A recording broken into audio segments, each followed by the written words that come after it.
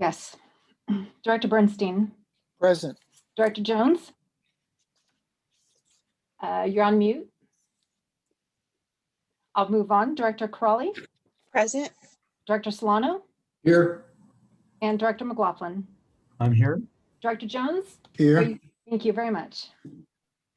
Great. I want to welcome everyone to the Menlo Park Fire Protection District April 20th board meeting. Would you please join me in the pledge to the flag?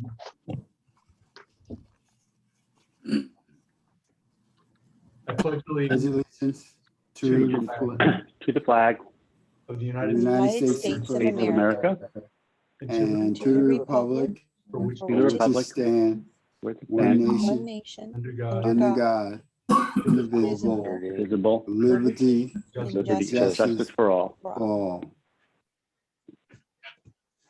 Right, thank you. We had a closed meeting prior to the start of our board meeting, and there are no reportable items from that meeting. Michelle, are there any public comments? Anybody that would like to provide public comment can raise their hand. And we have nobody that has raised their hand. All right, very good. Our first order of business is a report of the fire chief for discussion and direction.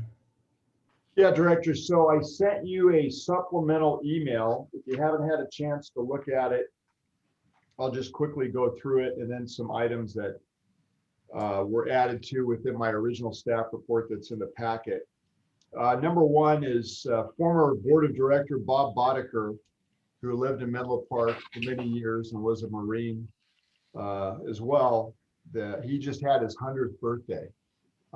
We were gonna watch it tonight, but I looked at how much is on the agenda and decided maybe I'll just send you the link so you can watch him being honored for living 100 years by the United States Marine Corps. It's a neat thing, and I think you'd want to know that, you know, longevity of board members, if Bob's any indicator, I mean, making it to 100, yeah, there is life after the board, but apparently a long life too. So anyway, just so you know that. And of course, I'm being facetious a little bit. Number two, I failed to send you the Weekend Acres email from Janet Davis, who's up in Stanford Weekend Acres, and sent an email to Director Crawley and I. So I included that as a cut and paste on this most recent email that I sent you, and we'll make sure that's all public as well. I talked to Janet today to let her know that I was going to do that because that's what she had asked. She was thinking about being on the meeting, but it's her birthday, so she decided against it, which is probably the right decision since it's her birthday. Number three on the add-on is the rank order of the captains now on the BC list. It's the most that we've ever had, which there's a report about that, but I wanted you to see who those individuals are. And the captains list, as I referred to before, in there we have 10 people. That was the most we'd ever had, and so far 2 have been promoted, so we have 8 on that list currently. The other thing that I gave you as an attachment was the recent arson fire and joint press release with the city of East Palo Alto. I mean, great work by fire prevention and our suppression crews, and then working with the city of East Palo Alto to identify an individual who's been setting fires in homeless encampments and so forth over the last months. And that individual was taken into custody and I believe is currently off the streets, but with, you know, release being what it is, I won't say 100% that he's not back out. I hope he's not. The other thing that I sent you was from Francine.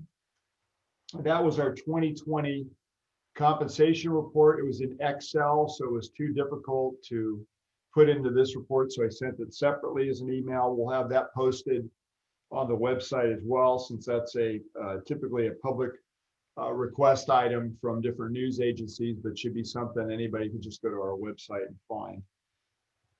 And then I also addressed, and I know it's one of the first items, so I'm sorry, I also addressed the homeless issues with one additional thing that we're working on, which is now the Marsh Road Cloverleaf at Highway 101. We have a large encampment there, and they're now tapping into power and water in that Cloverleaf. And of course, that would be from non-traditional sources, which are J boxes in the ground and things that you wouldn't typically want to tap into with some danger, not only to yourself, but anybody that would do that. So that's a problem, and that's always an evolving, moving problem that we've been having.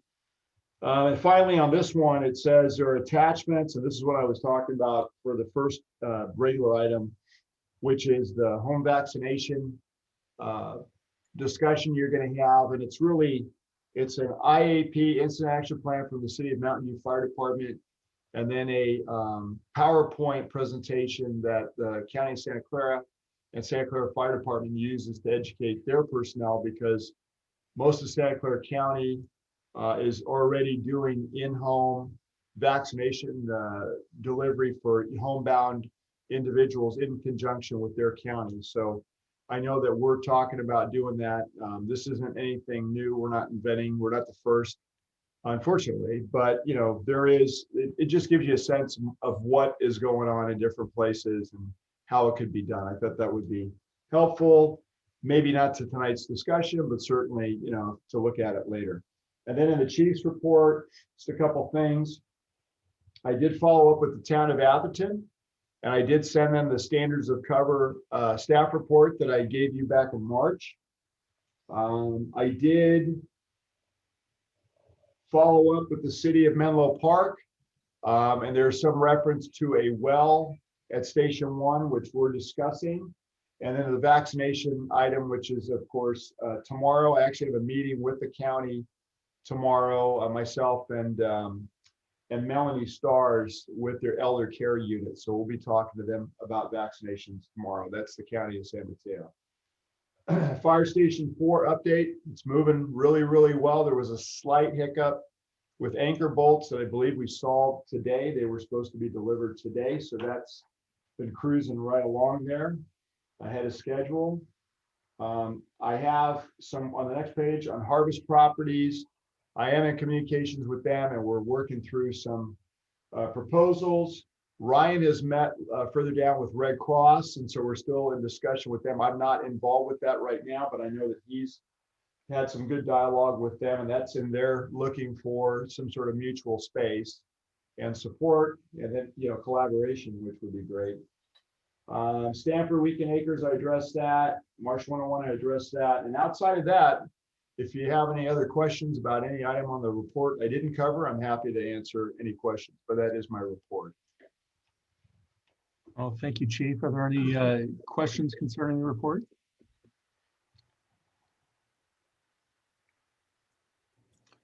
No, that's a departure from the usual. Thank you. Virginia? I have a quick question, Harold. Sorry, quick question. So this Stanford Weekend Acres thing, I mean, I got the email from Janet, but then there was other correspondence with other residents. I mean, we don't have to talk about this now, but Yeah, and it's not on the agenda, so I wouldn't do it. yeah, okay. I just want people to know that it's out there, but it's not on the agenda. Right, but I also want to acknowledge that she sent us an email and was expecting something, and so, yeah, I want to put it on the board's radar. Again, it's on that second email or one of the emails I sent Yeah. tonight. I realized when I reviewed my chief's report, I did not attach it in the packet. We had a lot going on, a lot of, as you can see, full agenda, and somehow I missed it. So I didn't want to not do that, so you have it now. Thank you. Chief, was this has this anything to do with the letter that was kind of at the last page of the in the packet, or was it separate? So I don't know. I have to look what's on the last page of the packet. What's it? It was a letter from some I can't think of the gentleman's Oh, name.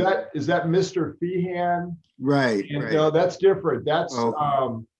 Rob knows about this. That's the Hedge Road, Dumbarton Railroad Spur, abandoned railroad spur, that they had a homeless person who started a fire, was living behind these houses, and, you know, trying to find who it was that could actually go in and do removal and then clean up was a little bit of a challenge, but we got it done. So that's a different item. Yeah, Jim?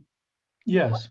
Yeah, no, that was just a great job that you and your staff did, Chief. And not only that, but just the cooperation of all the agencies that were involved in that was really great. They were so really pleased about the way things turned out. And that was originally, I believe, a fence fire, right? Yeah, vegetation fire behind the fence. Right, and engine 5 responded, and the transit police came out, the county transit police came out and took care of business, and the chief coordinated a lot of it. So thank you and John, our fire marshal, for all the help that you guys did. Yeah, I appreciate that. And I'll tell you, Mr. Feehan could have a different career making cookies. He made us some cookies, some of the best I've ever had. I'm not gonna, and that's not just because of what happened. I mean, he makes a mean cookie, believe me. He's a great guy. Chuck, I think you had your hand raised. Yes, thank you. I just had a quick question, Chief. It's still not clear to me whether the people who are writing to us about annexation are part of the district or they're outside the district. I believe that so it's a blended area. Weekend Acres is this one street is in Menlo Park or the fire district. And then the next street is in the county and not technically in the fire district. So I believe that Janet is in the fire district, and the house fire that we went to was in the fire district. But overall, there's 99 parcels. And of the 99, like 97 are, encompass the Stanford Weekend Acres along Alpine Road below 280, but above, Foothill Expressway. And there's a blend of probably 40 of those structures are in the fire district and the other 50 are not. And so LAFCO wrote a report years ago, and I just found it. So I have it if we want to go anywhere with this. And Martha Piatos recommended that we annex, but it's not that simple for a lot of reasons that we don't need to go into tonight. But that I can, obviously, if you want to have more discussion about, we can do that. No, I was just curious who wrote to us. Oh, Chuck, I can answer. Janet did. Okay. Yeah, Right, go ahead, but- Brittany. Yeah, so Chuck, Janet, as Harold said, lives in this area, but she's also gotten other residents who also live in Stanford Weekend Acres to, I don't know, she's included a lot of people, and this, this is not the first time that the board has discussed this issue. So I think she's bringing back some of the people who have been involved with this before. So, again, it's not on the agenda, but it's not just Janet, it's other people who have been involved before. Yeah, the structure fire prompted this discussion again. Had Yes. it not happened, I don't think you would see this item, but that prompted this broader discussion of this unresolved matter in their mind. Yeah, and I think in general, from what I have seen, they are concerned about, the wildfire stuff because it's such a rural area. So, and I think they're worried that the fire district is just not getting, we're basically doing things for not getting the tax dollars. Yeah, I would just say we don't have, I think the part, and again, not to get too deep in it, but the part that we don't have jurisdiction over is the county and the county building code, and then the county requirements, and then any type of, new construction build. So, that's part of the disparity in here too. Yeah. All right, if there's nothing else, we'll move on to our next item, which is a report from the district's council, Mr. Stephen Miller. Good evening, directors and others. I will also be similarly briefer than perhaps I had planned because, as everybody's saying, it's going to be the theme this evening. It's a long meeting. As you know, we are living in a time when there's the state of emergency, and as part of that, the governor last March issued an order suspending many Brown Act rules regarding teleconferencing. In particular, the board doesn't have to be in one physical location. There doesn't have to be noticing at various different teleconference locations. All these rules that have allowed us to meet as we are meeting tonight by way of Zoom. at some point the emergency will end and the emergency order will then be suspended. That point is coming sooner, perhaps, hopefully, rather than later. And we will all be allowed to meet in person. In fact, when the order ends, we will be required to comply once again with the Brown Act rules that applied before the pandemic. The purpose of this item was to alert you that there are 3 bills presently pending in the legislature that all, each in their own way, seek to amend the Brown Act permanently to incorporate some of the virtual Zoom type board meetings that we've been having during the pandemic and apply them after the pandemic. These bills, I think I was going to go and describe them all to you, but I think rather I'll just alert you to the fact that there's 3 bills that exist. And as we get closer to the end of the legislative bill making process, maybe I'll come back and tell you more about which one seems to be the winner. But you should know that while it's unlikely that we will be required to all meet in person under the old rules. There may be a hybrid approach going on in the future whereby you may meet in person, but you may not be required to. So I'll stop there. If people have specific questions, I can answer them, or we can just wait until there's more certainty as to what the legislature is going to do. All right, any questions? Thank you. I think we know our world's going to change. We just don't know the details yet.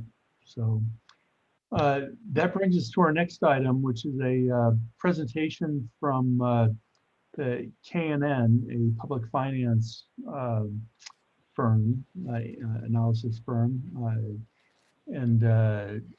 Please forgive me if I mispronounce your names, Mr. Broadsley and Mr. Nedev. I'll turn it over to whichever of you is going to lead the discussion. So I'd ask you to unmute yourself, sir.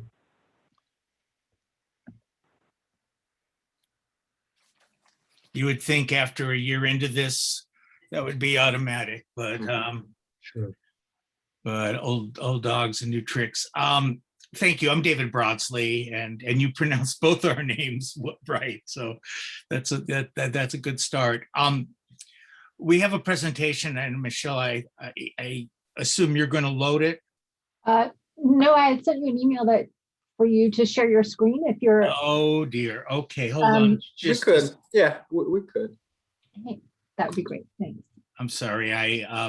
I work off of 2 computers when I do teleconferencing, so I didn't have it on the right computer. Thank you. You can be my Vanna White, and I'll let you know when it's time to turn the letters. And on my screen, I see Netco as well, who has helped me in putting together our proposal and following you guys. And so we have a fairly unfortunately, you have a big agenda, so I'm going to try to go through this with some pace and trust that areas that people want to return to and focus I'll either be interrupted with questions or asked at the end because I'm sensitive to the time. We're just going to spend a moment just so you know who we are, since we never met and we're just a random name out of the blue to most of you. There were some questions that the board had asked previously that we're asked to respond to. Many of them will be really what we talk about tonight. A few of them are technical, and we'll give you brief answers to that. And again, happy to go into the detail on that. We have some initial observations, and the big issues is, do you refund or do you not refund? Do you use cash? And once we start looking at your cash balances and the opportunities there's other questions that we felt appropriate to talk about, which is one of them is your reserve goals. How much cash should you have? How much cash do you want to have? And then we'll talk about the refunding opportunities and other liability management possibilities, and then what to do about it. So it was good timing. So this is me, and this is Netco. I'm the old timer. I've been doing public finance for 40 years. I started with the city of LA for 12 years, became their debt manager, went on to Moody's Investor Service, which is what brought me to Northern California. And then I've been doing financial advisory work for about 23 years. Netco is my right-hand man. He is the math genius of the firm, not only in supporting me, has worked on virtually everything I can think of. He's been doing this for 15 years. So I think of him as the young man, but he's not so young anymore. But he's really just a great resource and has done really a lot of the work that I'll be taking credit for tonight. On the next page, this is sort of our standard one-page commercial, but just so again, so you know a little bit about us, we're what they call a municipal advisor. It's now a federally described activity or registered. Our firm is employee-owned. That's only been true for the last 5 years. And the point I wanted to share is under law, we are a fiduciary, which means our advice is supposed to be in your interest and our interest. And there's an element of this as to whether or not you should refund or not. And we were hired to give you analysis and to help you execute. And there is an inherent conflict in when there's possibilities for more work based on your advice. We take that really very, very seriously and we can go into that and our record of basically talking people out of doing things that would make us money. We're much more interested in your health. Our health is where we know we'll be fine. We're a big shop. We got 17 folks. We got 3 offices. Most of us are out of Berkeley, and that's where Netco and I are. In terms of our service, the one thing I want to point out is the third bullet point is one of the things that Netco and I are particularly keen on is positioning our clients to make informed decisions. And that's going to be important as we go through this, because when we talk about what is an appropriate or a good target for reserves, that's a judgment, and you are the elected to make judgments. We are here to help you inform those judgments so you have a higher level of confidence. But that is keeping you informed, especially in this assignment, is the key goal. And then we happen to be a big player, but that's not that important here. So I wanted to turn to the questions that we were presented. The first ones were characterized as of immediate interest. The first one was whether or not the Series B bonds, which are the ones that are now outstanding, are redeemable. The answer is yes. And we'll talk about that. And then there were some other questions which really are the purpose of this presentation, is to answer them. And to see one of them, do you have enough cash to redeem the bonds? Well, you have enough cash. Really, the next question is, would it jeopardize the district's budget or finances, which is one of the key things we wanted to talk about. Should you consider refinancing the existing bonds? And that really goes hand in hand with the cash question and some discussion of other liabilities. You should either refund the bonds or pay them off. That is obvious. The rates are lower now, but you could also refund them at very low rates. And so it's not an obvious answer, but neither way, those bonds should not be much longer for this world. And then can we pause just for like a very minor point of technical clarification that the obligations are really certificates of participations or COPs. That's a very nuanced, kind of very minor technical distinction. For all practical purposes, COPs, COPs, or bonds are interchangeable terms, so we keep referring these as bonds. Thank you. That as we began with an effort to get the names right, I managed to butcher them right from the start. But they are technically certificates of participation, which are a bond-like thing. And then we'll talk about what the next steps would be for the district. And then there were characterized as questions of general interest. These tended to be more technical. I will give brief answers here that may not be satisfactory to whoever asked them, and I don't mean to avoid the conversation. It's just that we could get quite into the weeds, and I don't think that's where we add the most value, especially when you have a busy night. So I'll give you some brief answers there. There was a compound question. It appears that the bonds, both series, were sold under the same terms. Do the redemption terms of the A's and the B's, were they different? And the earliest date that the A's could have been redeemed. There were two series of bonds that were sold at the same time. It was one series were conventional tax exempt bonds. The other series are what we called Build America bonds. They came out of the last recession and the Recovery Act, and an opportunity to sell taxable bonds, which means a higher interest rate, but you get a federal subsidy back to offset the cost of the interest. It was pretty typical that the way the math worked, you were better off selling Build America bonds or BABs for the longer part of the loan and using conventional tax exempt bonds for the shorter part of the loan, which is what you did. But it resulted in two series of bonds. They share the same optional redemption provisions, which means the bonds could be called at your option about around 10 years, August 1, 2019. But there were other terms that were different, and there were terms in terms of structure, in terms of the maturity dates of the individual maturities. The Series B bonds had some additional redemption provisions that were not the same as the Series A's bonds. And this goes to the fact that if you've ever looked at an official statement, there's a lot of stuff in there. And so there were, but the optional redemption provisions were the same.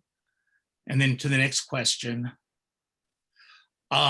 If the B's had been redeemed earlier, how much interest did the district pay? Or, you know, what was the avoided savings? The interest as of today is about $735,000 from when the bonds from August 1, 2019 to today. That's net of the subsidy. Yeah, thank you, Nico. Yeah, net of the subsidy. I do want to point out something that's sort of ironic here. If you had refunded the bonds when they could have been refunded, you would have had reasonably good savings, $1.3 million in a present value basis. And I don't know if present value is a familiar term to folks, so forgive me if it is. That's the math we do to turn future dollars into current dollars, because dollars today have more, a dollar today has more value than a dollar will in 10 years. And we have a math that, you know, just discounts future dollars to a current dollar. And we do all our math for purposes of savings in present value dollars, because it makes it an apple to apple conversation.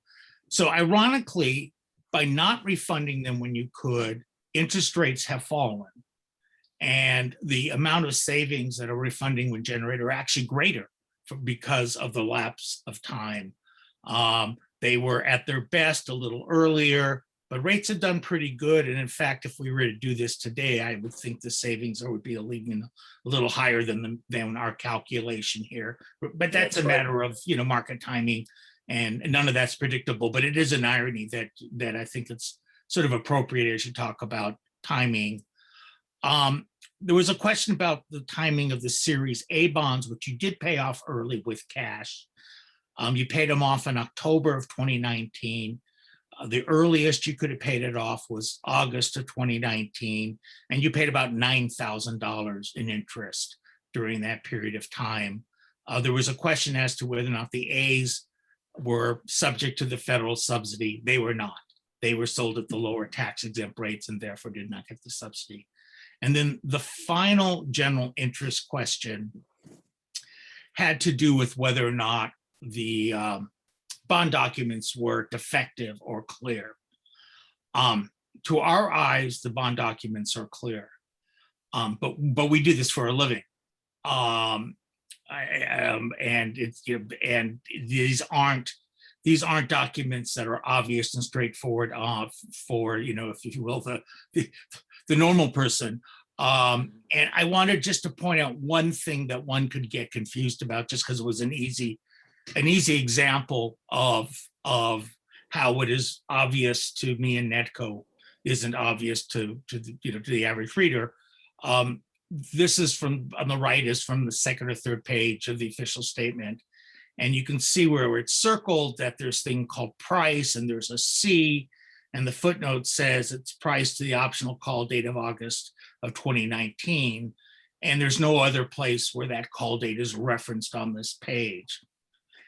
That does not speak to the call provisions, however. It speaks to the pricing of the bonds and how yield is calculated to investors. And this will take us down a very deep rabbit hole if we want to talk about it in detail. But I put it on there because I know there was some confusion about some of the provisions. And I'm personally sympathetic to that, because I know that what we speak is Greek, and if you're not from Greece, Greek can be pretty complicated. So I'd like to move on from this. We can revisit this and kind of get to what I think is like what you really have paid us to do, or what you'll be paying us to do, which is, what do you do now?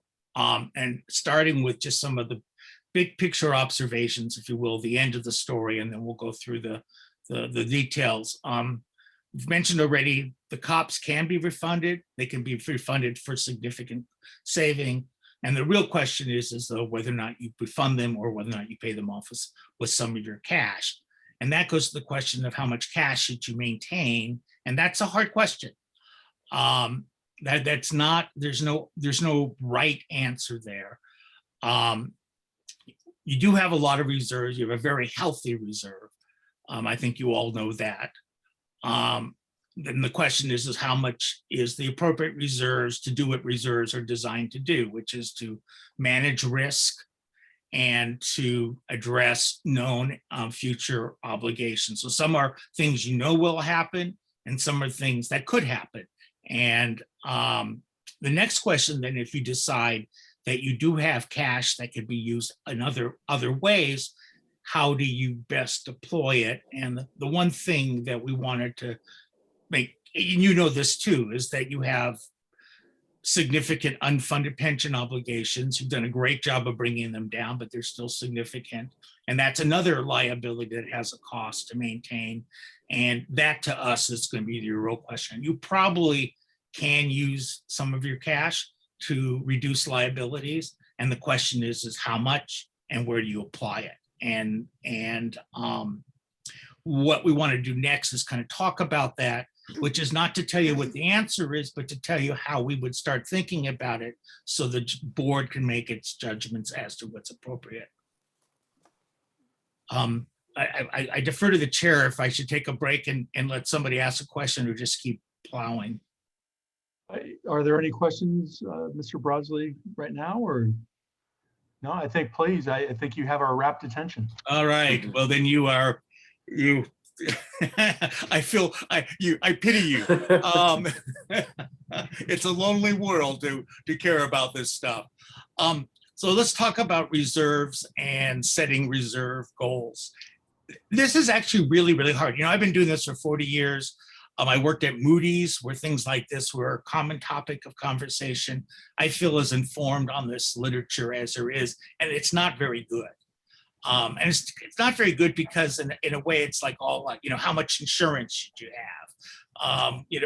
These are the kinds of questions that are always challenging when you are dealing with trying to manage your assets and your risks.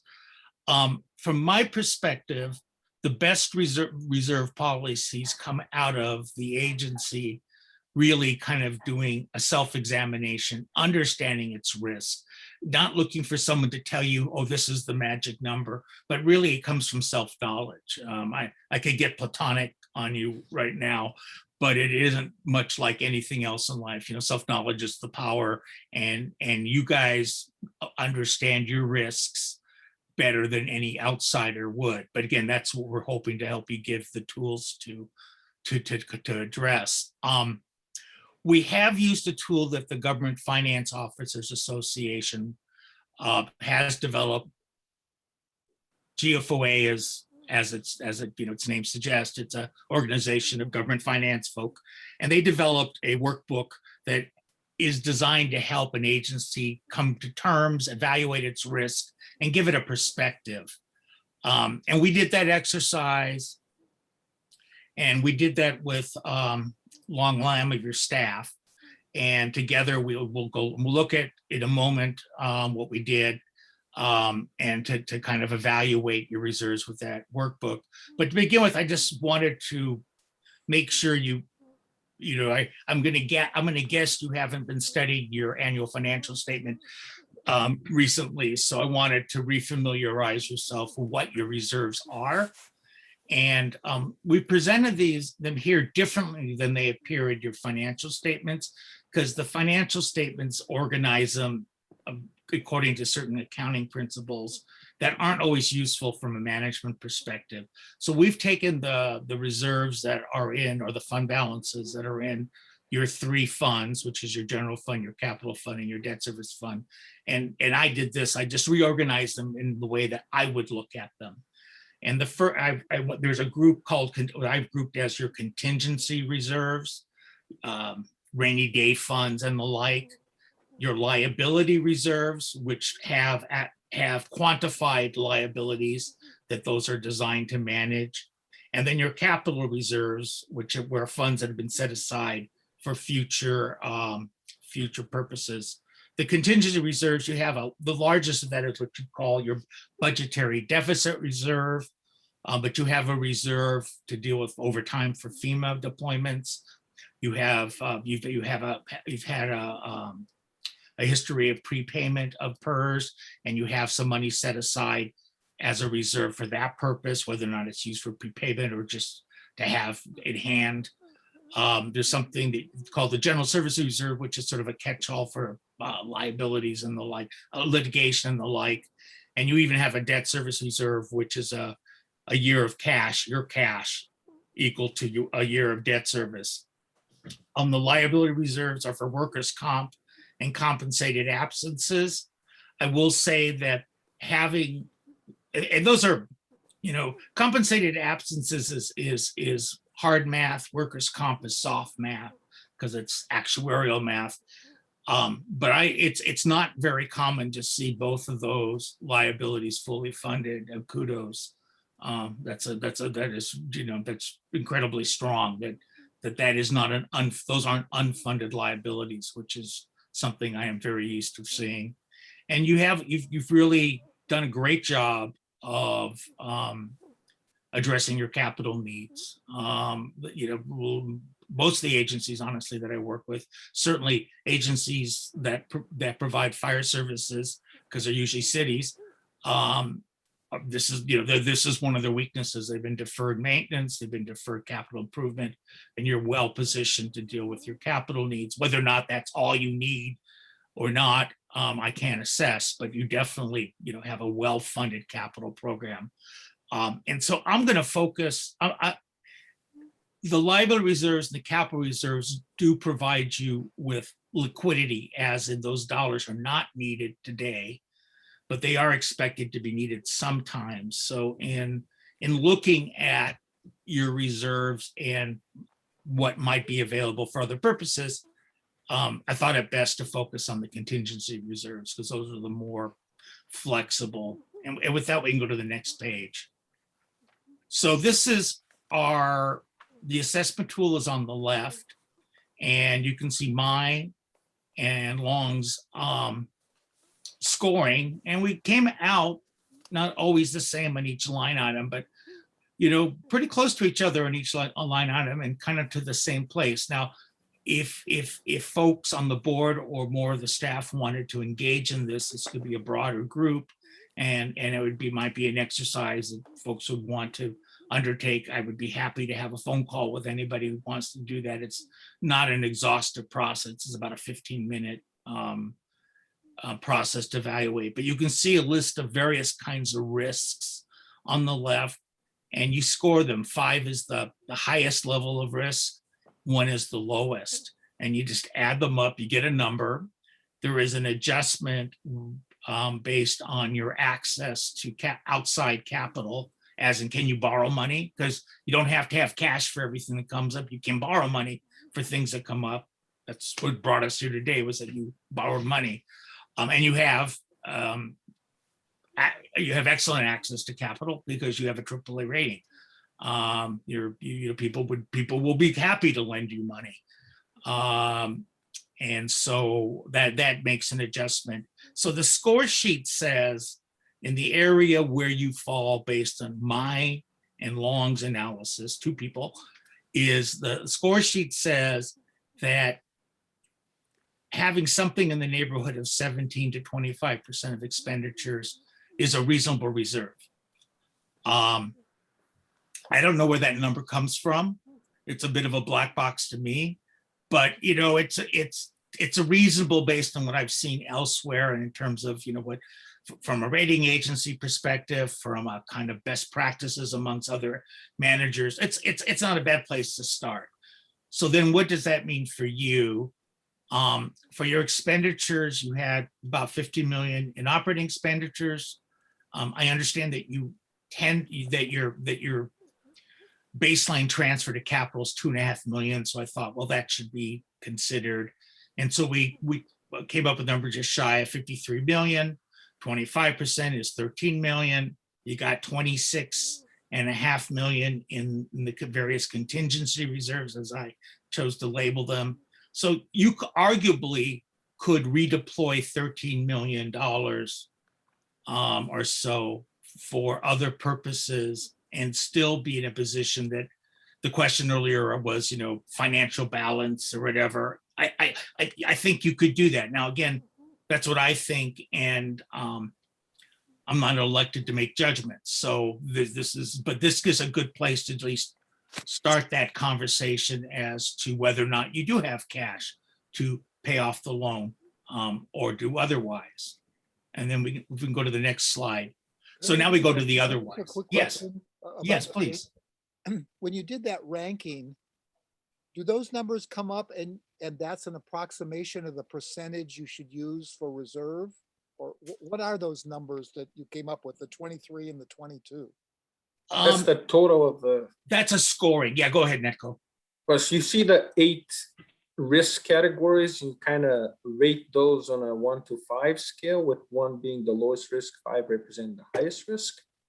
You add it up, so you get to the. So, for example, David scored your risk of extreme events as a 5. Long scored it as a 4. You see between the two of them in any one category. There's minor differences, but they both came up with a subtotal between the 8 categories of 25 for David and 24 for Long. Then there's a downward adjustment for the access to credit, being able to borrow money, so you don't need to keep as much cash. So they get to a bottom line kind of total of the 23 for David and the 22 for Long. And we're not showing it here, but the GFOA assessment tool has it's a graduated schedule that based on that, the higher the number, the more at risk you are. Yeah, and the more your reserves should be. Right. So what is the 23? I know it's a score, but does that represent the percentage you should have? No, it's No. actually, it doesn't mean anything in and of itself. In a vacuum, doesn't mean anything. That score translates into recommended levels of reserve. So if you're between, I don't have it off the top of my head. Yeah, I was trying to find it. But if your total overall score, like that 23 for David, 22 for Long, if it's between this level and that level, you're recommended to have a certain level of reserve, which is expressed as percent of expenditures.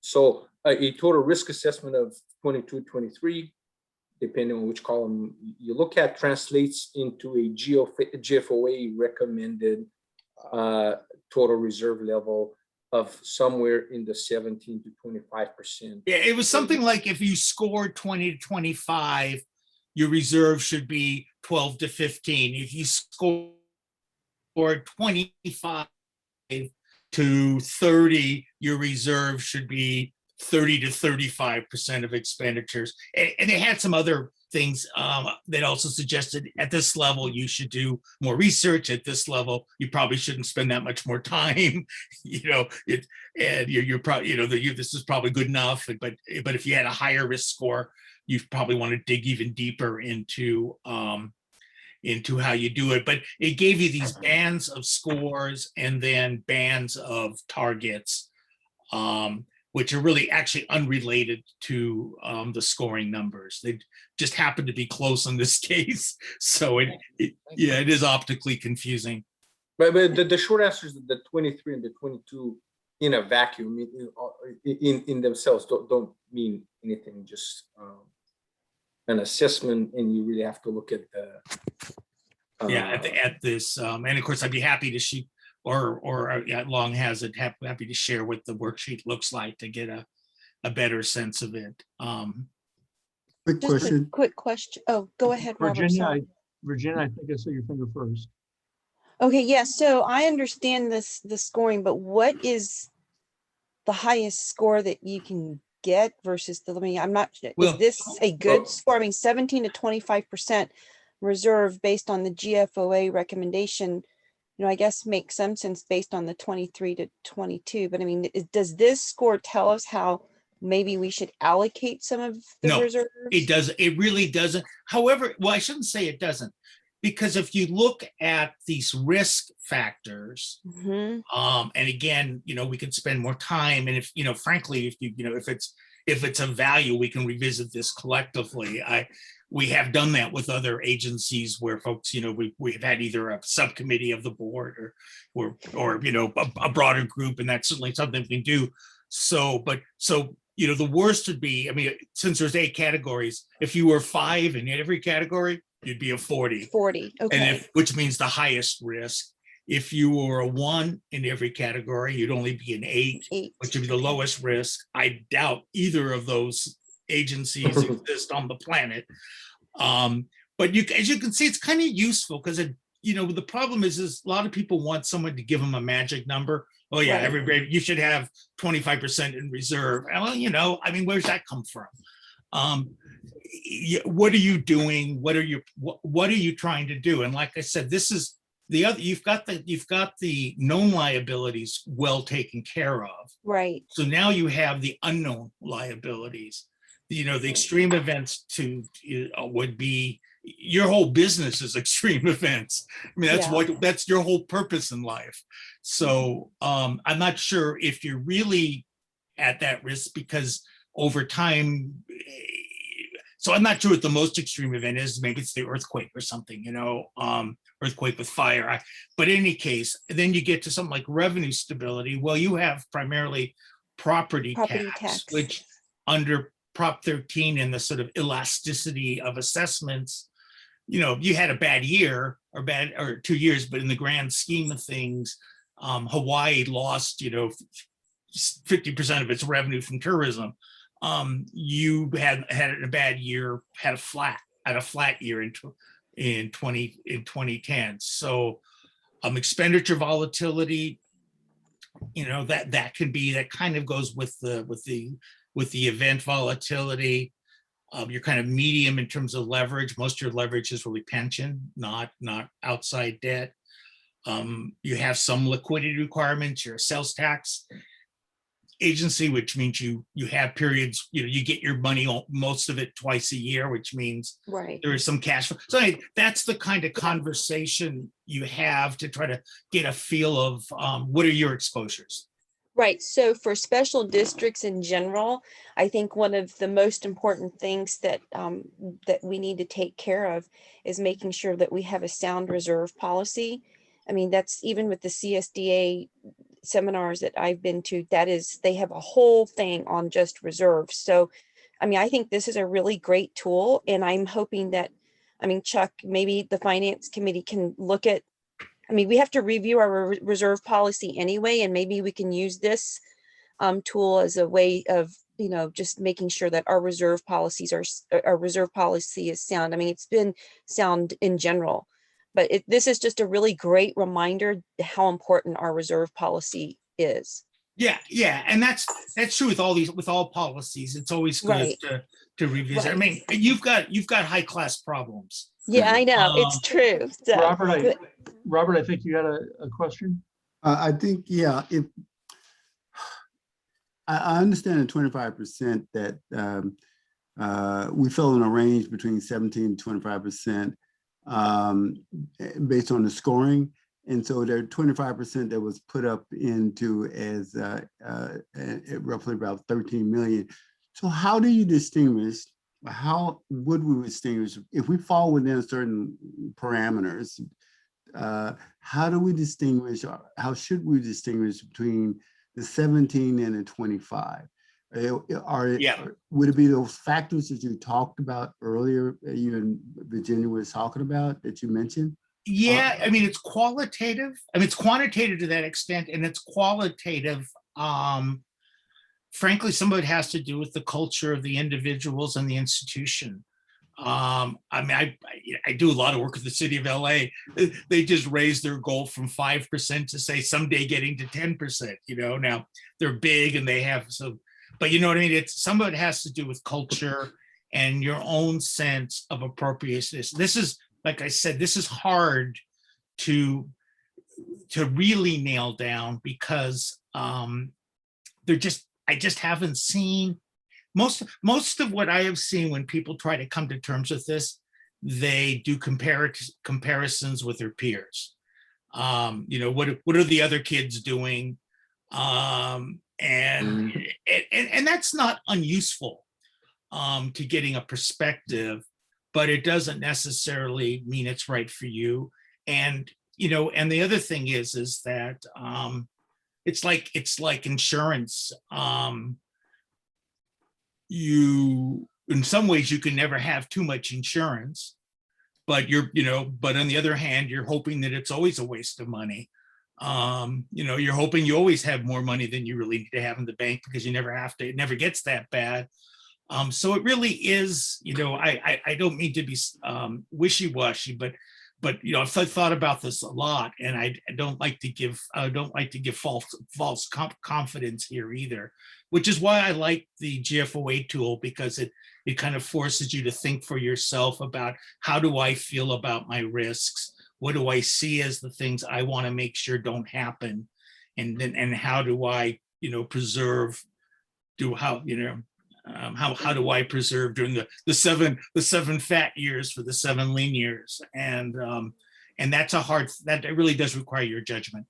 Just quickly, Jim, in looking at our situation and where I think you kind of got a handle on where we're trying to go over the next 10 years, for example, projects that we're looking to try to complete.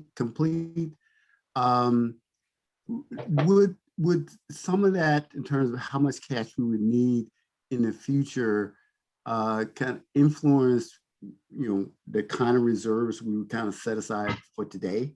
Exactly. For example, I don't have a very good sense of what your future capital needs are, or what your apparatus and equipment needs are. I've you know, I know I've seen some stuff, and I know that you have, you know, a reserve that's sufficient to buy, you know, a bunch of a fair amount of apparatus. I don't know what your needs are. I don't know. And in terms of the facilities needs, you know, all I know is that you've built a couple stations. I know what they cost. What I don't know is, do you need to build another station, another 2 stations, another 3 stations? You know, what is their life cycle? So that is the kind of deep dive that the more that you do, the higher your confidence will be relative to your judgment. Thank you. Yeah, and you know, so and like I said, this is one of those things that what we've done, I think, gives a good picture, and you could spend a lot of time and get a better picture, and it's, you know, your sense of where your priorities are as to, you know, do you feel comfortable, or do you want to dig deeper? But like I said earlier, I mean, you do have a high class set of problems, and that you have really done a great job of taking care of this, and now you do have some choices, which is, you know, which is good. Good to have choices. Do you have more? Yeah, this, just a couple more pages. So this has to do with your choices. Okay. I mean, this is, in our view, the two obvious is if you conclude that you could use some cash to reduce liabilities, the obvious one was you just pay down your debt, and you could, and if you had nothing else to pay down, that would be the obvious answer. Before I talk about your pensions, the one thing, again, I'm a finance guy, so finance to me is not scary whatsoever. Right now you're paying about 4.5% interest. If you refunded, it'd be about 2% interest. So that's a great refunding if you went down that path. The reason why I talk about the PERS liabilities is there's a lot of talk about this amongst government agencies, or even people selling bonds for the purposes of paying down PERS under the notion that they can borrow money at 4% or 3%, and because they have to borrow at a taxable rate, and they use it to prepay a portion or all of their PERS liabilities. And I'll touch on that in a second. But you do have a liability of about 46 million. You are well funded, 81% relative to your peers, but you do have this $46 million liability, which is calculated in terms of how you pay for that as if it were a 7% loan. Because that reflects what PERS thinks it's going to earn in the future on cash. And so they discount your liability at 7%. You could make the judgment that rather than spend money, I'm going to call your cops a 2% liability, because that's what it would be if you refunded them. One could reasonably say, rather than use cash to pay off a 2% liability, I'm going to use use cash to pay off what is effectively a 7% liability. If this were your credit cards, that is what you would do.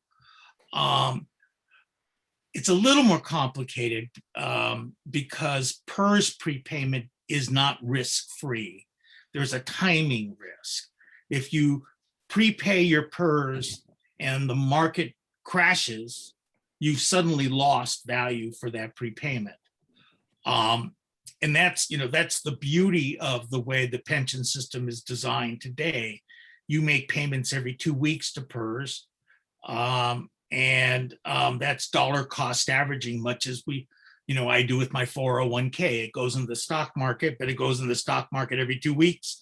And when the stock market goes up, I make money on the money I already put away. If the stock market goes down, I'm going to buy more stock this week. And that's just the pattern of it.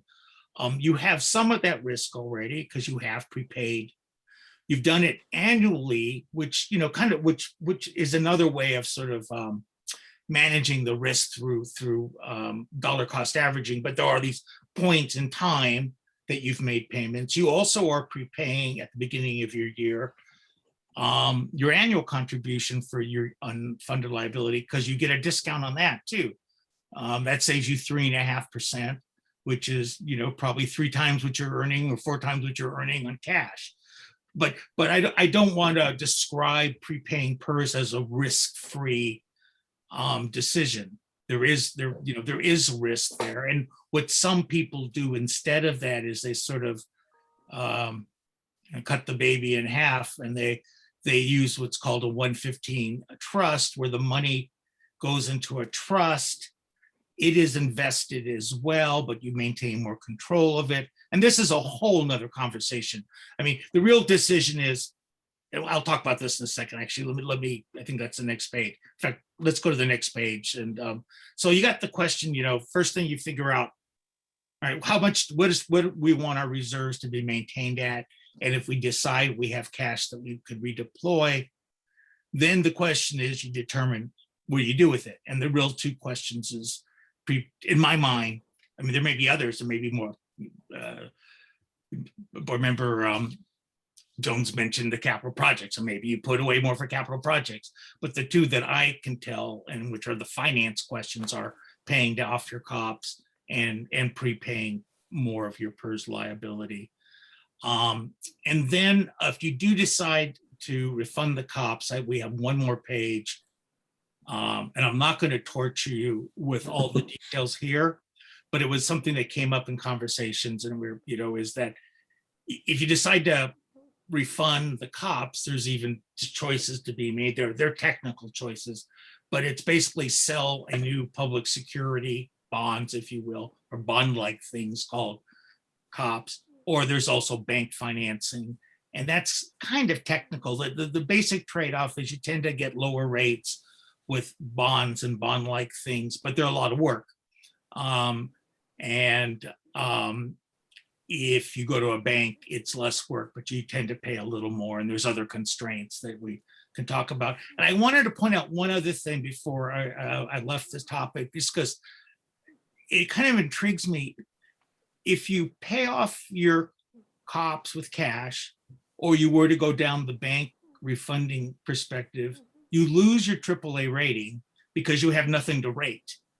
And from a finance guy, and as a former rating analyst, that's not a problem, because a rating's only good when you go to borrow money.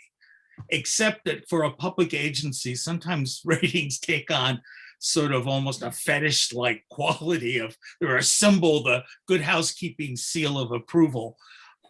And I don't know how high the consciousness is with your agency of that you have a AAA rating. Your actual cops are rated AA plus, but that's because it's a lease, is the legal security. It means your actual credit rating is AAA. So I wanted just to bring that out there, because for some agencies, that is like the most important thing they talk about when they get a AAA. And for, I don't know how, what your awareness of it and what it matters, but it's just another thing that may or may not matter to you. So with that, you all get continuing education credit, and how you proceed is really, we're here to serve however it serves you best. I have a question for you, Mr. Brosley. Can we consider these to be separate and independent decisions? Or in other words, if we elect to redeem the bonds, that would be one decision. A second and separate decision would then be, do we make a decision, to add to our reserves or a capital account, and then go and sell additional bonds? Are those linked somehow, or is it proper and appropriate to consider them to be separate and independent decisions? In my mind, there's sort of a pattern here. If you knew that your reserves are where you want them, and you don't want to reduce your cash, then that would be an easy decision. You refund your debt. You replace your 4.5% debt with 2% debt. But the question, and you guys have raised it already amongst yourselves, is, well, should we pay it off with cash? And that gets you into this realm of, and you've asked the questions previously, well, should we do that? Do we have enough cash? I think where we've sort of thrown maybe a little sand in your eyes is that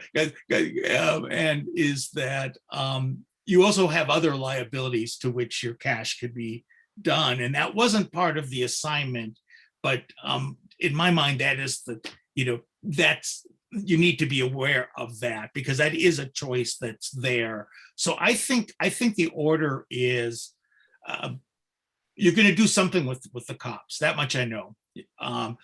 And what you do with them really depends first on how much cash you think you should maintain. And if you're not sure, or if you're in doubt, you should probably maintain more rather than less. And then once you decide that you can let go of some of it, maybe it's not the 13, then you decide, do we want to, if we want to use it to reduce liabilities, then you can decide, do you want to increase, do you want to do another PERS prepayment with it and just refund the cops?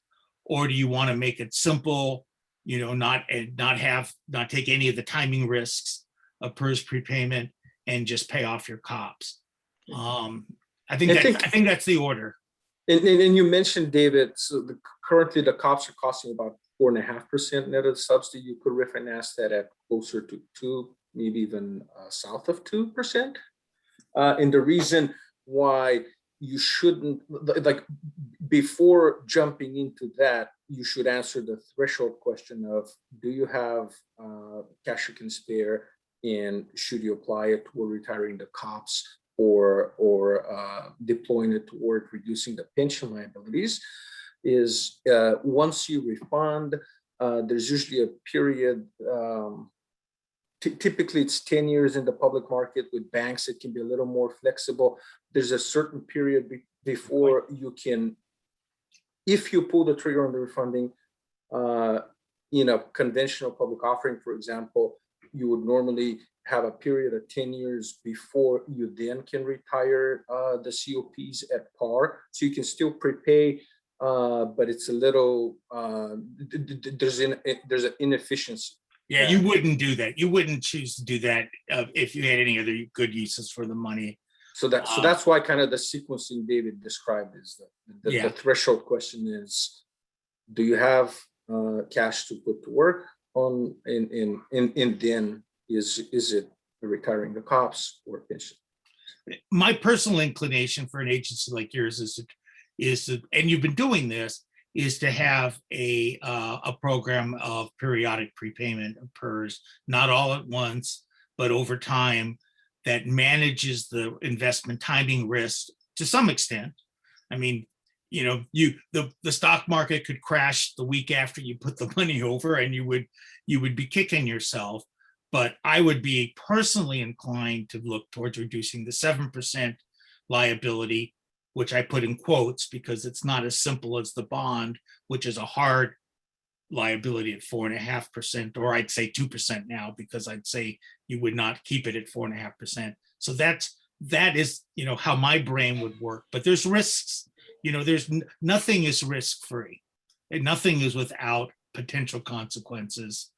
And that's you know, that's why I really appreciate the fact that you guys are willing to put up with this long conversation on this topic.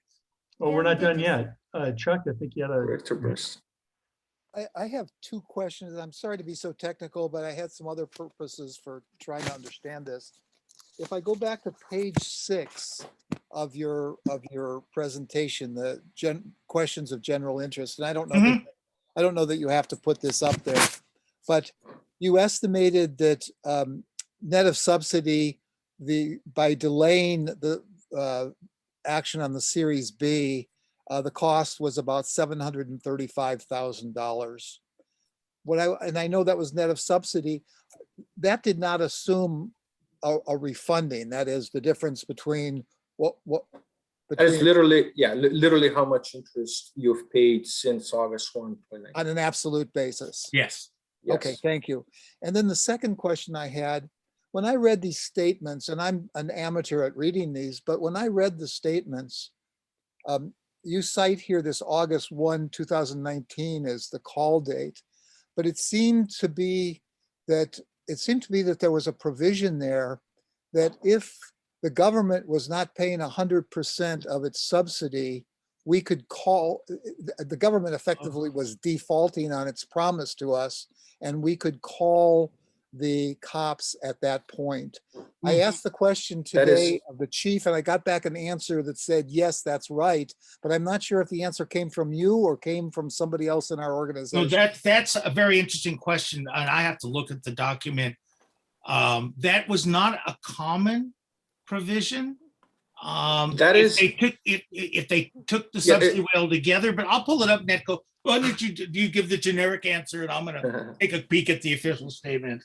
Hey, Chuck, what page are you on? Chuck, what page are you referring to? Because I've got it up here on my. I'm referring from my memory to the documents that I read, the statements themselves. So I think probably by the time I finish my sentence, David, we'll have probably looked it up and confirmed.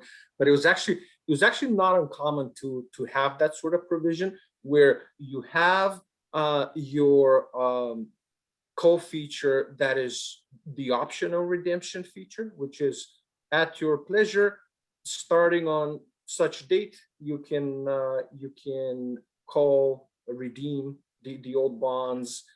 And it's entirely, relative to that part of the conversation, it's entirely immaterial whether you do it from the proceeds of a new borrowing or from cash you have in hand. With the BABs, which the 2009 B Cops were Build America bonds, the shiny new toy post-recession that was part of the ARA legislation, where you pay to the investor, you pay the higher taxable interest rate, but then the federal treasury reimburses you for 35% of the interest.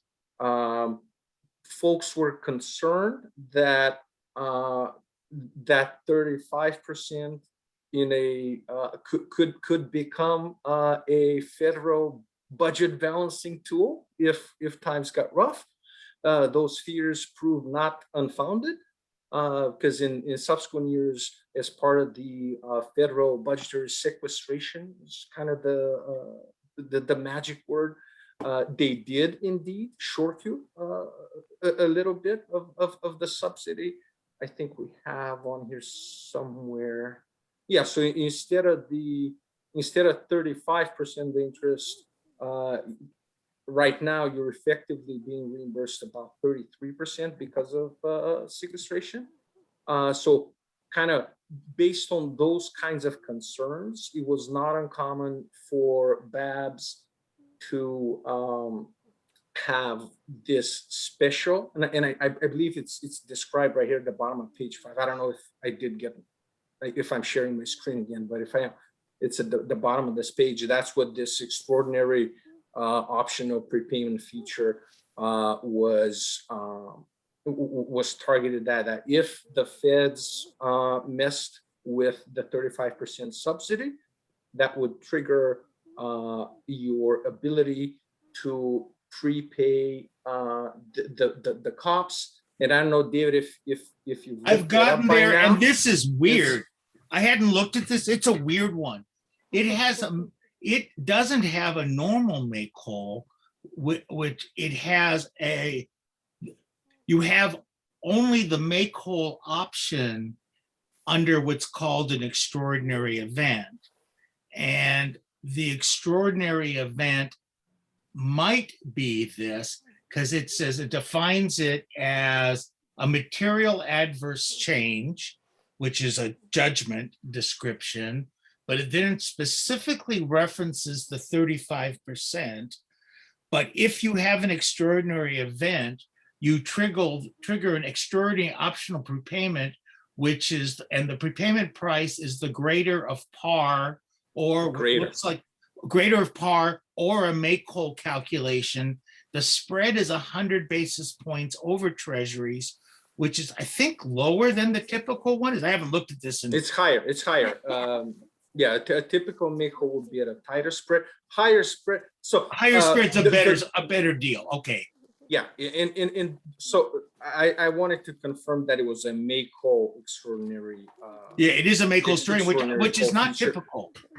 Right, and the key word in what David read was the price at which you would redeem the bonds pursuant to that provision is the greater of par, like 100% of the principal of the bonds, or this make whole calculation, which is essentially through maturity of the bonds, all of the interest that's owed to the investor, present valued back to today, discounted at treasuries plus a spread of 100, I think is, if I heard it was a spread of 100. Yeah, so and the 100 is kind of wider than the typical spread, because the wider the spread, the lower the price, the higher the discount. The higher the discount rate, so the lower you end up owing today. But again, at best, under that provision, the lowest price you could possibly redeem the cops at was par. And so now that we're past the date where you could optionally prepay the cops at par, that provision really is rendered effectively moot. If your question, Director Bernstein, is whether there was a point in time between whatever sequestration was, which I can't remember what date that was, but it isn't obvious to me if at that point in time the cost of this quote make whole would have been more than the loss of the sequestration. No, I think we're out of the weeds and into the granular. Oh yeah. Well, it's a very interesting question, and frankly, we hadn't focused on it. But yeah, this is the graduate class right now. Can I just, we're going to just conclude here. I know this is a very arcane kind of subject, but it's very possible that the amount we lost on this is greater than the $735,000. Is that correct? From the lost opportunity? Yes. I'm going to tell you that I can't tell you with any confidence whatsoever. I struggled to read that, and Netco had to correct me. But my guess is that the opportunity, if it did exist at a point in time, would have not been very large, and would have been one of the more complicated things I would have ever had to work on. And it's just the trouble is it's very likely that, like, if I'm following, I think what you're getting at, that yeah, the 735 is kind of starting counting since August of 2019. And I think what you're getting at, Director Bernstein, is, hey, but once sequestration triggered that extraordinary call feature, we could have used that to pay off the cops even sooner. So we should have started running the meter, if you will, earlier. I think, and it's again, it's hard kind of without looking, without going back and looking at this in this particular point in time, what treasuries were running the math. It's relatively complex math. My gut, my instinct is that a redemption under that provision would have cost you more than the principal amount. You would have had to pay $1.20 or whatever, $1.50 and $1.20, something like that, for every dollar of outstanding par. So it's even trickier to say, would that Would interest rates at that point in time been so low that you you've satisfied my question. yeah. I mean, if we really need to do it, we have to look into this further, and this isn't the place to be doing it. Don't know, and I will tell you, I don't know that as a firm, and we do a lot of debt, like we're usually like number 3 or number 2 in the state. I don't think we did any extraordinary calls because of sequestration. That doesn't mean we didn't miss something as a firm, but we have 13 people who pay attention to this, and it didn't come up. Again, doesn't mean we didn't miss it too, but wasn't common. Just in the interest of the accuracy of the record, I know we've done a couple. Did we? There were super rare exceptions where the extraordinary call feature was at par, was not a make call. So you redeemed the bonds at par. Investors very quickly wisened up. Those types of call features are extremely rare, very much the exception. The much more common was a make call extraordinary redemption, which is costlier. Thank you. Yeah. All right. Any other questions of our experts, Virginia? Oh, I just wanted to find out what the board wanted to do in terms of next steps. Maybe we don't have to decide that tonight, but I mean, I think the discussion that we're having now could probably be done in the finance committee as well. I mean, if y'all want to do that, and I don't want to be premature in saying anything and locking us into anything, but I just wanted to put it out there. Well, that it's a very interesting discussion and choices that we have to make. I would just ask, what is the risk of waiting a month on the decision to redeem these bonds? You know, we could do it tonight. What's the risk to push it out a month? Is there the risk of the catastrophic and we've missed an opportunity? Or? you know, if you knew you were going to use cash, it will be the same price. You just pay a month's worth of interest. There's market risk. Frankly, I don't think market risk is so compelling that I would rush a decision. I don't know, Netco, if you see something else. Rates go up, rates go down. Yeah. We're pricing some bonds tomorrow, and rates were going up, and we thought the refunding it wasn't refunding, it was new money. We thought, oh, we're losing, and then they went back down again. So Right. in the grand scheme of things, I would be inclined to make an informed decision. And not, I wouldn't take all the time in the world, but I wouldn't, to me, Right. 30 days is not unreasonable whatsoever. Right. Right. Right. So Well we're said. not I think rushing. if you ultimately decide to refinance, the execution will take a couple of months, something like 2 to 3 months. Market will fluctuate over that time, and we don't have, our crystal ball isn't any better than anyone else's in terms of in those 3 months, are rates gonna go up, or are we gonna be in an even better market? So there's an element of that that's unavoidable, even if you were to make a decision today. If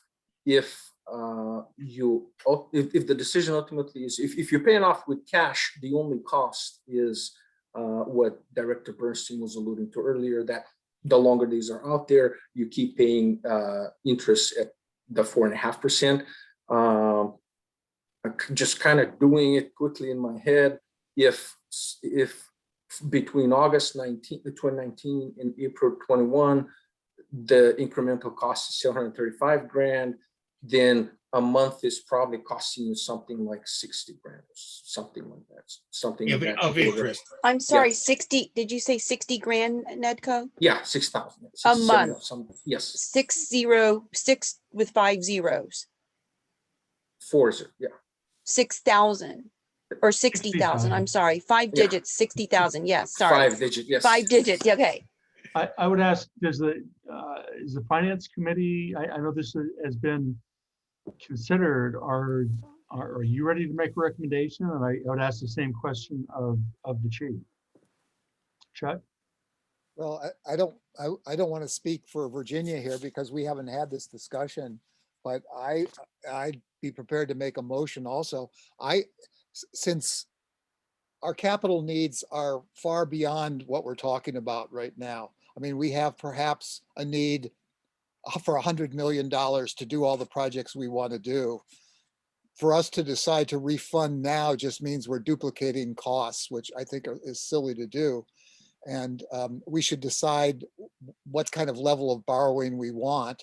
I'm prepared to say we should pay off this $8 million right now.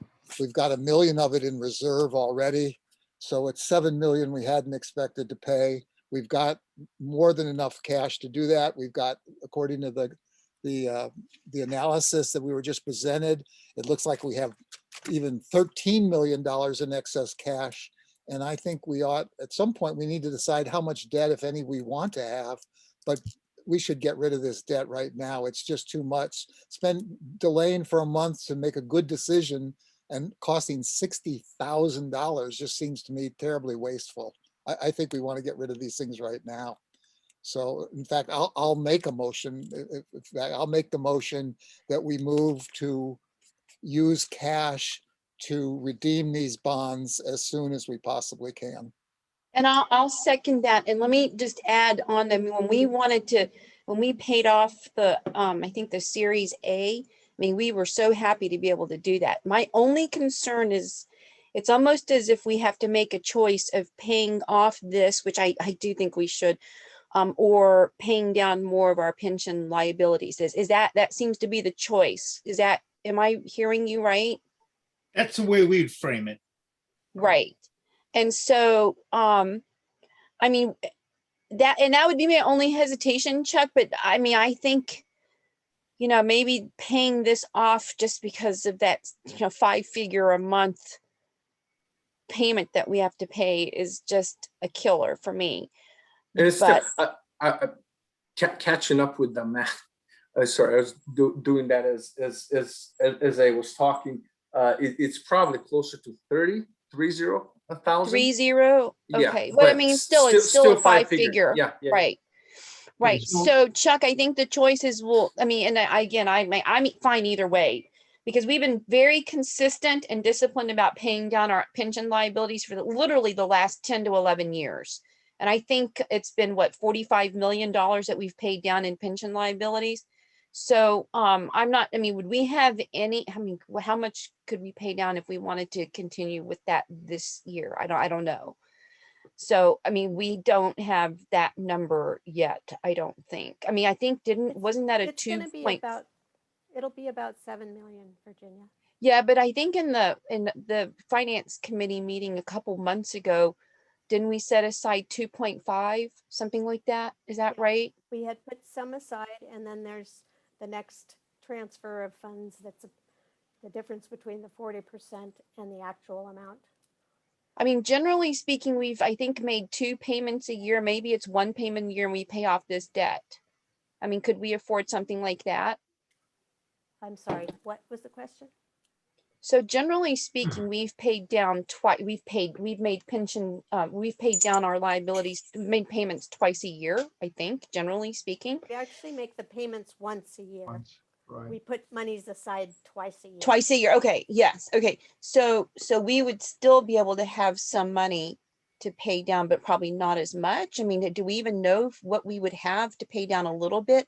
I just think that I would just love to be consistent all the time, because yeah, we I know think that there's a we- benefit to paying down our pension liabilities I too. think we would make the same payment on the pension as we would, whether we do this or not, because what they're talking about is using the reserve funds. No, I understand, but it But- sounds like we were, Yeah, okay, not go on, sorry. necessarily I'm sorry, not necessarily the PERS Stabilization. reserve. Right. Okay, I'd like to stay on track here. We have Yeah, a okay. motion and a second. Yeah. To redeem the bonds. In way of discussion, I'd like to hear from the chief on this matter. Yeah. Yeah, and real quick, and I think Kathy after me, hopefully as well. So, having the longer term picture on this, and I know Chuck mentioned fire stations. Let me just tell you why I don't worry as much about that. What you're saying is true in totality of circumstance with the number of facilities and costs. But remember, we always try not to live beyond our means. So we're saving for those over time. And we're currently building one and need to execute another. That involves time and planning and then opportunity and so forth. So I don't see that as worrisome. We're doing really well on that front. Number two, on pension costs, I think Kathy hit it. That's exactly how we do it. There's no, I don't want to confuse the two. We're pretty much locked on how we do that every year, and we always do more than expected. I think we're wandering a little bit off of our motion here, which is. So let me say to Chuck's motion, what he said, I totally agree with what he said. $8 million makes a lot of sense. Okay. All right, Kathleen, I don't know if you have any comment? Nope. Thank you. Okay. Can I just ask one clarifying question? That means if we vote on this motion, then we will be paying, Kathy will help us, I mean, we'll be paying this down, paying it off essentially, right? We're The motion is redeeming our Series B. right. The motion is to redeem the Series B. COPs. And it will be about 7 million, I think, with the cash on hand. Yeah. So one question, if I may. I thought I heard that it takes about maybe 2 to 3 months 30 days. to execute everything. If we were to say, hey, let's sell today, tomorrow, get the gun going, maybe 2 to 3 months. The 2 to 3 months was kind of a typical time frame Sure. to execute a refinance. So if you wanted to pay it off from the time, if you decided to refinance it, pay off with the proceeds of a new borrowing, kind of just refinance. It would take 2 to 3 months to execute that transaction. Just a payoff with cash shouldn't take much longer 30 than. days. There's a minimum 30-day notice that you need to give bondholders. So if the board were to approve this tonight, literally before the week is out, that notice could be given to bondholders in 30 months, in 30 days after that, you would need to send money over to the trustee, and that's that. Netco, is it a contingent call? I haven't looked, do you know? I don't know of him. Okay. What'd you ask, David? Oh, it was a technical question that Okay. I think you spent enough time in the weeds with us already Okay. tonight. Okay, Okay. okay, it's, so the board needs to also, when in your motion, have us transfer funds from the reserve. Okay, General fund. so do you want to amend your motion, Chuck, to do that, or do you want a separate motion, Kathy? Because we have to basically move from one fund to another in order to pay this off, essentially. 2 or 1 is fine. okay, Chuck, do you have a preference? No, I think it can be done anyway. Okay, so if you don't want to amend it, then we would need a second motion. Oh, I'm sorry. I'll amend the motion that we do whatever is necessary to affect the transaction, including any transfer of funds. And I'll second that. Basically, it's moving money from one fund to another in order to pay, or to basically to redeem the Series B COP. So I'll second that. All right, very good. Any further discussion? All right, Michelle, would you call the roll? Director Bernstein, Hang on, Pardon me. Wait, pardon me, wait. Stephen? hang on. Steve has a, Especially for something like this, if we could just check in and see if there's any public comment, please. Thank you.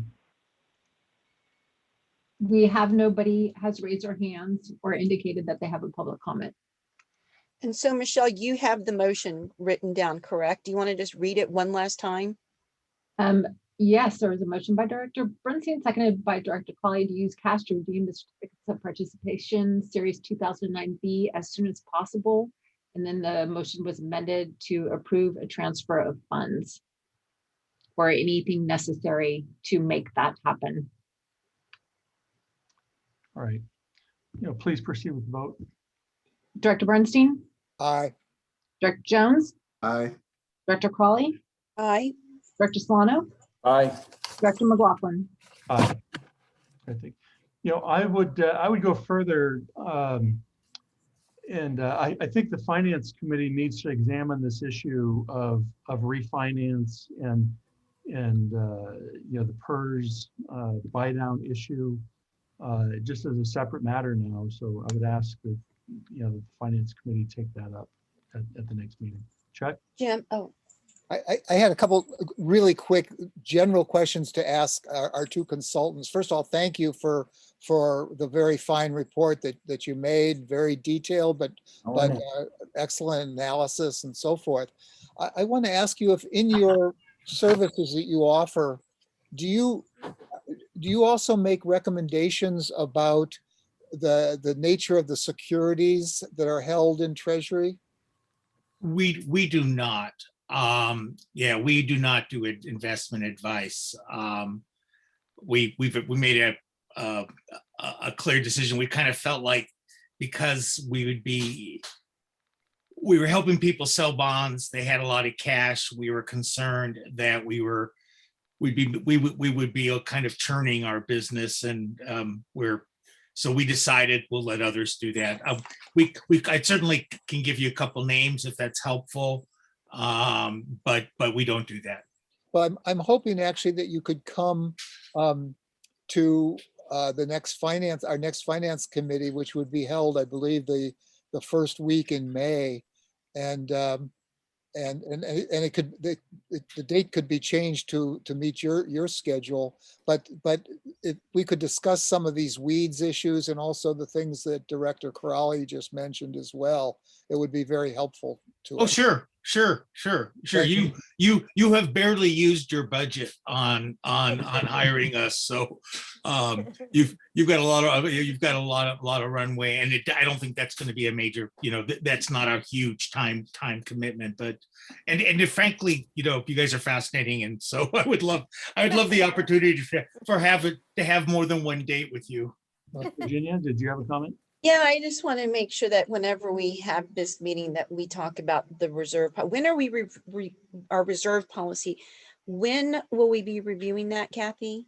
I mean, I think we do it Wednesday, every, It's upcoming, yeah. yeah, usually yeah. I Thursday. mean, I think I would love to have that discussion as well, just because I know that Yeah. reserves are really important, very important to special Okay. All districts. right. Well, gentlemen, I want to thank you for your work. And your Yes, time thank tonight. you. Kathleen, did you have? Yeah, Wonderful. can I ask one clarifying question, and that is what you want, Jim, for us to do at the finance committee? Is that in addition to already, we're gonna, like tomorrow, I'm gonna send a notice to the trustee to say we want to sell these, or we want to call the bonds? And then we're gonna look at the other things as well, or were we gonna wait for the finance committee to review the things? No, no, I mean, the motion directs you Got it. to go ahead and redeem those bonds. And I'm just asking as a separate matter that the finance committee start Okay, thank examining you. that other issue. So Okay, thank you. again, gentlemen, thank you so much for your time and work. You've been very, I very. I was Oh, just thank you. noticing Chief Chapahaman has his His hand up. hand up. Oh, sorry. Yeah, I forget that sometimes Jim doesn't see it. No, I just, you had asked one question or made a point about how things occurred. And I actually was one of the pitch people for S&P at 1 Market Street to get the AA+ rating. So I'm familiar with how we did that. Job. All right. All right. Thank you again, gentlemen. All right. Well, thank you. You guys have a good Thank you. evening, and we'll talk to you later. It's a great report. Thank you. It was actually interesting too. Oh, good. Well, thank you. Genuinely appreciate that. Thank you. Very helpful. Thank you. Thank you. Night. All right. I see our next item is consent calendar. Is there anything that needs to be pulled off the consent? Well, I'll make a motion to approve the consent. Second, Rob, did you have a comment? no, just I'll second. Okay, we moved and seconded to accept the consent calendar. Any discussion? All right, Michelle, would you call the vote, please? Director Bernstein? Director Bernstein? Oh, aye. Thank you. Director Jones? Aye. Director Crawley? Aye. Director Solano? Aye. Director McLaughlin? Aye. All right. Thank you. Our next item is a presentation or a proposal rather from the City of Menlo Park. I'm sorry, that went down off my screen there. Consider and discuss collaborating with the City of Menlo Park to create a mobile vaccination operation to vaccinate targeted populations. Is Council Member Mueller on the line, Michelle? Let me see if I can. I saw him earlier, Jim. I'm looking in the attendees and I don't see him anymore in there. I don't know if he dropped off for another reason. Yeah, I don't see him, Director McLaughlin. Okay. Well, if he should come on, we will include him in. Is there any the proposal is generally to endorse the city's efforts to start a mobile vaccination program. Harold, I think you've had some involvement with this. Do you could you summarize it for us? Yeah, I mean, the proposal, I think, as you read it, is obviously what Councilmember Mueller and I believe the mayor worked on together. And I know per discussion that the council has not weighed in yet or seen it, but I assume they're doing that tomorrow, I think. But I think they're doing that now. Oh, well, there you go. So maybe sooner, maybe that's why he's not here. So I can tell you what I've done. I did call the county manager and we did have some discussion about this. As I mentioned earlier, and understanding that, we're trying to move through the agenda pretty quickly here, but Melanie and I will be on a call tomorrow with the elder care division of the county to talk about just this proposal. And then, as I mentioned to you in the chief's report, the addition I sent was the PowerPoint and the IAP, Incident Action Plan, for both Mountain View Fire and then Santa Clara County Fire. And we've been doing these types of things up and down the county, never so much in the south, our own area. But, we've been doing mass vax clinics. Our personnel have participated in that. They're certified to do it. We work, our paramedics and our EMTs work under Dr. Gilbert's authority. That's nothing, it's under his medical license that we work. And then, of course, through the county emergency services folks, or, for medical services, we work typically hand in hand or in conjunction with them.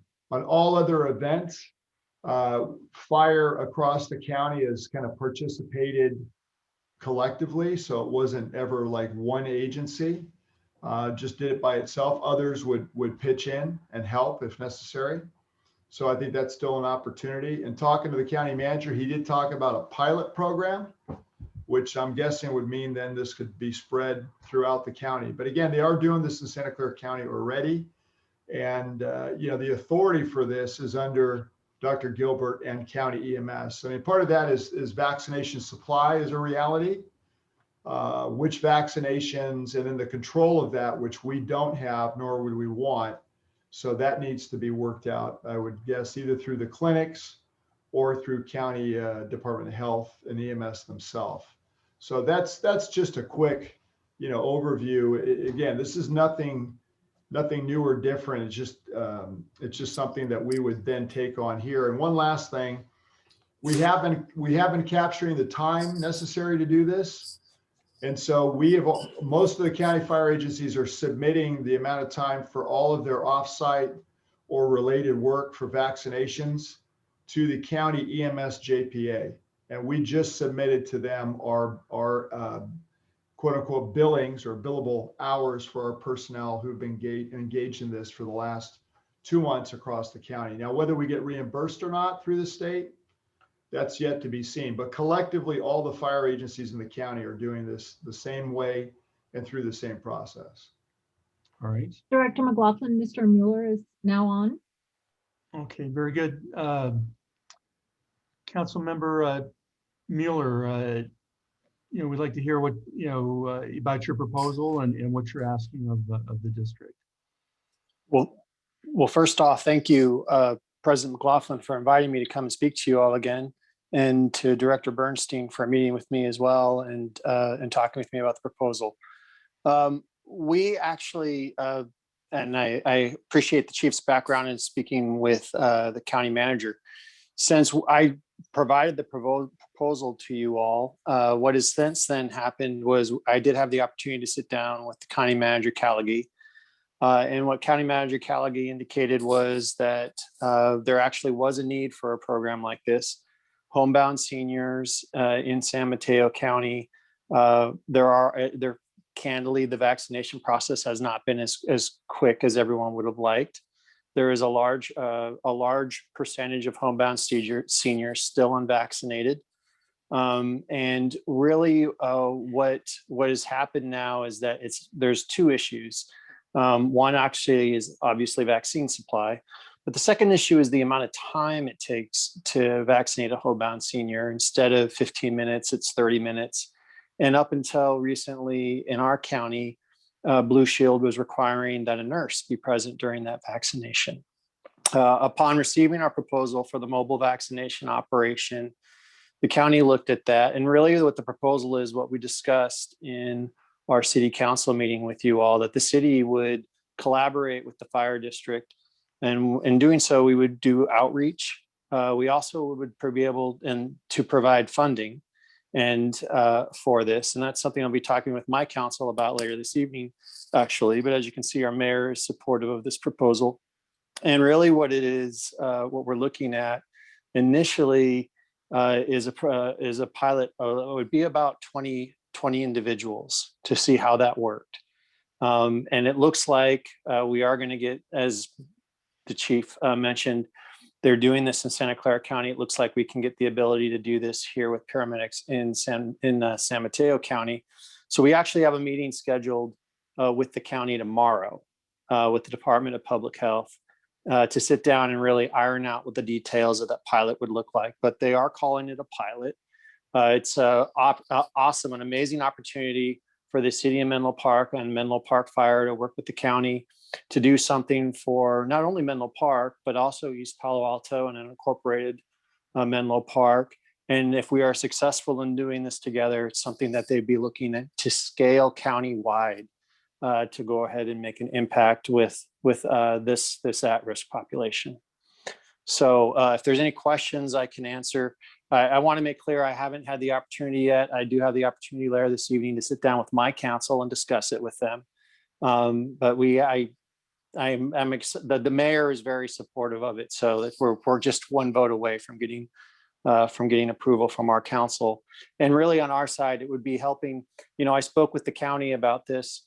They have a list of seniors and those who are homebound, but the city would really be working with them to supplement that list and to add to it and do the outreach necessary to make sure that everyone who didn't have access of their own transportation method, or for whatever reason couldn't get to a vaccination site, would be able to take part of this program.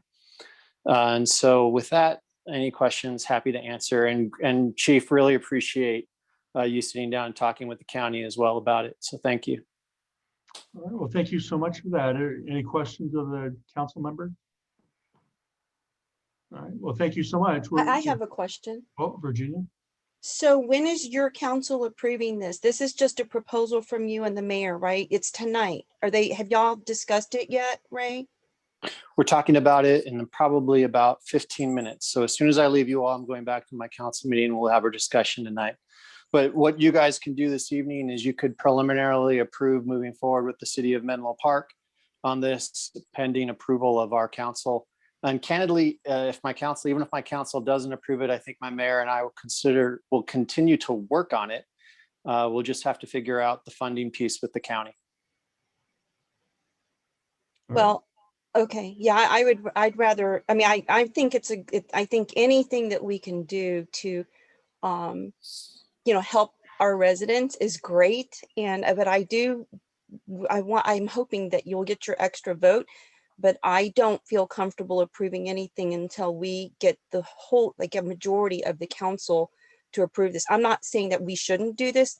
I just don't want to put the cart before the horse right now. And I mean, this item is up next. Maybe you can come back and let us know what the count is at that point, because I think it needs to be vetted. This is not a city of council approved item, and I think it should be, but I don't feel comfortable stepping in front of another jurisdiction at this point. So that's I can tell you wouldn't be. You wouldn't be. It's right now we're vetting this project and it's a preliminary approval pending our council approval is all I'm asking for. Chuck, did you have a comment, Chuck? Well, let me just say, first of all, I actually would like to make a motion, but I want to explain the motion, and that is, I think just because we meet only once a month, I think the chief has already said that as he's taken it upon himself to support these kinds of efforts. And I'd like to make a motion that relates to a kind of a generic approval. And I'll state the motion. Our clerk has a copy of it, and if she could post it at some point. But let me read the motion I'd like to make. And it's very general. I'm trying to take Virginia's concern into consideration here, but I don't want to wait a month for us to come back and have to consider this a month from now. I don't think we have to. I believe Chuck has the floor. I make a motion that the Board of Directors of the Menlo Park Fire Protection District express A, support of local efforts to increase COVID-19 vaccinations for vulnerable populations, and B, a willingness to cooperate with local municipal governments' vaccination initiatives on the condition that they be approved by San Mateo County Health. And this could be a program of Menlo Park or East Palo Alto or Atherton, or however it happened. I think it's a good idea, and to the extent we could support it, I think we should. So I'll second that. I agree with you, Chuck, because the fire district has to look at the macro picture. And I think it's something that we already do. And I think, as Harold said, that, we can continue to do this outside of, outside of one city, which I think, I think that we have a responsibility to do. There was something else I was going to bring up. anyway, Harold, oh, I know. So Harold, I think you mentioned Melanie would be involved with this. Is that correct? Yeah, Melanie typically, because of her position, is the one that helps organize all these things with our personnel. But, at the end of the day, it's, the Chiefs group has been the one that's collaborated together in the county. And this is a win-win. It doesn't matter who's involved. This is about doing what we do best, and that's providing service to the community. Right. I just want to make sure that we have enough staff time to help do this for all of the jurisdictions, include, we don't want to leave out North Fair Oaks because they have been, they've, had kind of been left out of the whole conversation as we have seen in the past month. So I just want to make sure that staff time would go for all of the jurisdictions which we represent, which is 95,000 residents. Okay, Rob, I saw your hand and then Robert. Rob?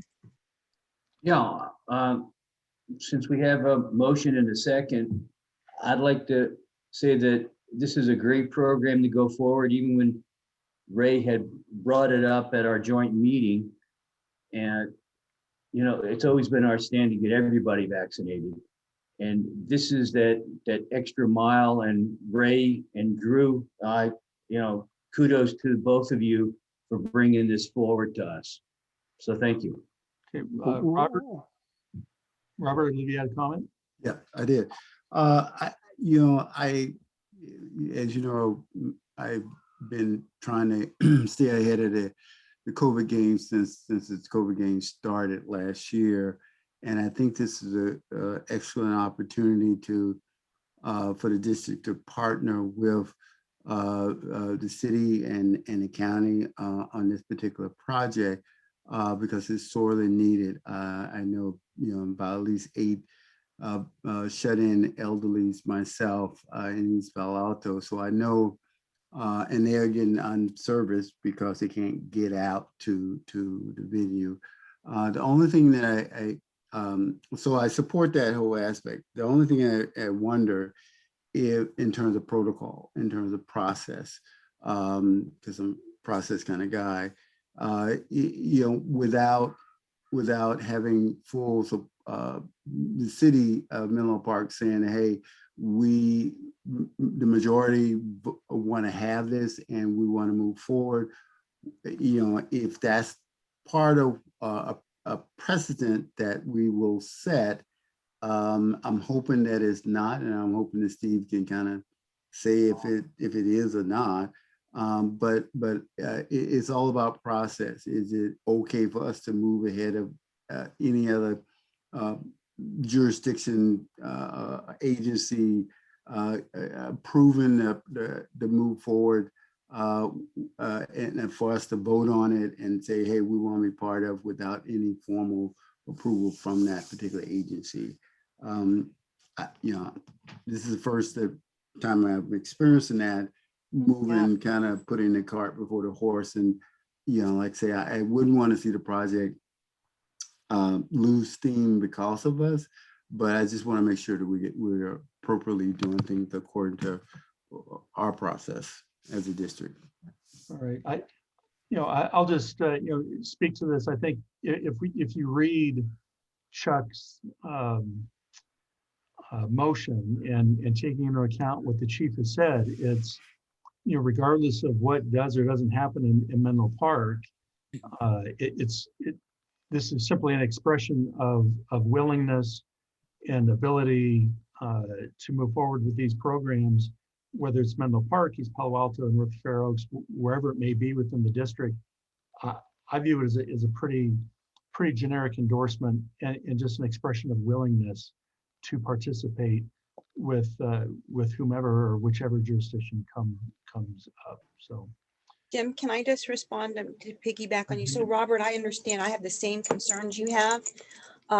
But regardless, if the Menlo Park City Council, I think this is what the motion says, this is what I seconded at least. If this Menlo Park City Council doesn't approve this, because I agree with you that process is extremely important. And I think that, a majority of the council is actually the council, not just 2 people.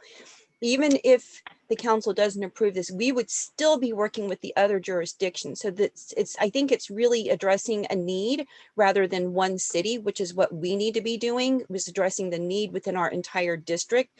And, we'll see what happens. I think, am I comprehending correctly, Chuck, what your motion's supposed to capture? Yes, it is. What you said is correct. Okay, any further discussion on this? Well, I haven't got an answer to really, I asked Steve, so if you communicating for Steve, then I'm okay with that. But whatever precedent we set, because we have not set this kind of precedent, I know it's something on the board, and that's okay.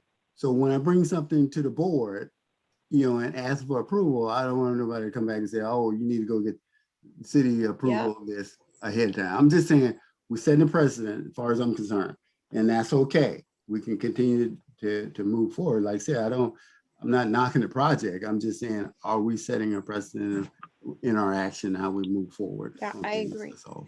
Jim, we have. So Director Jones, I apologize. Yeah, Stephen has the floor. Right Oh, now. okay. There's a public comment. That's all. I just wanted you to be aware. Thank you. Well, it sounds like Director Jones has asked me a question, and I've been listening carefully, but I confess I didn't catch what the question was. And so apologies, I'm happy to try and answer your question if you try me one more time.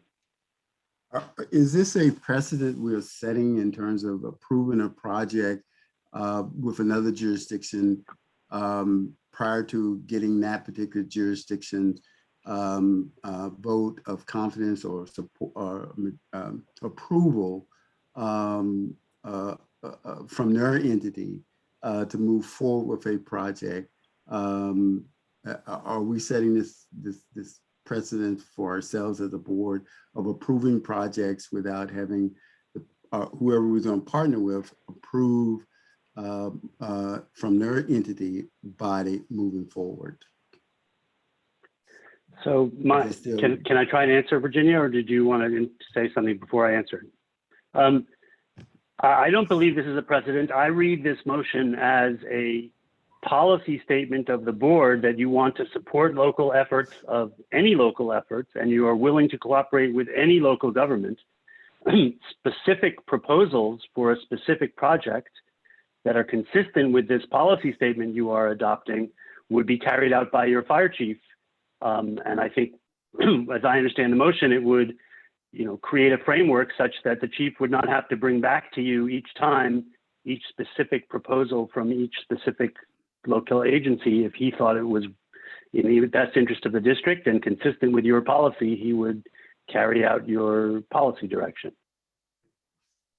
All right, thank you. Virginia, I see your hand. I think, why don't we take the public comment? Michelle, could you bring in Lynn Brandon? Good evening, directors. So tonight, the city of Menlo Park, it has been added. And basically the staff is looking for a direction to do something. So I don't necessarily agree that Councilmember Mueller will get his 3 votes.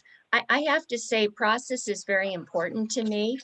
And I also object to what felt like lobbying with Councilmember Mueller here, leaving his own meeting to come here to speak about something that hasn't even been discussed with his peers. So I believe that how you do something is just as important as what you do. And I don't like the process that went into the vaccination proposal. I also find flaws in the proposal, including not vetting the idea first with the county of San Mateo, which I understand has happened later, and the Ravenswood Health Clinic. And I think other organizations should have been consulted and asked to give early input into the proposal. I got a call. Councilmember Mueller called me in apparent hopes that I would support this because, maybe the volunteers want to help with this, but that's not including someone early on in the process. So I also think the proposal was misleading in the way it represented the support of the council. I heard Councilmember Mueller mention it early on, but I didn't hear any support of it. So I think the City Council of Menlo Park should have discussed the proposal as a group before it went to another government body. I also don't think it should be added to your work plan goals. I'd rather have you work on your strategic plan. So I'm concerned about that. I'm concerned about the statement of support. I also don't see any details pertaining to trying to find an existing solution that could be extended with the addition of a mobile vaccination clinic. For example, the Ravenswood Health Group, you know. Lynn, that's, Yes. we're at 3 minutes there. Okay, all right. Thank I you. don't like this process at all. Okay, well, thank you. Thank you for that. You know, I think we are straying way off, going far afield of the motion that is before us. Well, I have just one quick comment. If it's germane to the motion. I that's think it before us, is. Please. So I am in support of this motion in general, but I do think that when Council Member Mueller goes back to his meeting, he should make it very clear to his council that this is not just specifically, our motion isn't specifically for the city of Menlo Park. This is a general policy that we are taking for all of our jurisdictions. And so I don't want this to taint what their council or influence their council, you know, where they're saying, oh, well, the fire district is Virginia, approved. we're No, straying away. I'm We're not done. straying away. No, I want to keep Virginia, this process. Virginia. I want to keep this please stop Virginia, and let me finish talking. Let me finish Point of talking. order, and I refer you to our policy on this. You know what? Virginia. I am responding to a process that is, I believe, is also tainted, but I think that the motion is actually being done with good intentions. Okay, But what I don't want is for I don't want our policy to be mischaracterized in another meeting. Virginia, I am not going to shout over you. Then please let me finish and You know stop what? interrupting me. Let's take a 5-minute break. Thank you. We're adjourned for 5 minutes. 5 minutes, I call the board back into session here. Can I just conclude?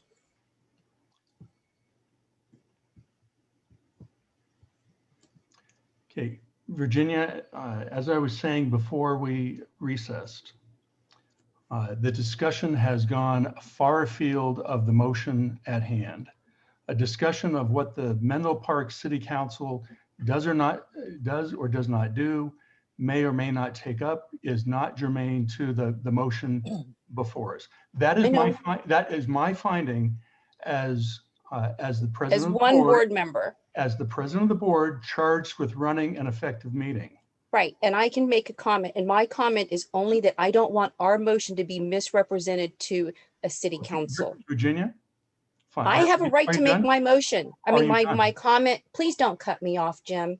That's what you're doing. I have a right to make my comment, and I just finished it, which is I do not want Councilmember Mueller to misrepresent our motion to his city council as they go through their approval process.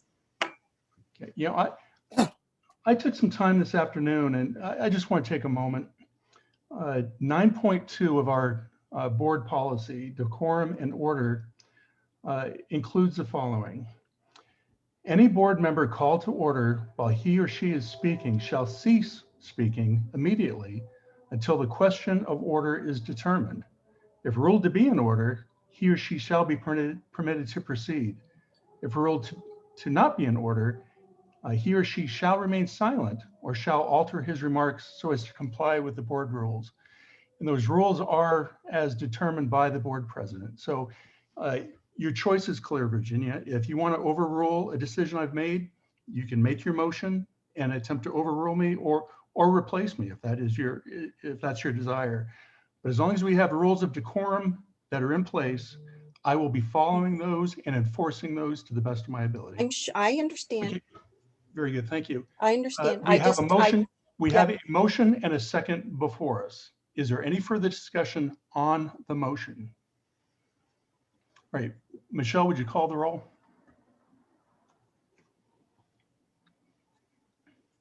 Michelle, are you with us?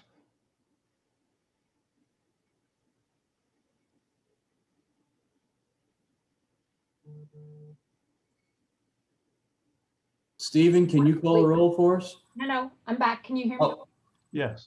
Okay, thank you. I just wanted to note that we had no further public comment, and I will now do the roll call. Director Bernstein? Aye. Director Jones? Aye. Director Crawley? Aye. Director Solano? Aye. Director McLaughlin. Aye. Michelle, could you put the agenda back on the screen? I will do that. It just takes a moment.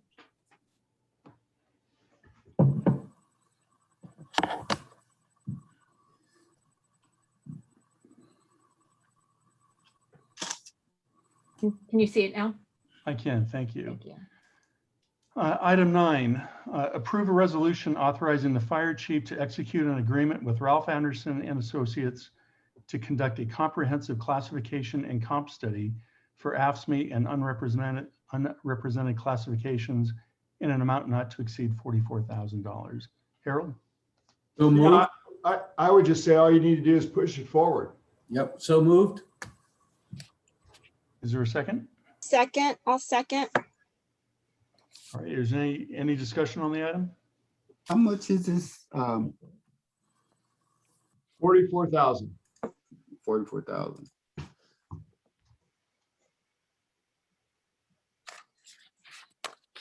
All right, if there's no discussion, Michelle, would you call the vote? I will. You may want to ask for if there's any public comments. Yeah, thank you. Is there any public comment? Anybody wishing to make a public comment can raise their hand. I see none, and I'll continue with roll call. Director Bernstein? Aye. Director Jones? Aye. Director Crawley? Aye. Director Solano? Aye. Director McLaughlin? Aye. Michelle, could you scroll the agenda up? Very good, thank you. The next item is approval of a resolution authorizing the fire chief to award a contract to Golden State Fire Apparatus for the purchase of 3 2021 Pierce Aero XT 1500 GPM pumpers in an amount not to exceed $2,220,453. Harold? Yeah, so directors, very similar to what we did with the tiller last month. We broke this up into 3 pieces. Parts 1 and 2, as a reminder, went to the Strategic Planning Committee, and I don't want to speak for them, but I'll kind of move through what we did there. Again, no different than we did the month before with the truck, with the engines. We had the apparatus committee in attendance. We had fleet services in attendance. And during that meeting, we discussed performance of the current fleet of engines that we have, of which we're trying to duplicate. Fleet service talked about the maintenance issue. We did have a representative there from Golden State Fire Apparatus, as well as Pierce Manufacturing. And tonight, what's in front of you is the actual purchase agreement, the actual amount, which was not in there before because that wasn't what the committee was asked to study. What this is and really gets into is the culmination of executing the deal. So I'll just fast forward to discussion, and that is that, why we're recommending this. And I have personnel who are waiting in the wings if we need for them to speak on subject matter expert items, but is for us to standardize our entire fleet, as it says in here, from chassis to builder to cab, across the board. So the trucks, the cab, and the dashboards would all be the same. The engines, same thing. And once we execute this, all the units, for the most part, would be extremely similar, minus some changes that can occur to small things based upon availability and movement forward to some better option. But we have, I'll go to fiscal impact, what we didn't cover, and I'll just say tonight, obviously, we have a fund balance that's more than adequate at 5.3 million. We know we're proposing to spend about 2,220,000. There is a discount for what we're doing. And if you look, there is an overall savings to the district of some funds in here, somewhere around $86,000 and so forth. And these engines can take anywhere from 9 months to a year to be built.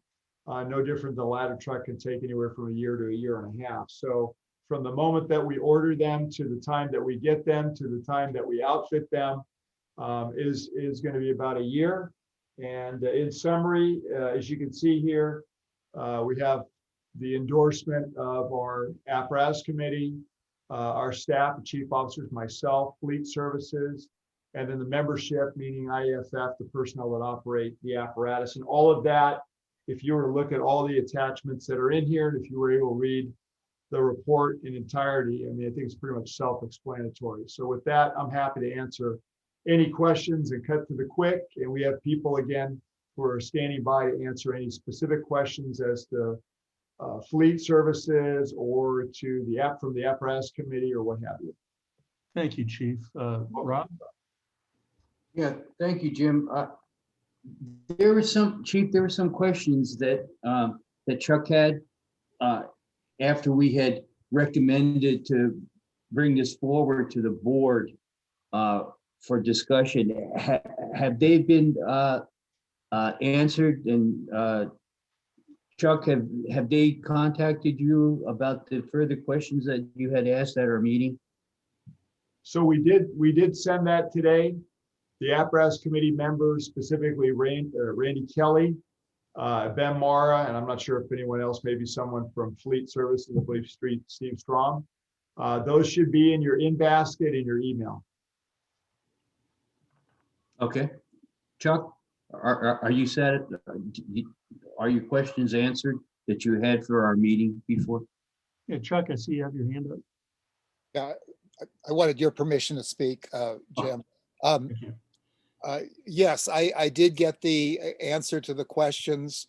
I want to say, because I've been kind of hard about this in the past, I want to say that I really appreciated this report. It was much improved over the one we got for the ladder truck a month ago, and it was refined from what we saw at our committee meeting as well.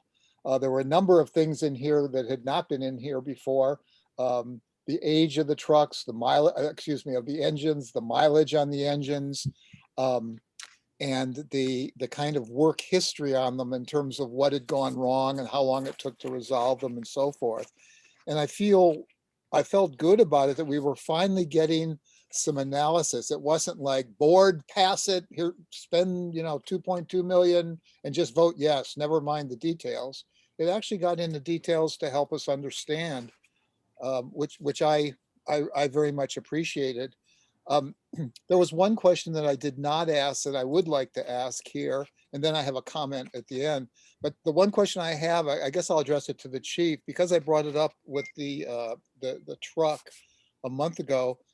Is the cost proposal here, has it excluded any built-in travel expenses for staff? That's correct. It has. Yeah, that's been eliminated. Okay, thank you. So let me say, I wasn't sure I was going to do this. I have not been happy with Pierce's service for us.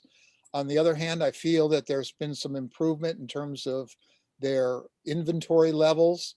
I think they're kind of on notice that we're not, or at least some people were not happy with their service in the past. And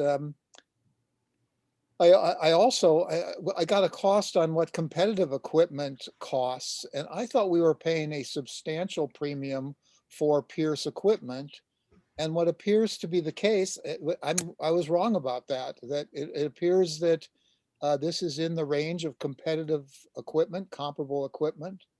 So I'm going to do something that actually was surprising me. I'm going to make a motion that we approve this resolution authorizing the purchase. I'll second that. I think, Rob, you had your hand in there first. So it's been moved and seconded. Any further discussion?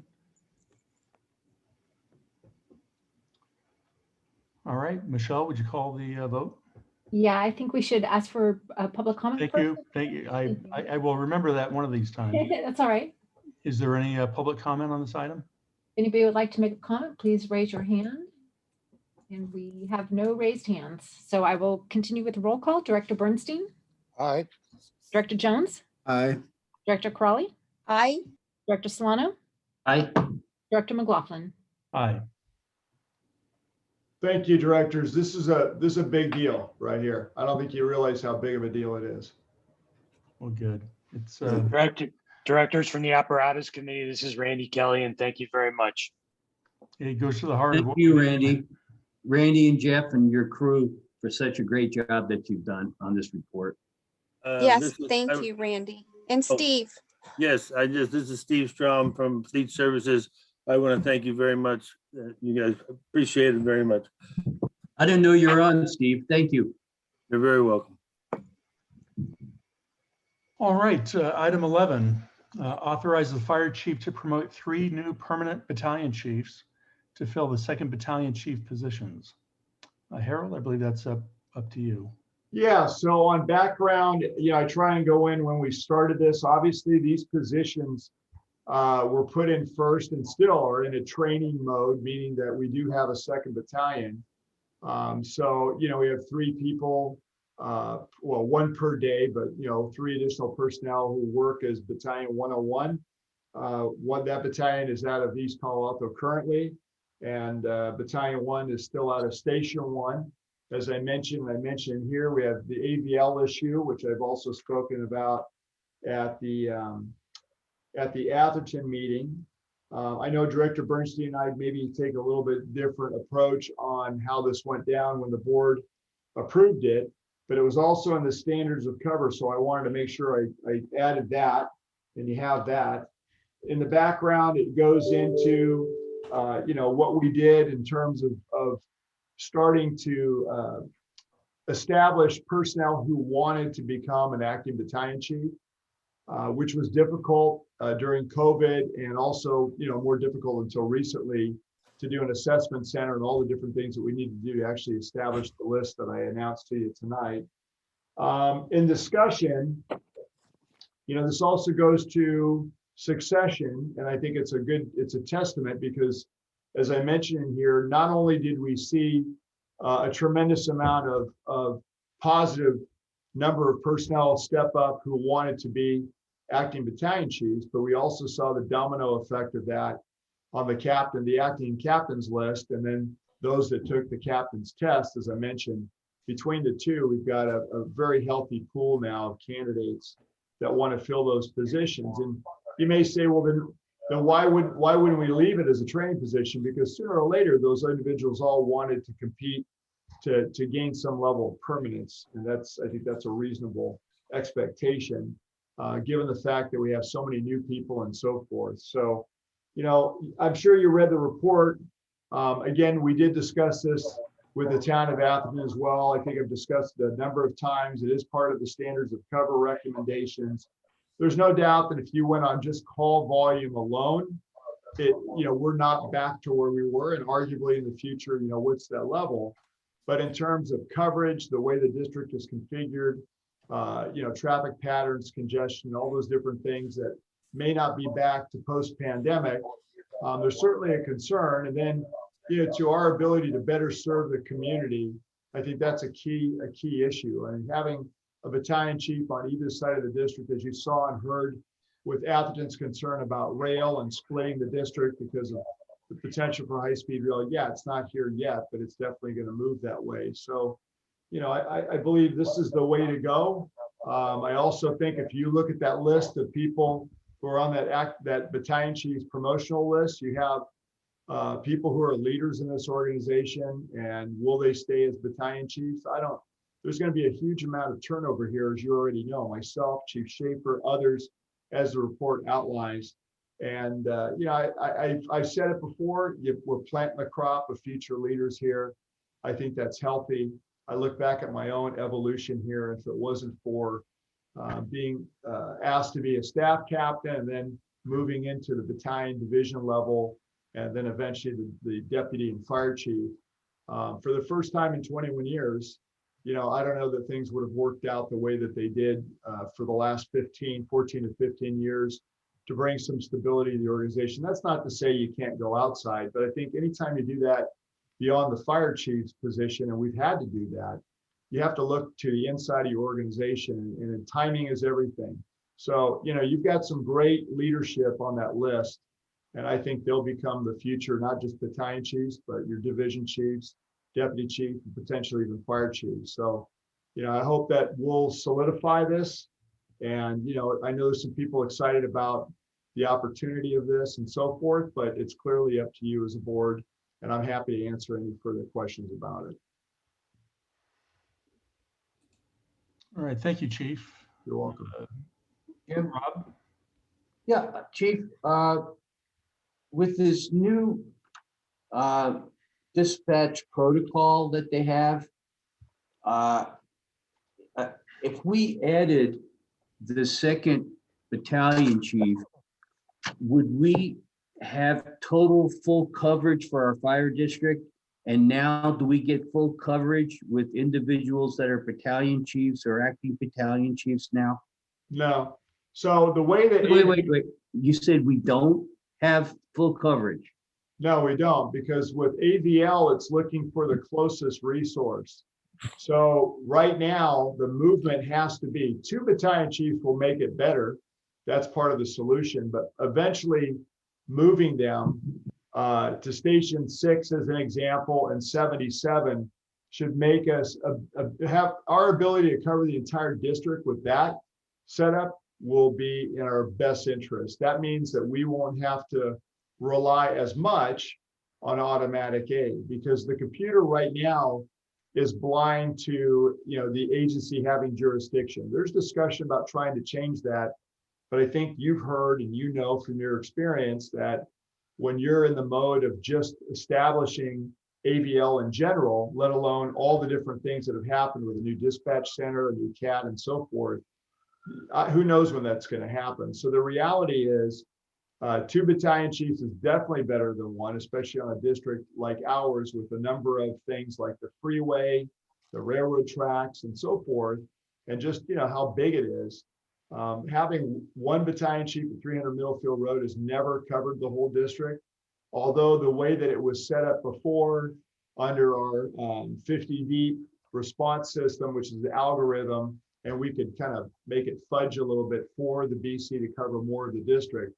You always had chiefs coming in from Redwood City, from Woodside, and so forth to help cover the district. Right now, having 2 gives us backup, whether 1 is in training or whether 1 is out of service for a call, or if you need 2 chiefs, you can have them and not be as reliant on the automatic aid system. So to answer your question specifically, 2 is a much better model for coverage. It almost gives us complete coverage if we put them in the right locations. And right now it looks like for sure Station 6, and then more than likely Station 77, because that moves them closer over to District 5 and so forth. I'm not going to tell you you'll get 100% in the edge of North Fair Oaks, but it'll be a lot better than it is currently. And that means they'll be able to cover East Palo Alto, 77, which is Bellhaven, and obviously the majority or the lower end of North Fair Oaks.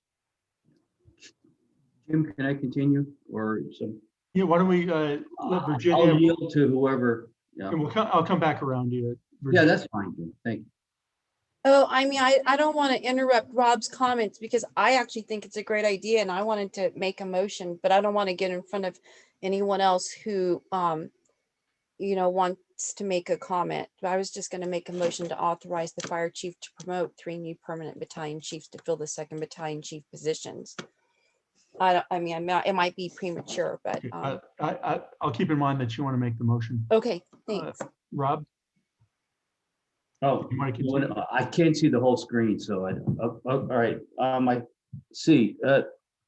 So with the list, Harold, we've been dealing with an acting battalion chief for 14 months or 15 months.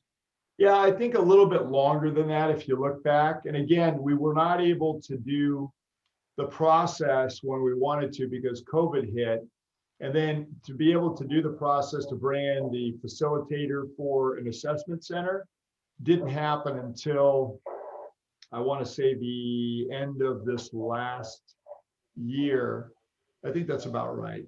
So that was part of the problem that slowed everything as well. So is county communications recognizing these acting battalion chiefs so we can get the full coverage of our district?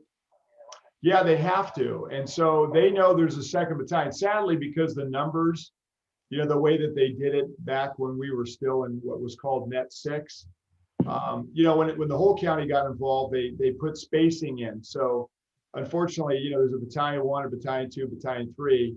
They didn't put a space in there, so there was no room for growth. That's why we call it battalion 101 instead of battalion 2, as an example. But the bottom line is they'll look for a battalion chief when they deploy, if it says find a battalion chief. And by having battalion chiefs in each of those locations, that's going to be the one that they will go to, the closest unit or chief to the call when they're looking for a chief officer. So Jim, can I continue? Or Yeah, please. No, go ahead, Rob. Oh, okay. I've got a few questions. I'm trying to understand the way San Mateo County Communications, I know we've moved our dispatch to them and have for a number of years, but the thing that puzzles me is that we're not really controlling our entire district. And how many of these calls are outside of our district, Chief, that we go to parts of Redwood City or parts of unincorporated area of the county that isn't our area responsibility? Do we have, is that happening? Oh, sure. And that happened before. I mean, so, when it came to the chiefs, we tried to keep that to a minimum. And certainly when we got the second truck, we would ideally like the same thing to happen. So there's pre-AVL and then there's AVL. I can't tell you right now what the numbers are because AVL, again, it finds the closest unit. And there's issues with the way that it's currently working, which need to be fixed and are slowly being worked out. But I can tell you that, again, having two, you may have times where we have the closest chief and it's to Woodside or Redwood City. But for sure, right now, when you have a chief at 300 Middlefield Road in Station 1, we're seeing, the chiefs in Redwood City and Woodside coming down further into District 4 into District 3 than we've ever seen them come before, because the computer recognizes that chief, at the various stations, whether it's station 9 or 7, and that they're the closest chief to the call. So that's, again, in the way that it was programmed before, which was the algorithm, there was ways to, fudge it by a minute or whatever. That's no longer the case. So, we need to move the BCs over to 6 to have the broader coverage. And I think that question that Atherton asked about rail was I think that was a fair question. We're not there yet, but that's real, and probably become real in the future. And then again, having a chief on the other side of Highway 101, ideally over at 77, but Station 2 is our busiest station. We've already seen dramatic impacts there because the chief and the truck now can get to a call much faster than we ever did before. So that means the engine company can focus on the firefight a lot faster. Having a larger effective force is enhanced by a commander who can be there quickly. And then that allows the crews to do their job. And let me just give you one great quote from a guy I respected and I learned so much from. That was Pete Chanlow. You could go through what engines and trucks do and rescues and so forth. And I remember asking him one time, I said, Chief, what do you do? And he said, I make sure you don't die. And I'll never forget that when he said it, because in a way it was right? He's standing back outside the call. They're watching what's going on. They're making sure that we get enough resources. But when they see something that looks unsafe or that could go wrong, then we're pulling people out of buildings. And that's probably an understatement when things really start to go sideways, is that chief is there to do that. That chief is there to protect our personnel in any firefight or any type of emergency. Robert, Robert, if I could let Robert get in here. Sure, go ahead. Chief, I think all of what you have mentioned, the benefits for for the new for the permanent battalion chief, because I think when you mentioned that it better serve the district, I think that was one of the things we talked about at the with the town of Atherton, and it's so true. Even though they may be at Station 77, there's a quicker response to be able to get to those areas in Atherton and the county parts a lot quicker.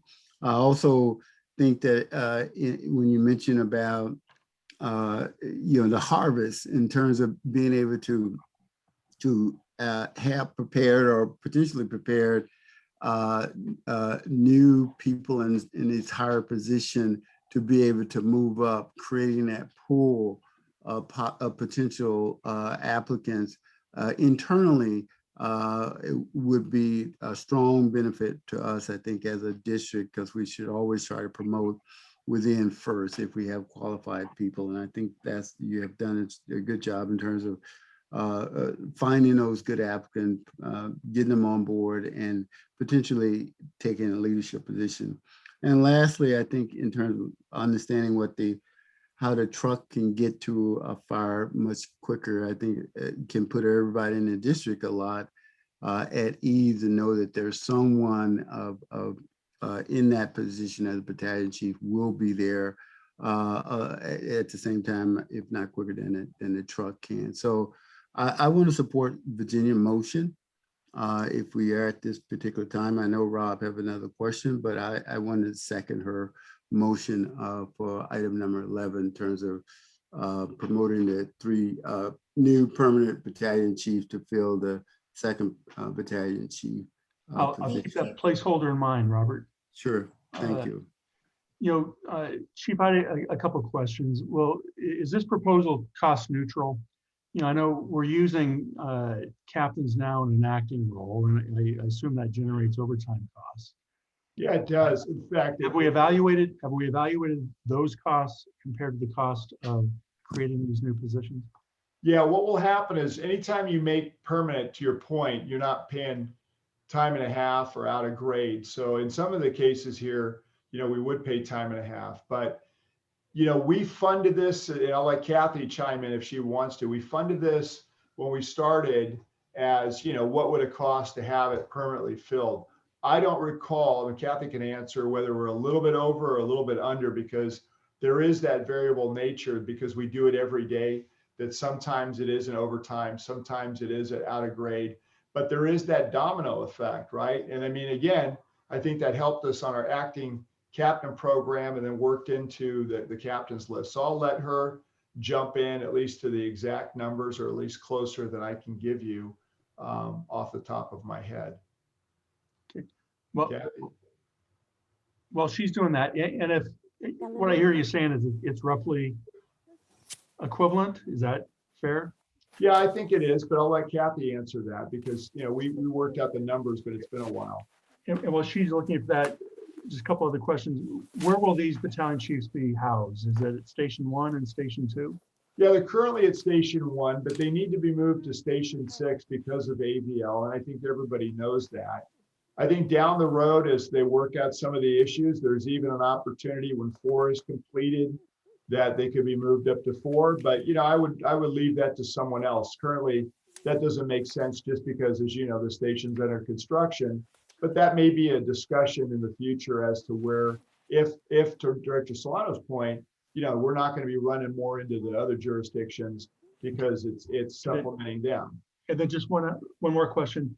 You've described these as developmental positions. Has a plan been developed to rotate these new battalion chiefs? I mean, will all of them be all field all the time, or will they rotate in and out of a variety of administrative or training or education assignments? Yeah, that's a great point. So we're going to work that part out. There are different responsibilities that each of them can have, but overall, don't forget, on the eastern side of the district, the other side of 101, we have our shop facilities, we have our training facilities like the rescue site, our urban search and rescue program. So all those things are things that we can have our managers over there involved with during the week, or specific to certain types of disciplines that they already have that will complement that. Equally, on the other side of the district, as at Station 1 or even at 6, it's going to allow us to be more involved, or them to be more involved with training and the stations and so forth. If you look now, and I didn't really cover it, but it is in the report, and this is what the SOC outlined.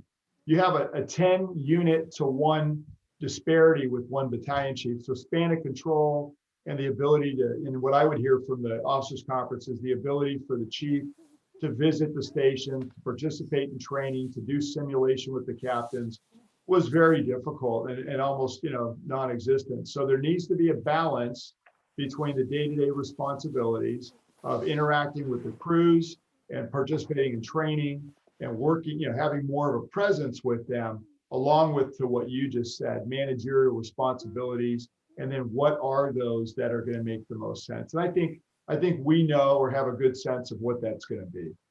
All right. Any further discussion on this item? Chuck, and then I'll come back to you, Rob. Thank you.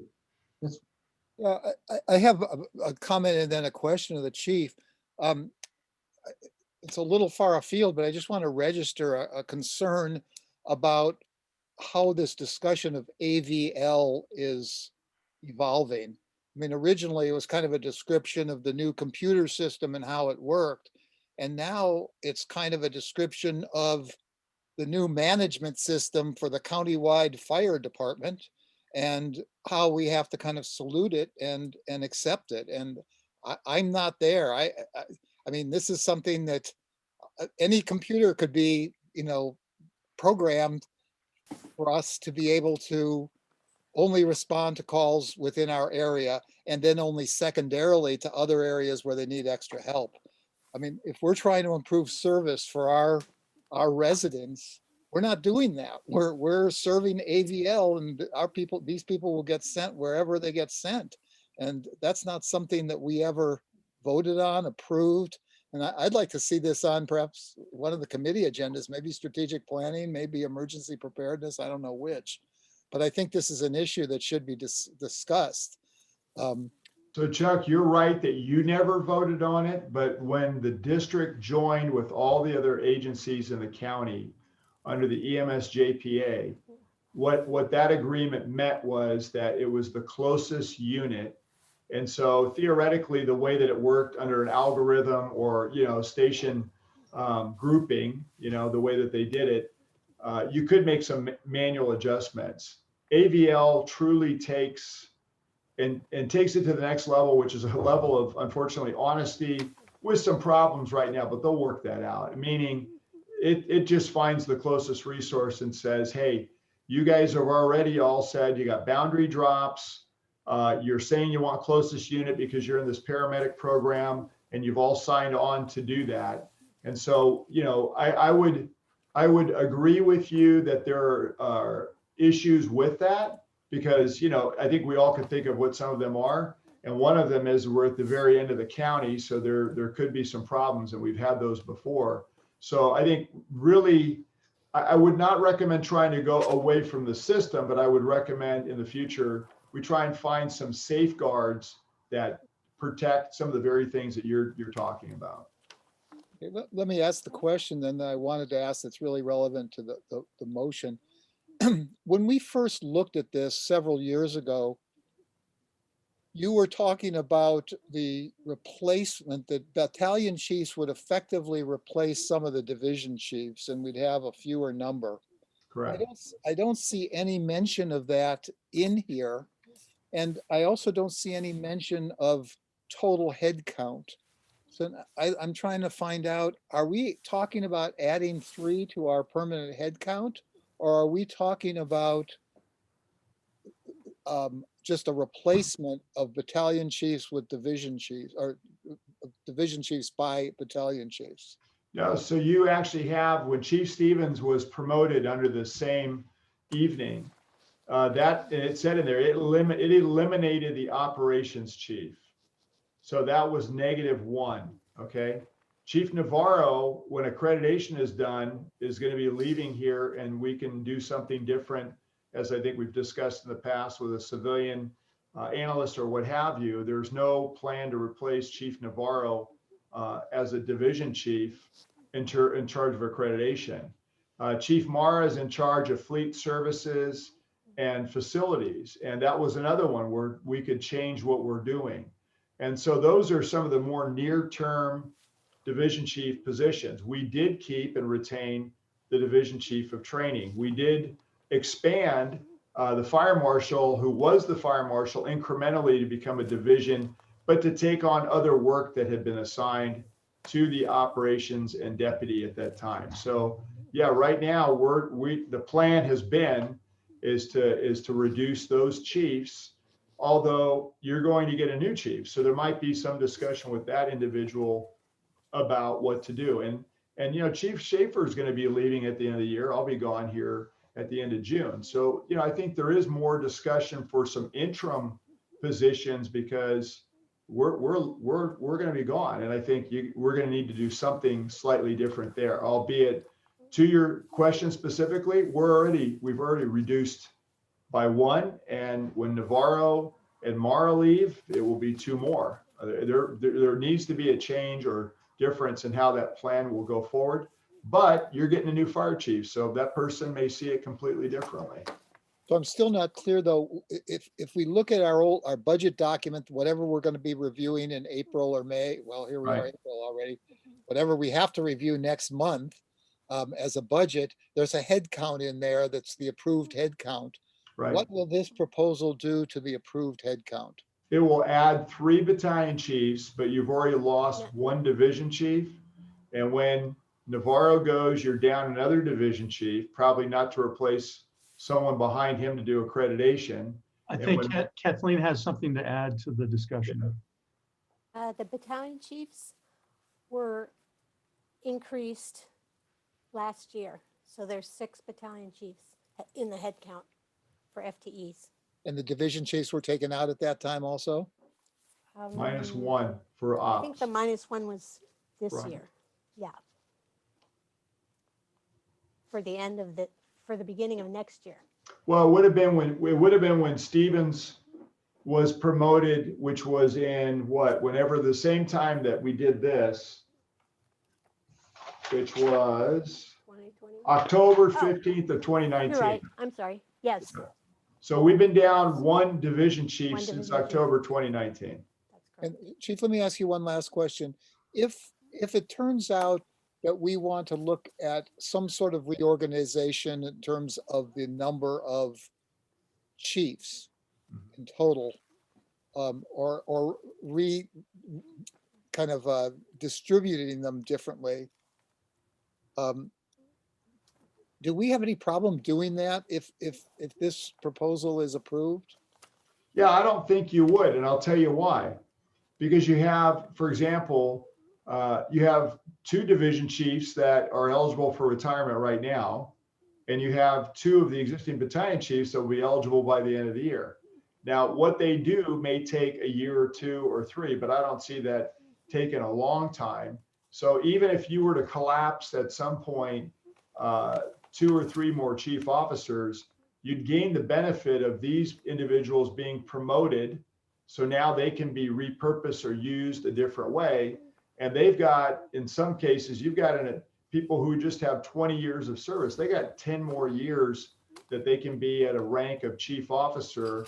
And again, whether you choose to have division spots or deputy or the fire chief, those individuals will be, able to be promoted into those positions. Because again, you're going to lose two battalions at some point here. There's 3 currently. They're eligible for retirement. And you're going to lose 2 divisions. They're definitely able to go anytime that they want to go. Okay, thank you. You're welcome. Rob, did you have something to add?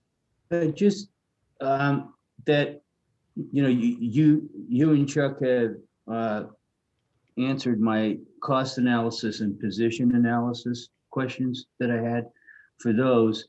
And, the chief brings up a really large point for me, is that the safety aspect. And that additional battalion chief is going to be a Menlo Park battalion chief or employee looking out for his own firefighters that works in the same agency. So, when you're looking at the utmost safety for our firefighters, I'd rather have a battalion chief that is on the scene, that we can cover our entire area, than rely on either, the Woodside chief, or Redwood City chief, that would be backfilling for us because of this dispatch system. So, but I gotta say, Chief, can we, work a deal here if we approve this thing, that we won't get that backfill if we've got the 2 battalion chiefs available all times in our district? Yeah, I think, look, the agency having jurisdiction argument for the BC position, and to be honest with you, the ladder trucks, the agreement was always for the engines, but this is the devil's in the detail, right? Because the system operates a certain way and it's a computer. So to take that and make those refinements, we're talking about programming at a level that I'm not super familiar with this computer. And let me tell you, there's a number of other basic stuff that we're still working through. I got to believe it can be done. The question is when, and remember, this CAD is a law enforcement CAD. It's a police department CAD. It's a public works and other entities CAD. So it's an all-in-one, which means that bottom line is fire is about 40% of public safety communications business. The sheriff, other police departments, as I said, and others are the other 60%. So into the granular level of what needs to get fixed or reprogrammed or done, we're not the only customer. And so this thing's brand new. They're working across all those different entities to try and fix and tweak and make different things happen. So. Okay, hey, thank you for that. Virginia, I'm going to ask you to go ahead and make your motion. If there's a need for additional, discussion, we can continue it, but let's go ahead. Well, and I've get made the motion, but I'll reiterate the motion, which is to authorize the fire chief to promote 3 new permanent battalion chiefs to fill the 2nd battalion chief positions. And Robert, I think you seconded, is that right? Correct. Okay, thank you. Any further discussion on this item? Chuck? I want to ask a question of the chief because I'm still trying to figure out if we're going to be improving services to the district here. Chief, I know Atherton and Menlo Park have their own dispatch for police, but with the AVL, does that mean that if a county sheriff was closer to East Palo Alto on a police call, that a county sheriff would be dispatched to East Palo Alto instead of East Palo Alto police? Yeah, no. So the police agencies have no interoperability and coverage, with the exception of whatever agreements that they may have outside of their dispatch. And you're right. Atherton does its own thing. Menlo does its own thing. And then East Palo Alto is dispatched by the county. And yes, the county also does the sheriff's department. A lot of how they work their system is on a manual request. So they're going to try and cover all their calls until they can't. And then their watch commander who's on duty is, probably expected to fill within some reason, probably of a protocol within their dispatch center. Where I've seen that come into play to what you're talking about is when they may get an officer needs assistance call. And then that goes out broadly to any jurisdiction surrounding them. So then there's this massive influx of resources. So, and those don't happen every day, but they do happen. I'm sure Jim and Rob can tell you how that works better than me. But it's a different system, Chuck. They have not done boundary drops. They don't have agreement of to closest, right, resource. So the law enforcement arrangements are completely different than what fire looks like. But our agreement was only with regard to medical services, not with regard to fires. Well, so they said, let me just tell you, here's the nuance, right? Closest resource. That's the nuance in there. Okay, I'll drop it for now because it's not absolutely. No, I don't look. So I'm going to agree with you. I don't think you're wrong in some aspects of what you're bringing up, and I know you brought it up before. So I don't want you to think, I just discounted. There needs to be provisions in that agreement or changes that protect Menlo Fire from becoming a reciprocity versus subsidy, right? I mean, we didn't add more units and people to have them be gone all the time to somebody else's jurisdiction that's deciding to brown out or close or whatever. that would be inappropriate. Well, it's not just that, it's if you're building, 20,000 living units and not increasing your service potential, you're already overloading the system and so forth, so. Right. Well, that's where data analytics, to what Mandy's been working on and what we've been telling you we're doing independently, that's a big deal too, because we have to really watch what AVL is going to do to us and then make changes if necessary. All right. With that, Michelle, do we have any public comment on this item? If anybody has any public comments, you can use the raise hand feature, or if you're on the phone, you can press *9. Seeing none. All right, any further discussion on this item? All right, Michelle, please call it. Director Bernstein, Somewhat uncertainly, I will vote aye. Director Jones, Aye. Director Crawley, Aye. Director Solano, Aye. Director McLaughlin. Aye.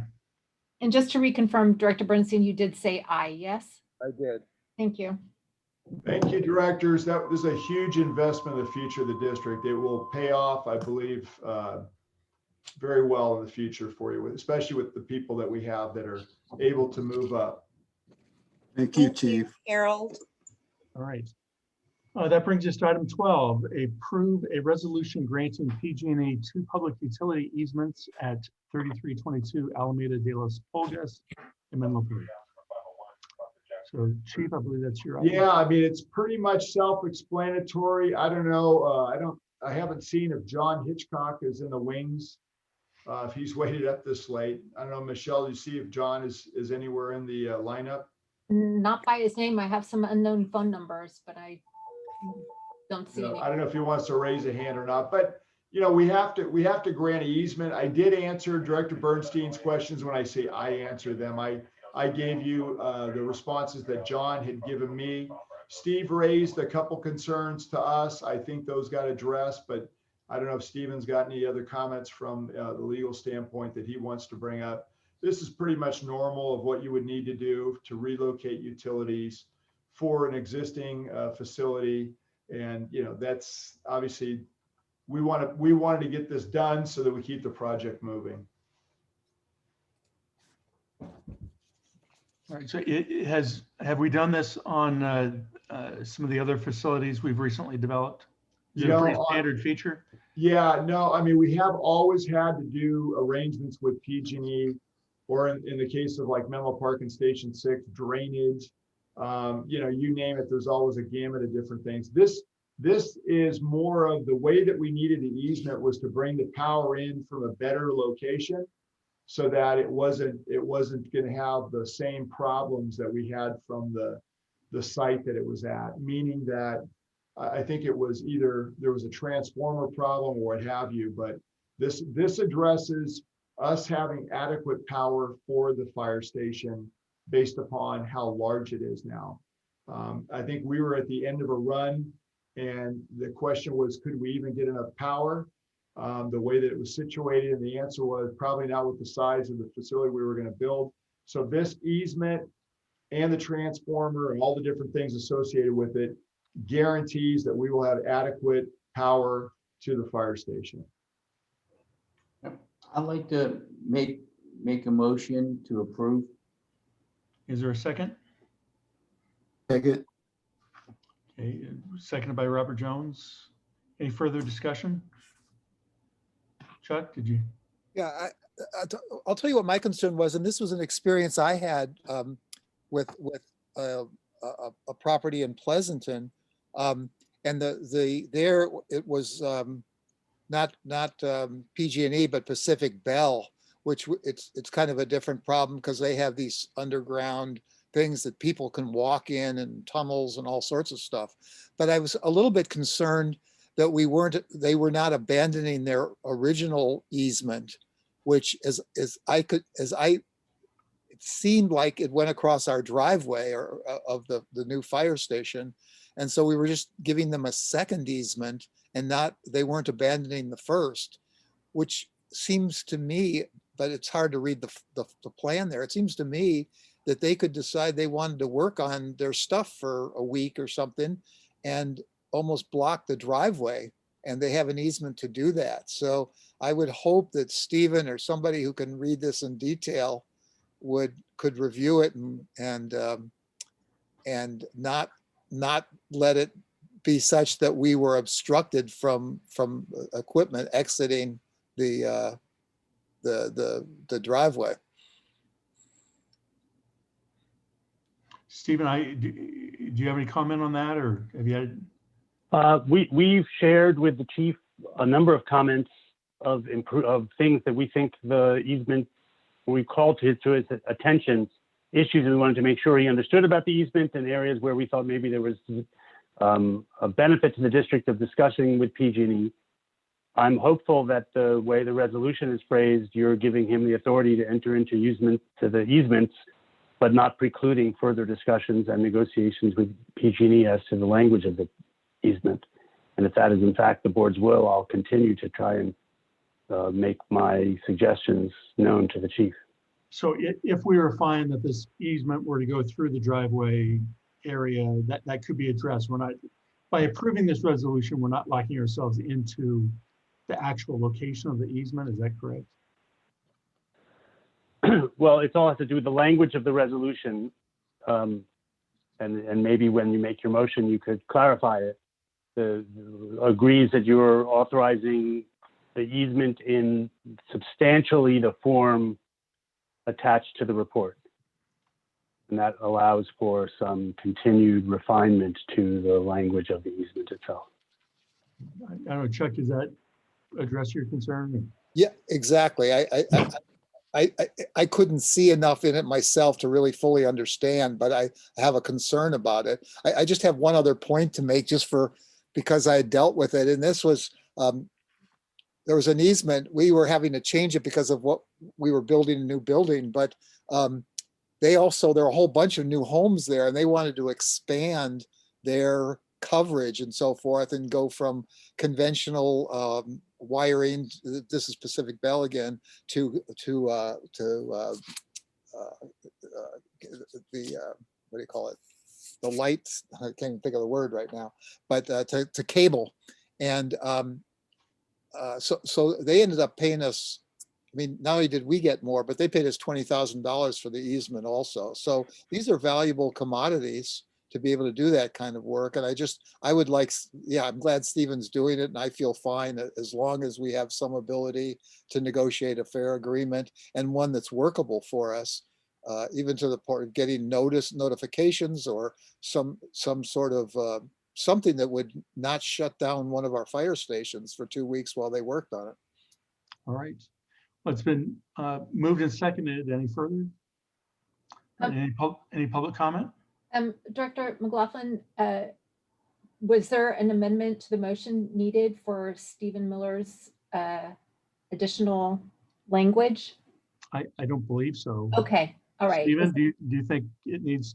Oh, okay. Thank you.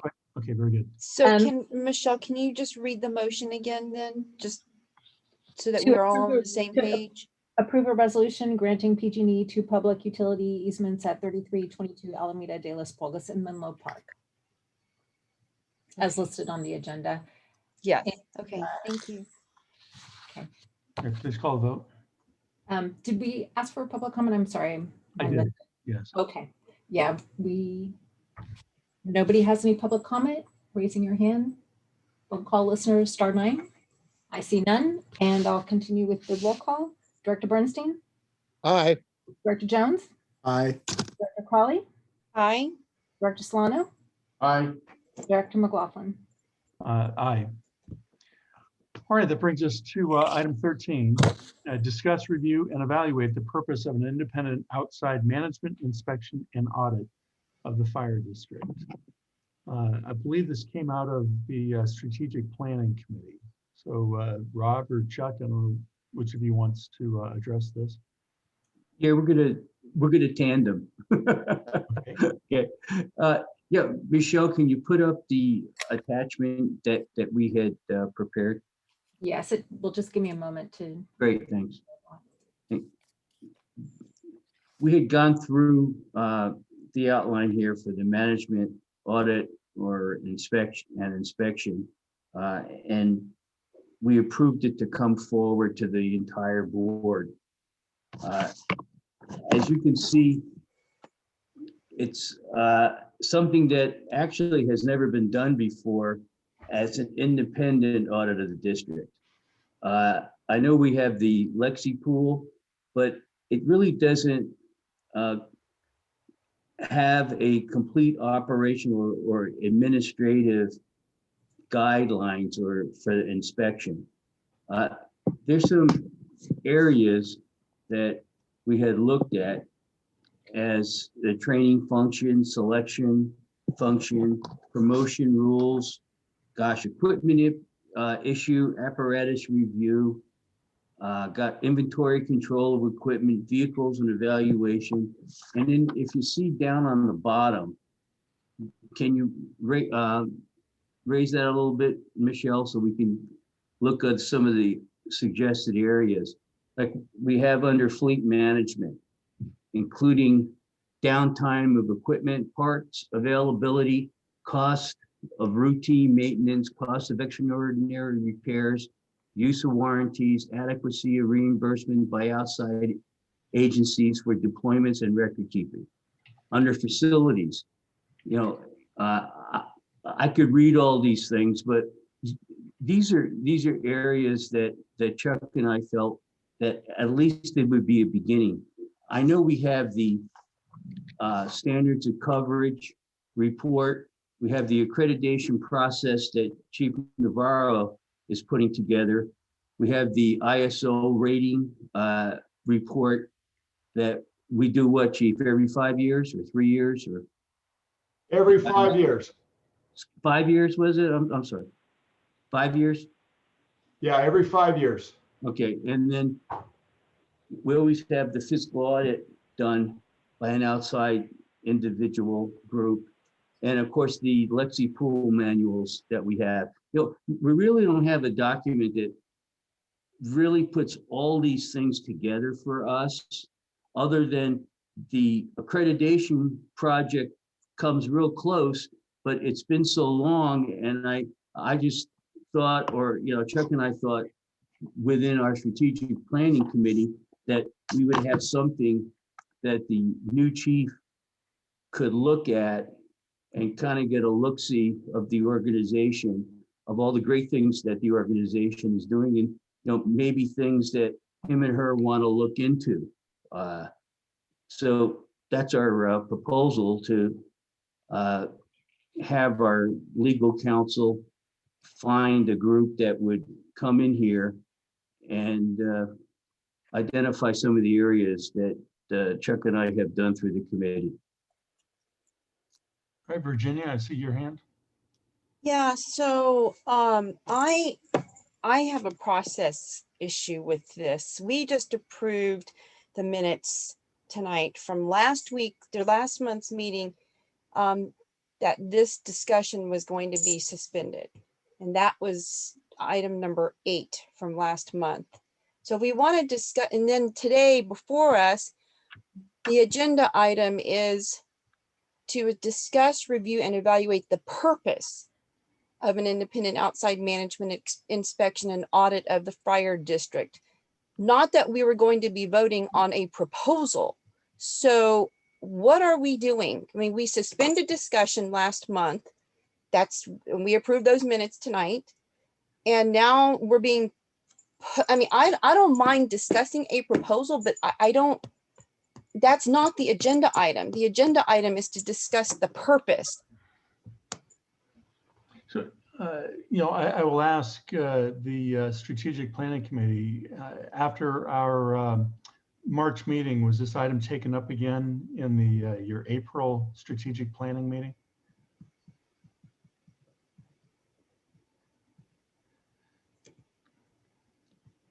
You know, for Chuck or Rob, was this discussed in your last committee meeting?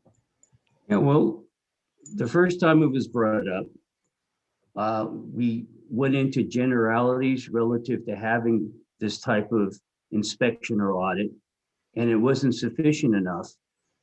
for the board with some of the questions. So Chuck and I got together and with the committee went into specific areas that we really don't have much knowledge of as a board. And we thought that this would be a good time to discuss. One, this is information that we should have as a board since we had the responsibility to manage and control the budget of the board. And, you know, purchasing and procurement, organizational structure, the way dispatch, you know, we just went over the dispatch situation and where we only get a third now with the current battalion chief setup with San Mateo County Communications, where we're only covering 1/3 of our district. So, you know, that's something that needs to be looked into and addressed by the county. You know, if I have a question for Stephen. Given the wording of the agenda item and the staff report that was created by the strategic planning committee, do you have an opinion on whether or not the wording of the agenda item in the accompanying staff report is that sufficient to allow the board to take action on the proposal? Do you want me to answer? I see Director Crowley has her hand raised. Yeah, you know, after you answer, if she has additional questions, she can ask it. So the purpose of the agenda item, of the agenda requirements, is not to handcuff the board. It's to provide notice to the public that there's an item of interest to them that if they're interested in that item, they should show up. It's my opinion that the way this is framed, while it is true, it's a little hard to know what it means by evaluate the purpose of the independent outside management inspection audit. It's still very clear that the topic is having an outside management inspection and audit, and any member of the public that was interested in that topic was notified that this would be discussed and they should have shown up. That, combined with the fact that, as with any item, your agenda announces to the public that the board may take action on any item, even if the agenda item is listed as an informational item. I think you may take action on this audit within the scope of the agenda title. Okay, all right, well, thank you. Virginia? Right, so that's fine, but the thing is, we never approved as a board to have this go back to the strategic planning committee. So that's, I'm just worried about, I am just worried about process in general. It's all over the place. So why even have a process? The minutes that we approved said that we are suspending, I can't even read it, that we've suspended discussion. So we never approved this to go back to the strategic planning committee, right? And so I came here to discuss, I don't even know. I mean, because it's like, I'm a little concerned that we're moving forward with something that wasn't even approved to go back. And then now Steve, you're saying we can discuss the proposal. There is no proposal. If we're going to discuss anything, we should discuss the purpose, which is exactly what the agenda item is, not to approve a proposal. Okay, that's not even the recommendation. I'm just very concerned that process is just being thrown out the window. And I don't think that's a good look. I think it's unethical. And I think it is untransparent. I'm going to say it again, that we never approved that this would go back to strategic planning. And we approved those minutes tonight under item 8 for the minutes of the March meeting. Okay, thank you. Robert? Yes, thank you. I'm with Virginia on this one in terms of process.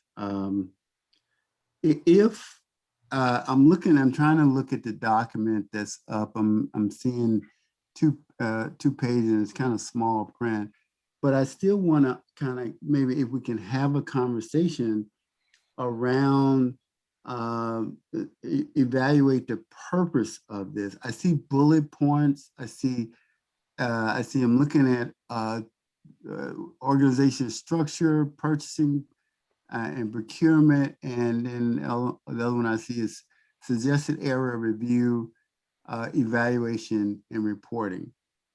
You know, I'm trying to understand really what is the purpose of having an audit around those areas? Is there some what is the problem that we're having in those areas? So help me with the understand the purpose of why we need to have this independent outside management inspection and audit of the fire districts. Because when you say management audit of the fire district, we're talking about looking at every firehouse, and I thought that's part of what the need assessment was somewhat about. But you want to narrow it down on all these particular areas. I mean, what's the point? Maybe I'm missing somewhere. Rob, I know you, Chuck, you brought Rob, this up. Chuck and Rob, please. No, yeah, can one of you address Robert's concern? yeah. Well, we were told to bring this back to the committee, and that's what we did. Okay. We went through the areas that we felt that we didn't really know about. The selection process, the promotional rules, some of the training function aspect. And how can we, with all these evaluation tools that we have, the SOC, the accreditation process, the ISO rating, the physical audit results, and Lexipol manuals, all these scattered type information that we have as a board, but there isn't anything that zeroes in on the organization itself and its purpose. And it's never been done before from an outside entity. So I make a motion that we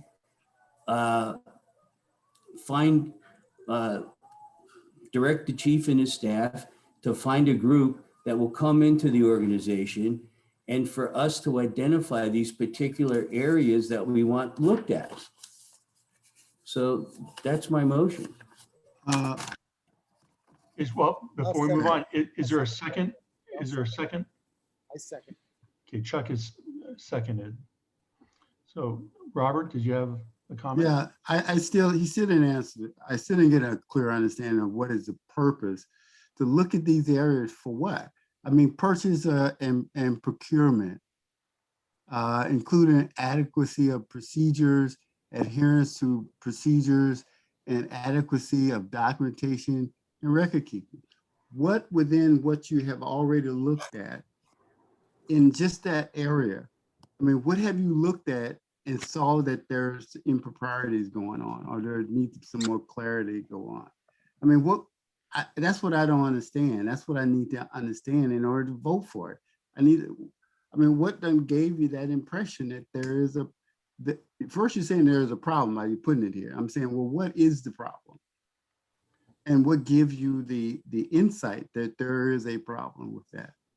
You know, if I may. That's a discussion. It doesn't have to be Sure. No, that's the discussion. If I may, you know, I'm aware of a couple areas that we've become aware of in the last year, you know, in the course of hearing the discussion about the ladder truck. I can recall asking the lead mechanic very specifically about the record keeping, downtime, parts inventory and whatnot. And he made the remark. He said, you know, it was inadequate. In the course of that investigation that we did on procurement, one of the findings was our accounting system is antiquated and in need of improvement, of modernization. So, you know, if those are just two things that come to my mind, you know, one of the ways that we would address that would be an internal or a performance audit. Again, it has, you know, audit has a negative connotation attached to it, but I think it's if you view it from the standpoint of, you know, we want to be the best organization we can. We want our functions to be modern and effective and efficient. Well, then you periodically have to evaluate them. I can tell you again, organizations I've worked in, these are a standard feature. They're recurrent, they're regular inspection processes that are ongoing. It's to identify, you know, what processes are in need of improvement and what's the state of the art. That's how you budget for improvements. You don't wait for something to break. You evaluate, your monitor. So that's my 2 seconds. Yeah. Robert, before or Chuck, I think Virginia was first. Yeah. I don't even, I hate to beat a dead horse, but we are violating. Let me just read you the minutes that we approved tonight, which is item 8 from the minutes of March 16th, 2021. Discuss a proposal from the Strategic Planning Committee to hire a consultant for a management review and audit of district administrative functions. Director McLaughlin suggested this item be referred back to the Strategic Planning Committee for development of a staff report and proposal. Discussion ensued. There was a motion by Director McLaughlin, seconded by Director Bernstein, to suspend discussion on this item. The motion passed, vote 5-0-0. So I don't understand why this committee even looked at this after we voted to suspend discussion. Virginia? No. It's a process thing. Maybe, Jim, Virginia, you cared about process when I talked Virginia, last time. I'm You're going caring to, about process now. I'm going to show you decorum and respect, even when it's Thank you. even when it's not reciprocated. You have made your objections known. Yes. So y'all are breaking, you're violating the process. okay, you've made your I'm objection. shocked for someone who wants process. You're not even following your own rules. You've made your objection known. Yeah, so I don't think that we can carry on with this discussion. We voted to suspend discussion. You have made your objection known. Rob? It's not an objection, it's a rule. It is what we voted on. If you want to, is there a motion behind that, Virginia? To suspend discussion? We've already made the motion. We approved this. Do you want to make a motion, Virginia? To do what? I'm asking you. We've made a motion and we approved that we would suspend discussion on this. It has never been You've made your position voted on known. by, so are you saying that our votes don't count now? Is that what we're, is that where we are right now? Made your position known. No, I'm not done, Jim. This is a procedural issue. We are violating our own process. Is there a We motion? never voted on moving this to the Strategic Planning Committee. That is an ethical problem. That is an ethics problem. So are you saying that as the president, you are unilaterally saying we are going to now vote on something that we never even asked and voted on? In fact, the exact opposite. We voted to suspend discussion. We never voted to move this to the I'm moving on. I'm moving on. Rob? I would like to get Steve's opinion on this issue, what Virginia's talking about, because if not, then there's going to be a continued talk back and forth and not really getting a legal opinion on if we're violating procedures or not. Well, our own procedures. I think we have a motion in a second, don't we, Stephen? No, we're still in discussion phase as far as I'm concerned. Yeah, but Robert has posed a question to Stephen. Stephen, please. So my memory of the meeting, based on reading the minutes that Director Crowley has pointed out, without the benefit of actually going back and watching the video to make sure I'm right, my recollection is that the discussion and the decision, the use of the word suspend meant we're not going to talk about it anymore tonight. It wasn't the district will never discuss this issue ever again. So the use of suspension was we're going to suspend discussion right now and direct that it goes back to the Strategic Planning Committee for further discussion. If I'm understanding the history, that's what happened, and the Strategic Planning Committee has now brought this item back to this meeting. And again, based on my memory, that's consistent with what the board directed at the last meeting. Let's not act on this now, send it back to the committee and get a report from the committee at the next meeting. So I think, again, I could be wrong if I saw the video, and maybe Director Crowley has a different memory. But I don't think suspending meant that the district was never to discuss this ever again. Okay, but we never voted to move it back to the committee either. I would point out my recollection is consistent with Stevens as well on this matter. I watched the video. Okay, it's been moved and seconded. Is there any further discussion that is germane to this item? I have a question to clarify the motion before you vote on it, please. But it sounds like maybe you have an actual discussion item on from Director Bernstein. No, Stephen, I'm sorry, I'm a little lost here, Stephen. Did you want to make a comment or? But I want to make sure that we all understand what the motion was. But if there's more substantive discussion, I don't mean to jump in line. Okay, I think it was Rob's motion. I think Chuck seconded it. So the motion was to direct the chief to find a group to come in to help. And I just want to make sure I understand, does that mean you're directing the chief to issue an RFP, to hire someone, to bring a contract back to the board for approval? It's not altogether clear to me, if I were the chief, what actually you're telling me to do. Rob, do you want to clarify your motion, Rob? Or? Okay, well, let's to approve a management audit and inspection and put out an RFP in order to find a management or consulting agency to complete the function. Thank you. That's much clearer. Thank you. Appreciate it. All right. Chuck, are you seconding the motion? I already second, but yes. Okay. Virginia, before I get to you, I think Harold wants to be heard. Chief, are you calling on me? All right. Yes. So, I wanted to respond. Obviously, it's the board's prerogative. And I think, obviously, if there's going to be a new fire chief, of course, you want that fire chief to know what's going on. I would just say to you, I think there's a mid step and then a full step here. Let me just say what it is. A lot of these things I know you don't know about, but we know about.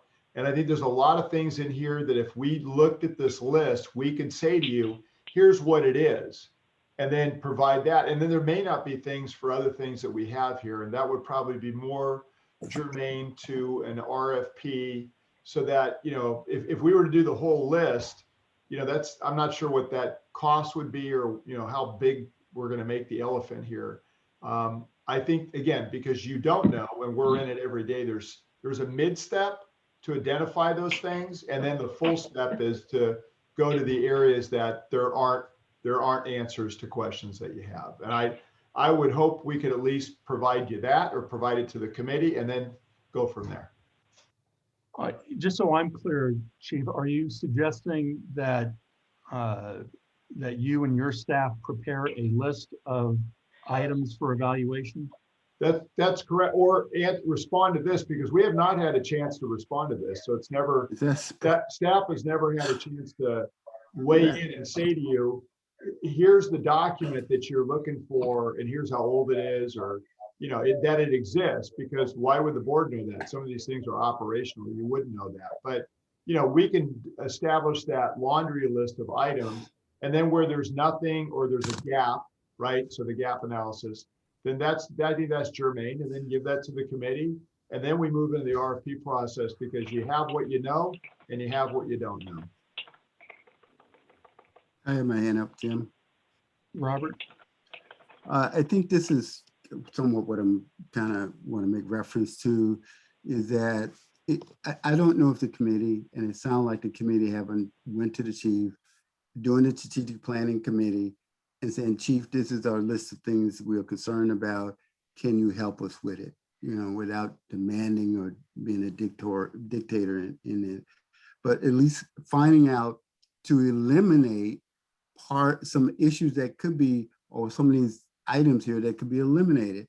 So if there gets down to synthesizing down to a couple of areas, that would at that point be a lot more manageable. Maybe it's not manageable. We wouldn't have to spend so much, and I don't know how much it's going to cost, but at least you can narrow it down to the most critical items.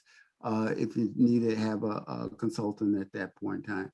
But to me, the process, and I'm with Virginia, the process should have been, at the strategic planning committee should have been talking to the staff about that, the chief at least, and then being able to figure out, come up with the list. That makes more sense.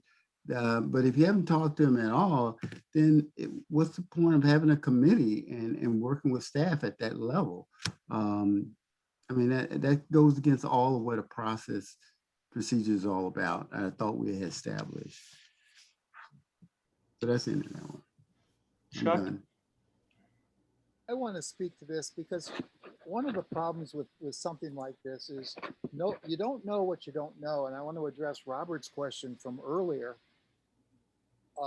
Yeah, it seems like we do have some problems from time to time. We find out when the county does an audit of our IT system that we have some structural weaknesses, and then people work on them and so forth. I think what we're trying to do here is hire a trained eye to come in and look around and just say, ooh, from our experience and from what we've heard here, you may want to look at X, or this is what you're doing, but I think there's some alternatives here that would be better, would cost less, whatever it might be. And it doesn't necessarily have to be problems. It could be just one of those reassuring things that said, we took a look at this and it seems to be done very well, and it's working, or whatever. And I think, boy, I'll tell you, anybody who has heard discussions over the last 5 years about our reserves and our financial things would have been surprised by the presentation tonight, where we learned things, at least I learned things, and I've been on the finance committee for a number of years. I learned things I had no idea about. And I think we can always learn something from a trained professional eye. And if we go to the people who are doing these things all the time, they're as blind as we are because they do it the way they do it and they don't know the other ways of doing it. So I think for a relatively small amount of money, we can have a view, and I think there are areas that are identified. Fleet management was one. Unfortunately, we end up looking at these things only when there's a proposal on the table. We want to buy a truck. Okay, what about the repair? And then we get into these things that we should have been doing all along. Facilities, we're in the middle of a bunch of facilities. Is it true, the chief suggested tonight, that we could only build one facility at a time? That's not necessarily true. If we felt we needed 2 or 3 facilities, we could probably do that. What would we need to do? I think we ought to find out. But we're talking about an organizational structure. The chief is dealing with one piece of it tonight, but I'd like to see how, do we want a civilian for that position? Do we want a uniformed person for those positions? I'd like to hear how other people do these kinds of things. And I'll tell you, even when we were doing our search and reading the RFPs that were put out by the search firms, I learned a whole lot just from reading the RFPs that were put out about different ways that things can be done. So I think a management audit could tell us things we don't know, or it could tell us everything was wonderful and we don't know until we do it. But I don't think this will be very expensive. I mean, I expect it would be under $50,000, and I think we would learn a lot from it. I would like to suggest something that takes into account Robert's comments and the chief's comments, and ask you to consider it, Rob. Is it, could the board authorize or even require that a management audit be conducted? The details of it, those items that will be examined will be arrived at after a discussion with the chief, with Manny Navarro, who's just into the accreditation. He would have a lot of insight into the processes and systems, internal processes and systems, and would be able to compete. So I mean, we could direct the chief to initiate the process with the details to be determined. So I would ask you to consider that. Virginia, then Robert. So the other thing that I'm wrestling with is how much is this going to cost? We're putting out this RFP. I mean, do we have cost parameters? I mean, we're supposed to be watching over tax dollars. We've been so careful about this so just to do this because you feel like doing it without even understanding the cost, is a little troubling to me. We're supposed to be watching over a lot of things, process, tax dollars. I mean, if you want to just do this because you want to do it, I mean, just admit that so that people know that you don't really care about money and you don't care about process and that this is just something that you want to do. I mean, at least that's more transparent to the public. So I'm just saying, I'm not against something like this. I am troubled by the fact that we're not understanding the cost. We're not understanding the parameters because they haven't talked, the strategic planning committee hasn't talked to the chief or staff about what we should be looking at. Or I'm not even sure how we're fitting all of this into our strategic plan as a board. I mean, I guess it just doesn't matter because 3 people want this. I think it's a pretty corrupt process right now. And so that's what I'm concerned about. There's no structure around this. We were supposed to talk about the purpose of this. I'm not even sure we had that conversation. So I'm just troubled by this whole process that we haven't even had this conversation of the purpose. And now we're going to a proposal that doesn't even have a cost structure around it. And we're supposed to be the fiduciary of tax dollars. Robert, then back to Chuck. Sure. Thanks. To me, it seemed like the process it should have been and it can be, and I agree with you, Jim, that I think that this needed to be referred back to the committee with the understanding that the committee will talk to staff, which is chief, our fire chief, and chief would bring in whoever else he needs to bring in to begin to answer those, whatever questions and areas there are that information is readily available. And once that conversation has taken place, I think the committee, along with the chiefs, can sort out what information they can then bring forth back to the board and say, here's the areas that we can get information.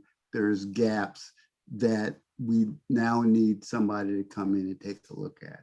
I think that was, to me, it would solve a problem of, one, not exploding the budget, the cost for putting together such a study. If we can reduce the amount of areas that, and we know that reduce the amount of areas someone look at will reduce the amount of time and money expenditure. So once that had occurred, then the proposal, I think, will come back to the board and you will hopefully some clarity as to the essential items that really need to be looked at, rather than shotgunning and costs go out of sight. So that's my recommendation. Hey, Chuck? I want to object to Virginia's use of the word corruption here. This is an accusation that's way out of line, has no foundation whatsoever, and just really is wrong. Virginia, I just have to say to you, and I don't want you to respond because I'm the one who's speaking now, but you just made a motion to approve 3 new battalion chiefs, and there wasn't any financial section in there. There was no budget, and there was no mention of the cost. So it is just utter hypocrisy for you to suggest that because we don't know what an RFP is going to cost, that that's somehow corruption. And I want to object to it. It's way out of line, and it's not acceptable in this meeting. Okay. Rob, I don't know if you have any reaction to my comments that we Well, we could take action to direct the chief to do a performance audit. And let the chief and Manny Navarro and some of the staff identify those critical items that should be evaluated. But it would be saying, yes, the board finds value in doing a performance audit, and we're going to leave, there'll be discussions between the strategic planning committee and staff on just what those items will be to be examined, that need to be examined. So. Hey, Yeah. Jim, I couldn't hear the last part of what you just said. I'm sorry. You kind of mumbled out. So they go back to, so that the committee and the chief and Manny Navarro and staff would negotiate the items that would actually be examined. So Chuck, I saw your hand. Yeah, I was just going to say both the chief and Manny were in the, I believe, both of the strategic planning meetings where this was discussed previously. So I think they have participated. Well, We weren't, just to be clear, we weren't asked to be involved in the discussion. I mean, when that came to the committee, it was pretty much passed through fairly quickly. I mean, we hadn't even had a chance to read. It's different than what it was before. So Okay. We haven't had any time to really look at it either. And it would be Chief Schaefer as well, who's the deputy chief. All right, Robert, did you have a comment? Yeah, I can support the idea that you're talking about, Jim, because I think that's the only, it seems to me that the very convenient as well as process oriented kind of direction that we need to kind of focus on, because I think there will be some value that they will be able to glean from just the chief, just this list alone. I mean, I don't think we're talking about another list. This list alone, being able to kind of help see what information available, what's not, and then we come down to the core thing of a RFP that we need to send out to solicit at that point. So I can support that idea. Okay. Again, I would ask the committee, do you have any reaction to what I said or Robert said, or does your understand? Well, Jim, let me just address one of the items, and there's no problem with the chief's participation if he provides whoever's doing the independent either audit or inspection. I mean, it should be a joint effort. When we're looking at fleet management, I'm sure that they have the documents that are involving fleet management, which we identified here. The chief or a staff person would have to provide them to whoever's doing the inspection or the audit. As to facilities, it's the same thing. I mean, this process isn't just someone going in there haphazard and going through all the items. It's a joint effort between the organization, the chief and his staff, and an independent auditor or contractor going through and seeing that items 1 through 5 there, which is what's identified, ensure compliance with acceptable laws and established district policies and procedures. Right. So if we're looking in a training function, let's say, are we compliant with the California Fire Marshal standards for firefighters? Okay, I would say we are, because we're one of the best trained fire agencies.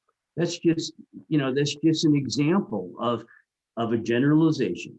Do all truck operators have a California driver's license? What is it, a class 1 driver's license if they drive a fire truck? I mean, those are things that, are we in compliance with item number 1, which is ensure compliance with acceptable laws and established district policies and procedures? Rob, can I pardon the interruption, but it occurs to me as I listen to you, if the proposal is to issue an RFP, that is a request for proposal. So you go out to the management companies that do this type of work. You say, this is what we want done. What is your proposal to do this work? You know, this is not unique. It's not special. You know, they do this in a lot of different agencies. So we would then be able to evaluate the proposals that were generated. You know, what are the elements of a standard management audit for a fire agency of our size? You know, this is nothing special or unique. So I mean, if the proposal is to develop an RFP, then we'll find out what the people that do this type of work think, you know, should be evaluated. Hey, Jim, one thing, point of order, I guess.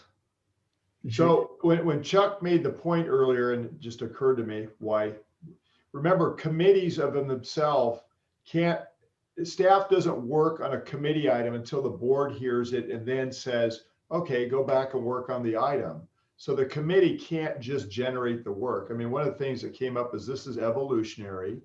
It's still obviously, you know, has parts of it that need to be responded to.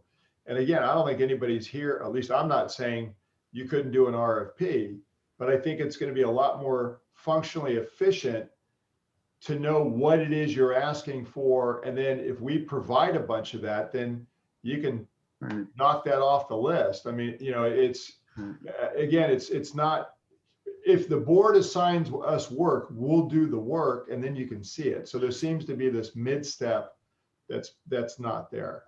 I don't know why we wouldn't take it. I think the intent, and here's what I hear, the intent is you want to know what you don't know. And I think that's always a good exercise, especially when someone new or more than one person new could be either coming into a position or the job, and then they'll have all that and the board will know where it lives to. Again, there's a motion and a second. So Rob, I don't know, after hearing this discussion, I don't know if you want to amend or if you think that your you know, current motion accomplishes what you want to. Well, I think it does. Okay, perhaps Michelle, could you repeat the motion? I have to approve a management audit inspection and put out an RFP. All right. Rob, does that reflect what your motion? Yeah, that's fine. Okay. All right. All right. Is there any further discussion on this item? All right, is there any public comment on this item? Anybody would like to provide public comment, please raise your hand, or you can, if you called in, you can use *9. Okay, seeing none, I'll go ahead with the roll call. Director McLaughlin? Please. Director Bernstein? Aye. Director Jones? No. Director Crawley? No, because I want to make it known, I don't think it's very clear what the proposal is going to be, and I don't think that the process was valid. Director Solano? Aye. Director McLaughlin? Aye. All right. Moving on to the next item. Item 14, provide direction to staff regarding the development of board policies needed to potentially provide funding to various volunteer organizations. Harold? Yeah, Director. So actually it's to the committee because we presented to the committee. I know there was a lot of discussion about this. So I don't know if, I think Director Crawley is the chair. Am I correct? Yep. So Virginia, if you want to have some discussion about it. Yeah, so we had our emergency preparedness committee and had quite a group and discussed, you know, how we could support our volunteers. And we had, I think Andres was there as well. And so basically, you know, you can see in the background that there was this CCM organizations, which probably never, well, it says that they never met this vision of, you know, how to deal with volunteer emergency preparedness and, you know, really get that group, these groups going and coalescing and, you know, working with the district and as a district-wide group. But then we also have these individual volunteer groups within the various jurisdictions, ADAPT in Atherton, MPC Ready in Menlo Park, REPACT in East Palo Alto. And actually now we also have a group in North Fair Oaks, which deals with block action teams. This is with the North Fair Oaks Community Alliance, which is not the same thing as the North Fair Oaks Community Council. So they actually, this alliance group spoke as well, just to kind of give us an update on what they were doing. And so basically what the staff did was ask the Emergency Preparedness Committee to consider these 7 things that are in the staff report now. And I mean, I don't know if you want me to read them, but I can go through them if you want. And well, let me go through them. Number 1 is, what should the eligibility standards be? This is for funding, funding for these groups. So what would the eligibility be standard? What would be the eligibility standards, excuse me? Number 2, would other community organizations such as churches, community service organizations, homeowners associations be eligible? 3, would the funds be how would the funds be allocated? A, based on project submissions, or B, allocated equally to each group? 4, should equity between communities be considered? 5, what risk could the district be assuming? A, if district provided equipment was being used and someone was injured, could the district be sued? 6, by accepting public funds, what risks could the volunteer groups be assuming? A, what personal risks would their leadership potentially face? Or B, would they be subject to public disclosure? And number 7, how would the district ensure that the funds are being used properly? A, what audit and or disclosure requirements would be required of the funding recipients? Or B, how would we measure effectiveness of the funding? So I had suggested that, you know, since we've never really had just everyone talk about how they would want to use the money or how they think that they should be able to get the money, that we could have just one study session that's open to the public, structured around, you know, a community group discussion of these 7 questions and just get open feedback. I mean, we'd probably only need 1 meeting.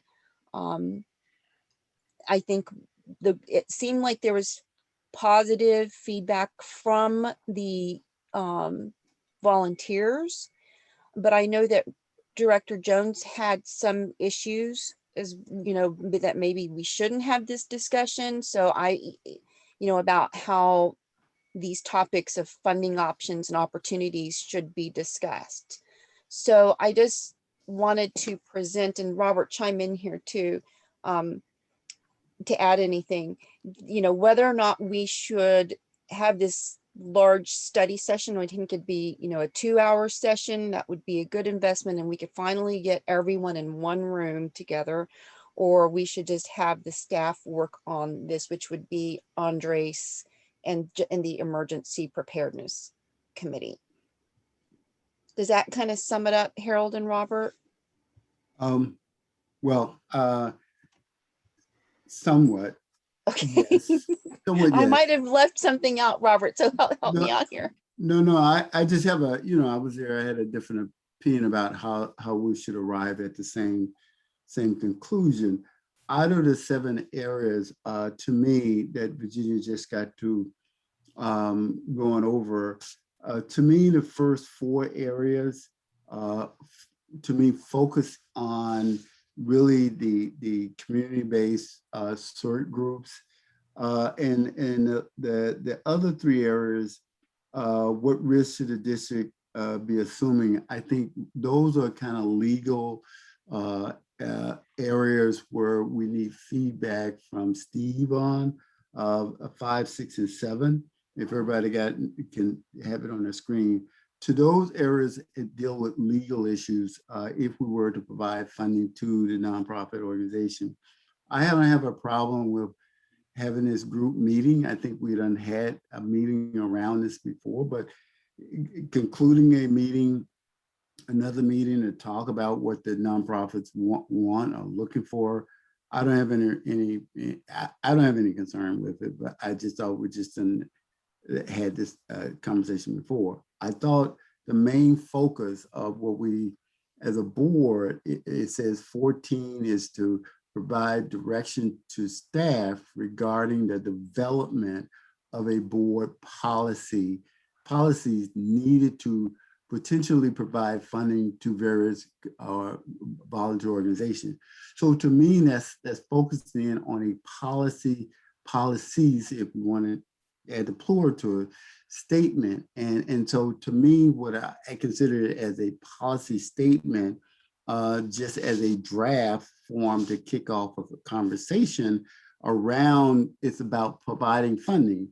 And what this draft that I have, and I'm sorry I didn't put it in writing so we can see it, it says the primary purpose of providing funding to various volunteer organizations or to community emergency response teams, CERT, community volunteer groups, would be to allow the program to enjoy greater autonomy, which includes managing its own annual spending and accounting while maintaining a long-lasting and coordinating working relationship between the CERT program and the fire districts. To me, that's a broad, the statement encompass, I think, what one is providing a mechanism for the board to be able to allow funding if the groups fall within that parameter. Now, there are procedures and there are processes that will need to come out of that, which I think could be developed by staff. And I'm talking about Andreas and the Office of Emergency Management Group can develop those steps and process. And I think Andreas they have started by offering a form, a journal form that depicts, asks certain questions about the organization that the groups have to fill out. But I think there are other steps that are involved. So to me, there's two areas. One, it has to do with what the actual group wants to do and wants to accomplish, and then there's the legal aspect. How can they do it? So this policy statement, the policy that I just read you, kind of encompass all of that, that can begin the process of developing the procedures for the groups to acquire funds. Because one of the things that we have not looked at, the organization have not looked at, we got to decide whether they're going to be an unincorporated group, unincorporated association, or are they going to be a corporation? And that corporation falls into two categories of for-profit and nonprofit. And then we need to look at other areas around that. So that's a conversation the board really needs to have. And the groups really need to understand in order to receive funding. But it kicks off with just a policy statement that I have read to you that I think will go a long ways. Then the second part of that, and I'm gonna turn this loose, that the recipients of district funding should be a public benefit corporation, which is formed for any public or charitable purpose, because there needs to be accountability for. There will be some liabilities. Who's going to assume that liability? The nonprofits, the community groups, because there may be errors in the mission. Who will cover that? As a formalized group, having its own for-profit, a nonprofit organization, or thereof, connected with someone else who may have a non-501c3, can be shielded from any errors in a mission. Are they still going to have to get insurance? But who's gonna board that liability? Will the district board, will we as a board in the errors of mission from these groups, or will the group, because of their independence, bore that type of liability themselves. And typically that's what happens when a nonprofit comes into being, or somewhat quasi nonprofit come into being, that they will be take on those responsibilities. So those are the kind of detail that I think Steve needs to help us as a group to kind of understand as a board, so we can finish or either tear what I just got put together the policy or add to it or whatever it wants to do. But it needs to start with that. So that's where Virginia and I kind of differ a little bit. Yeah, but I haven't seen the policy, Robert. Can Virginia? you I just send it? wrote it. Virginia, Yes. Okay. do you have comments, Virginia? Or? Oh, yeah, sorry, Jim. I haven't seen the policy. This is the first time I've heard about it. So, I just wrote it yeah. yesterday. Okay. Chuck, did you have some comments? Well, not so much a comment as really a question for the two committee members. I'm looking at item 15 here, where we have a proposal before us, but there was no proposal included, so I couldn't, or at least I didn't copy it. Maybe that's the problem. After I got to 300 pages of printing, I stopped. But number 15, I assume the Emergency Preparedness Committee has read this Constant Associates proposal. We're not there yet, are we? No, I know number. we're not there, but what I'm saying, Oh, what I'm trying to say here is, it strikes me, and maybe I'm wrong, that we should give direction to staff after we get information from this study that may approve tonight. We may not, but assuming we approve it. And I'm wondering what you think of what I just said. I mean, did you want staff to do something before we get information from the consulting firm? Or could the proposal to have a community meeting wait until after we've gotten this report, and we could share the whole report with the community and then discuss how to proceed from there? Virginia? Okay, so Chuck, that's a really good question. So here's the thing. Item 15 does have a staff report. So I don't know what happened with your copy. So, but the proposal, without, I don't want to go to item 15, but one of the reasons that I wanted to just have this big group discussion, was that we were going to have this. And so Robert is correct that that we were going to have this in-depth evaluation of our program. And so Robert is correct that he was focused on the first 4 questions. I was focused on the 7 because I felt like we needed to have a broader discussion. And so I was trying to get input from the volunteers, maybe that input could go into that feedback would be going into the evaluation. I mean, we have, I think, well, we haven't even started that. We're supposed to approve that other piece tonight, but I was hoping to have a broader discussion before we got into the nitty gritties. I don't know if that makes sense to you. I think in terms of any policy statement, that's what it is. This could be a draft statement. It can be a guiding principle for even the consultants as they are going through their evaluation, to begin to look at it to see if the board initial thoughts around a policy makes any sense or not. Because I think this group wants to be able to kind of put in or add to any policy that they feel will advance the cause and the purpose. And that purpose now is pretty clear. A policy needed to potentially provide funding to various organizations. And that's all this initial thing that I wrote up was. It's an idea, it's a policy. It may need to add more meat to the bone, or it may be stripped away. But the essence of what over the years, what I and knowing about, EPREP and what they're trying to accomplish, this is very ballpark. And that's what policy is, a very broad stroke at what a concept, an idea that a body may want to have as a way of screening folks in and out.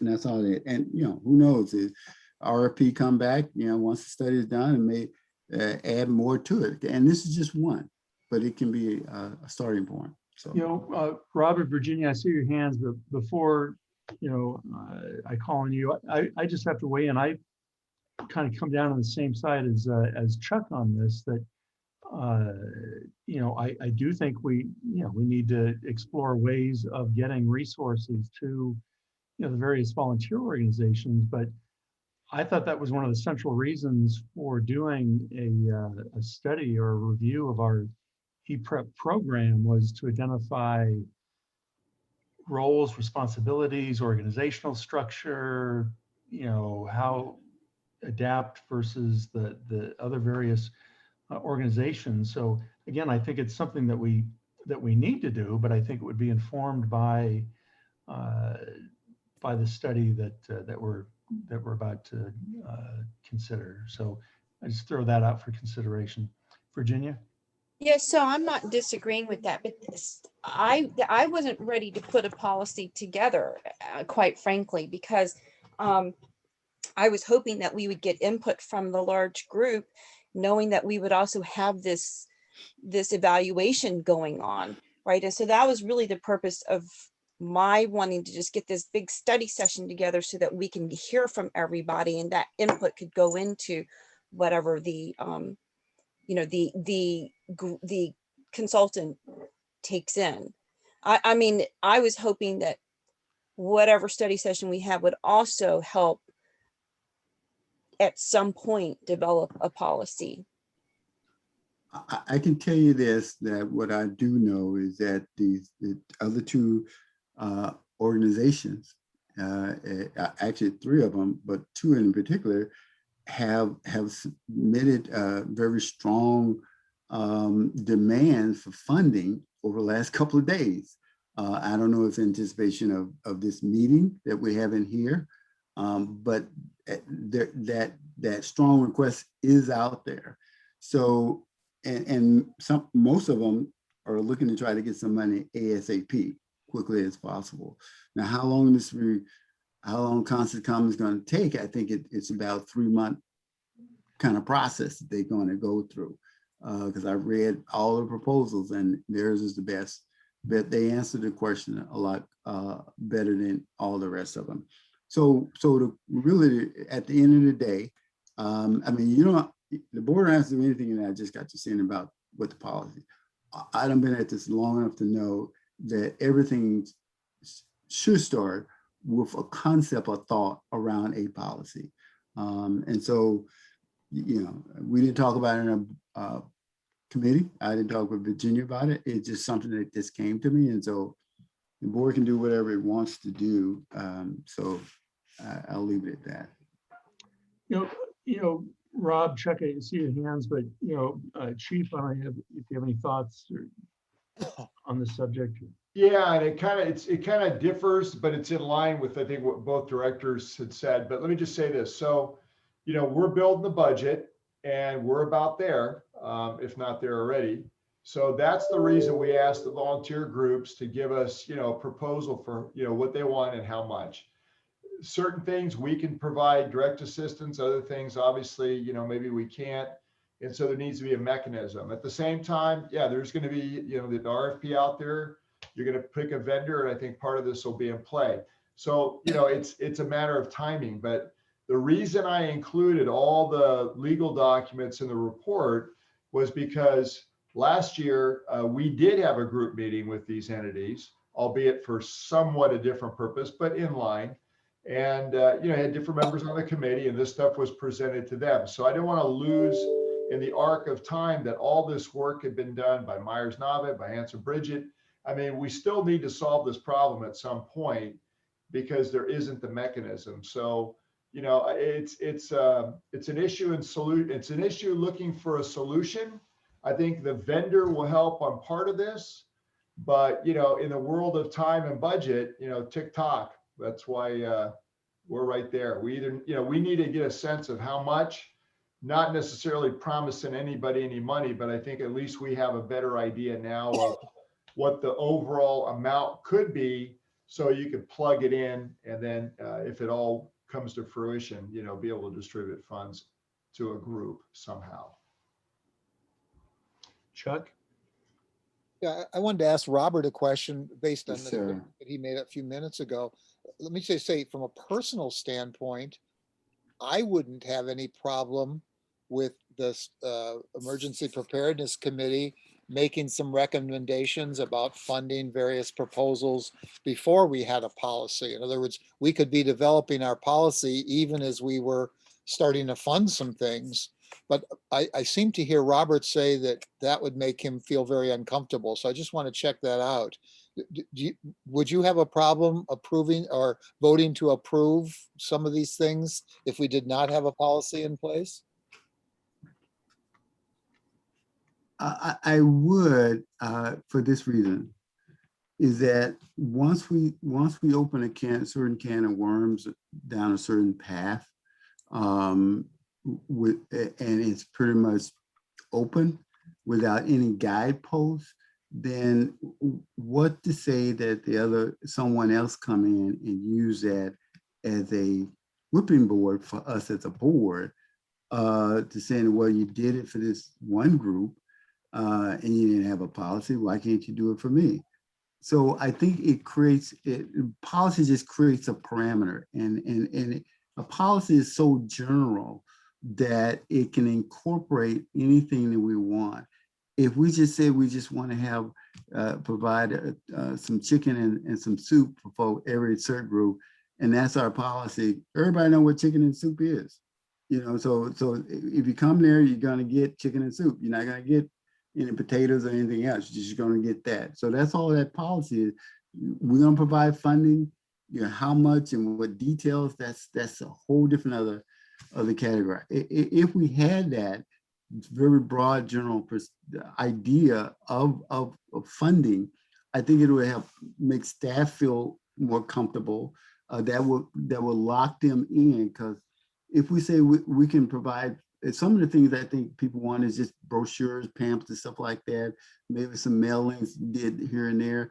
That's great, but yet it's still gonna, other people may want other things, and I think we can just start down a road that I don't think we really want to, without having some idea of who is actually going to be entitled to ask for it.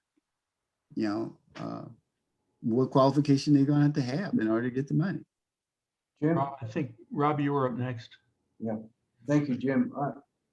Did the Office of Emergency Management for our district, I know Chuck and I worked on this committee for like a year. Did they ever come up with a form, Robert or Virginia, that these volunteer groups could fill out if they needed funding and purpose? And they were supposedly had a draft of that. And all done, Rob. It's all done. It's all done. They got it. They've submitted. Okay. They've submitted requests. We know another group wants a cash. We're working on that. I mean, and there's things to what Director Jones just said, where we can, one of the things I've heard is pamphlets and manuals. We can do all that and just give it to them in bulk. So there's low hanging fruit, but there's always, as you know, because you guys dealt with it, the bigger issue, right? To Robert's point, how do you give them, they all want radios, right? So that's not cheap. How do you do that? So those are more difficult, right? Yeah, Jim, could I continue? Yeah, Rob. Yeah, okay, so we have the form. Do they have if let's say the district gives them $20,000, Harold, and do they have not only are they a nonprofit, but do they have a sponsorship within their community the way, let's say, Atherton, like ADAPT does? They have Atherton PD. I know Lynn's working on the Menlo Park sponsorship, or with either the city manager, or now they're getting a new police chief in. And when we had our joint meeting, I had asked Staller directly if they were providing, support and sponsorship to Menlo Park Ready, and she said that they didn't have a contact person. It's a two-sided question. Is ADAPT a 501c3? Yes. So they're established. You can do something with them. But again, you need a policy, right? At the same time, I don't know what Lynn is because I've never seen a affiliation. They're not a 501c3, so I don't know what that is. And I think that's part of the struggle with the city of Menlo Park too, is trying to identify what is this, how would it work? Who's, where's the official articles of incorporation or whatever it's going to be. That's not clear. But Harold, but then if we give them $15,000 to that organization, where's the money go? Into somebody's bank account? Well, that's the whole point right here, right? That's Right. the sticky part. That's the point. Right. I like to bring this- I have a question for you, Virginia. I'm a little confused. When I read the agenda item, it's to provide direction to staff about developing board policies. But then I've heard you mention convening a meeting of interested parties. Is that inherent in that? I mean, would you? Or do you Yeah. see that- So do you see that being a joint combined effort? Yeah, I agree. It was a little confusing because I was looking at establishing policies based on the feedback that we got from the at-large group. So that was my vision. And also, to use that as input also for the consultants that we're going to hire. I think that input is going to be important, since one of the prongs, one of the groups that we're going to be hearing, or I guess that's going to be written about, is this volunteer group, right? There are 3 different groups, stakeholder groups. It's the internal employees in the department, in the OEM area, the governmental entities that we work with and have contracted with, and then the volunteer group. So I wanted to get that study session so that everything could be out there. And I thought that we would put together policies based on that input. So Rob asked a question too. So Rob, just so you know, well, first of all, did that answer your question, Jim? No, before I leave that, if I go just a little bit further. Yeah. Is that effort part of the Study? The RFP contained in number 15?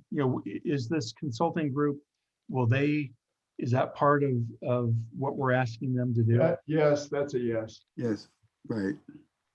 Okay.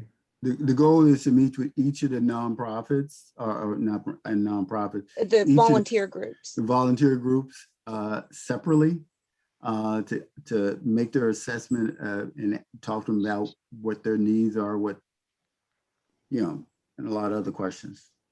Okay. And so I thought it would be efficient that we all talked. And so Robert he wanted to focus on the first 4 questions, which I'm fine with, but I also wanted I didn't want to focus on the first 4 questions. I wanted to focus on the policy. I just broke them up, and there's 2 areas, the first 4 and the second 3. Right. I'm talking about in the meeting, in our e-prep meeting. You would mention the first 4, and I wanted to look at all 7 questions because I felt that kind of what Rob was saying, we needed to have the volunteer groups understand what the constraints are as well, like the liability issues, possible liability issues. I mean, I don't know. So that was why I wanted to look at the 7 questions. Could I suggest something? Could we go to item number 15? And, would that help us in addressing 14? If there's no objection to that, because I think 15 is going to be an easy one for us. Yeah, but can I just ask one quick question for the attachment C in item 14? It was the letter from Hanson and Bridget. I'm assuming that this letter was written in 2020 and not 2021. Is that correct? It's the draft memorandum. Yeah, so we submitted this draft in September of 2020, but I guess the document had an automatic date stamp that gets updated. So every time you look at it, the date advances to whatever date you happen to be looking at it. But its date is September 2020. Okay, okay. That means it's always good. Okay, what? If we could temporarily suspend our discussion of item 14 and go to number 15. Yeah, that's fine. I just wanted clarification on that because it was an addendum to this, which I think would affect how I would think through things, but yeah. Do you want to make a motion regarding item 15, Virginia? Yes, so I move to, that we look at item 15 first right now, and then we'll come back to item 14 after we just make a decision on item 15. No, I'm sorry, I wasn't clear. Do you want to make a motion to Oh, approve sorry. number 15? Okay, yes. So, yes, hold on. Sorry, I thought you meant to change. To I switch up wasn't the clear. I agenda. wasn't being clear. Yeah, so I will make a motion to approve a resolution authorizing the fire chief to execute an agreement with Constant Associates to conduct a review of emergency management and community preparedness services provided by the fire district in an amount not to exceed $55,000. Is there a second? Second. Okay. Any discussion on this item? All right, any public comment on this item? Michelle, would you call the vote? Michelle? Sorry, I'm here. Director Bernstein, Aye. Director Jones, Aye.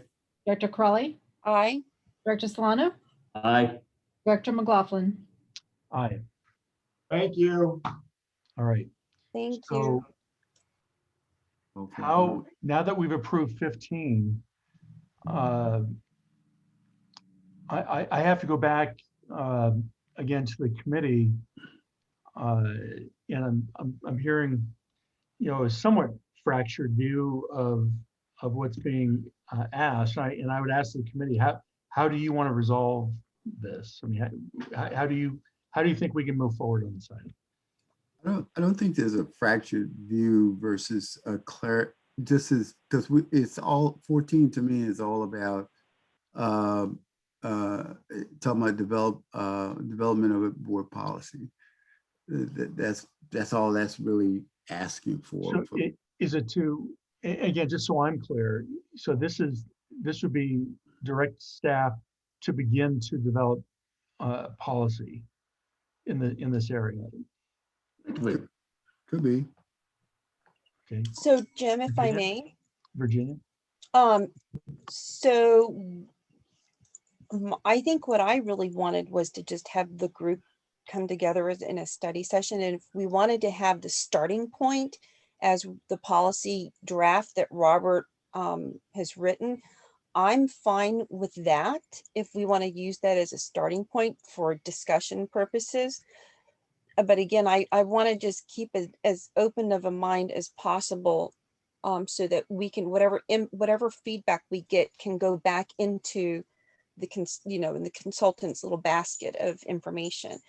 Because I actually read number 2, the second recommendation of providing direction to staff regarding the development of board policies, to mean that we would gather feedback from the groups as well, and that we would all, kind of come up with a policy after the committee would come up with a policy after the group discussion. But I'm happy to start with Robert's policy, but I would want to have a larger study session to get the group's input as well, since they're going to be affected by it. I just yield. I think we just need to hold off on what I put together until after we go through this study session group meeting that Virginia's talking about.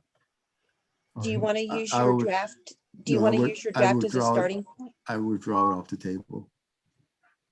It's off the table. So Virginia, again, I would just ask, is doing a study session, is it complementary to the study that we just authorized? You mean the review? Right. Yeah, I think it can be, yes. Right. It doesn't have to be, but it can be. That was what I was hoping. Well, we wouldn't want it to be in conflict, right?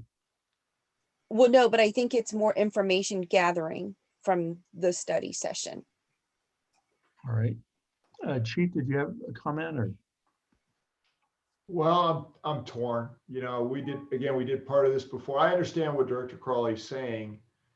I can tell you my staff is concerned about yet another meeting where, they're going to get bombarded with some feedback. And last time it wasn't a pleasant experience, obviously, not that it has to be, but I thought we're going the right direction, and I'm kind of like Director Jones. I mean, I'm not sure what we're going to get out of something like this. I think I know why he's pulling his proposal out, because then that thing's going to get shredded probably the way things have gone too. And that's not to be negative, but that's just been the reality. So, you guys are the board, and, we're talking about trying to give people money. I think, between legal, the consultant, and you and the staff, we got to figure something out here. And I don't know if the people that are going to get the money always should have all the feedback. But one of the reasons I gave you all the CCM information was purposeful.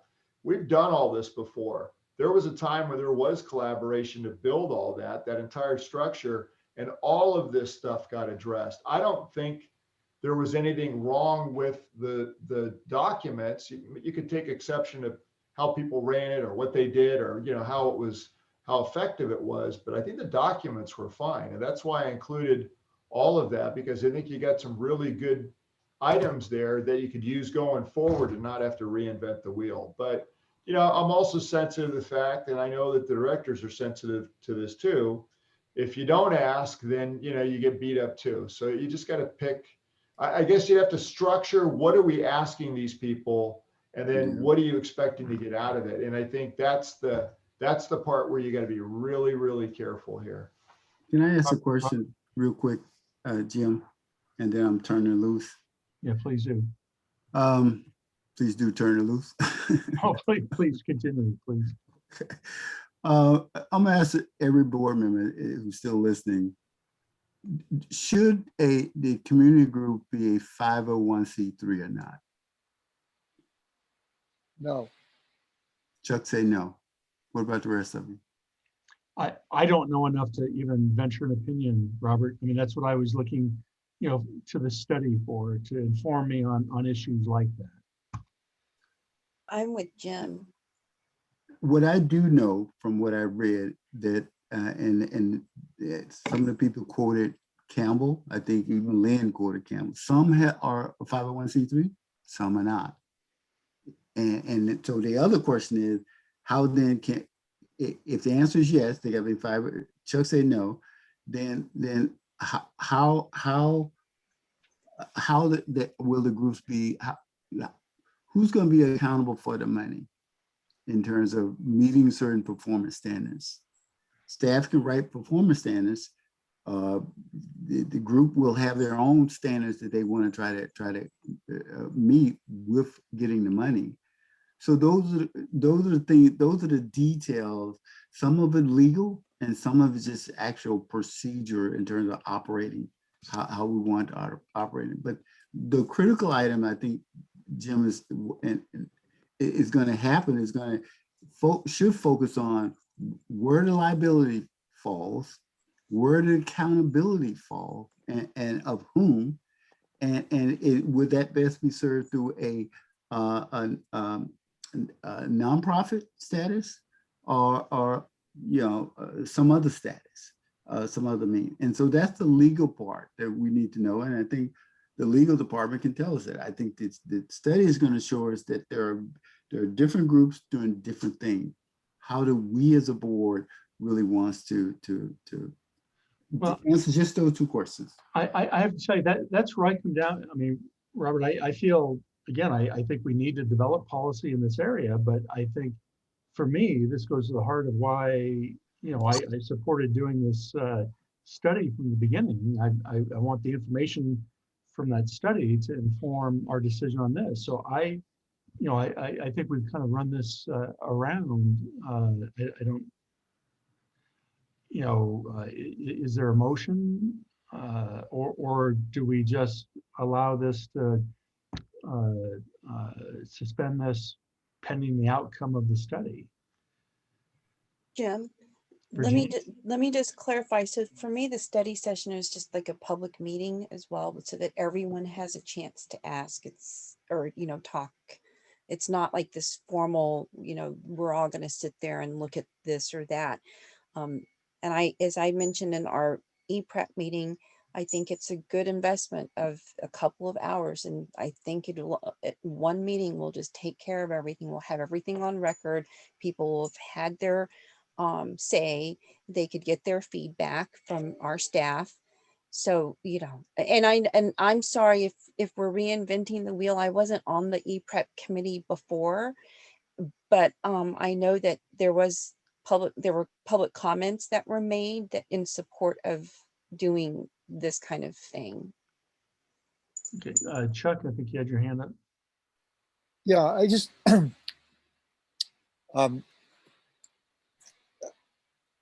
sometimes I think we worry about problems that really aren't significant problems. And I'll say that about 2 years ago, Menlo Park created a grants program for Bellhaven, and it just asked for proposals from anybody. And it gave away $5,000 grants, awards to people. And it would be interesting to know to what extent they've checked or verified that things were done or not. But, we worry a lot about this and, what about accountability and so forth? We're talking about relatively small amounts of money.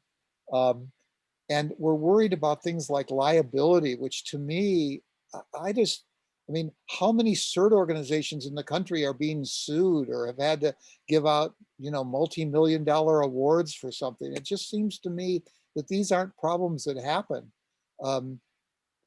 What we worry about is people who died because there was no one to stop the bleeding or there was no one to lift the bricks off them when the chimney collapsed. That's what we're worried about.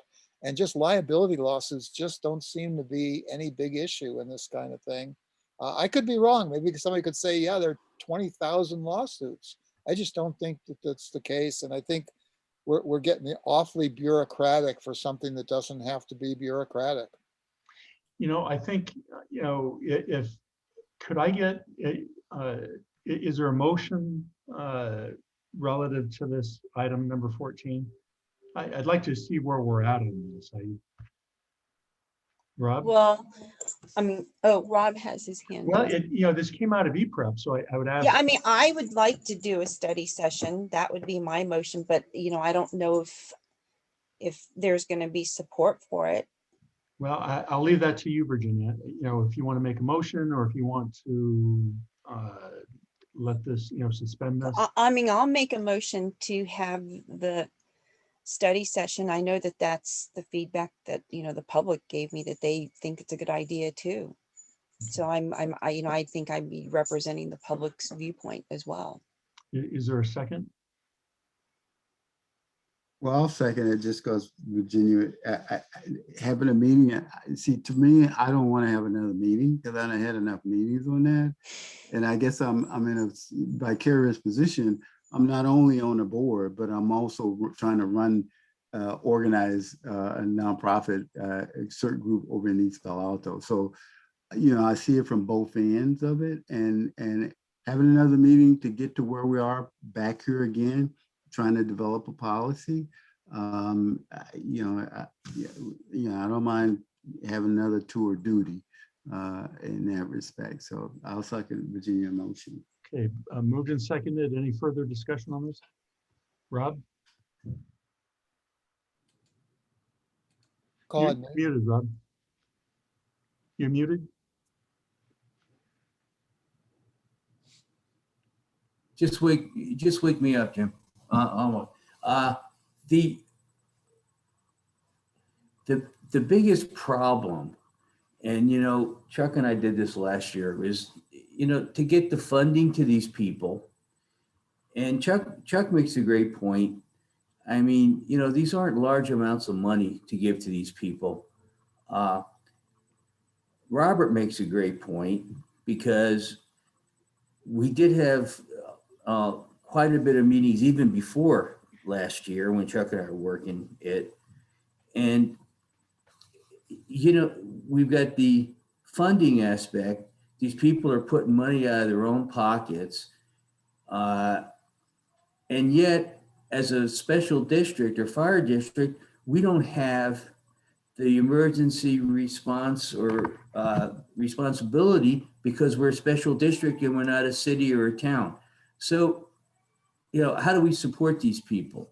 And that's why, you know, Chuck and I went forward with item 15 to try to get a request for proposal. We have that on the table.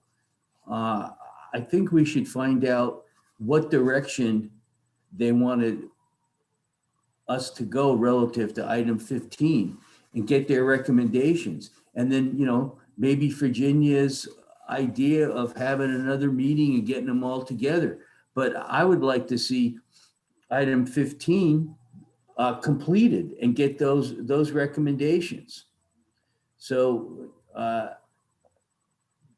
it's just, you know, these people are trying to do the right thing, and it's a tremendous resource that these volunteers are in our community. And I'm sure they're frustrated because of what's going on, because they're not getting the actual support. And a lot of that's not our fault either. So I don't know. Chuck?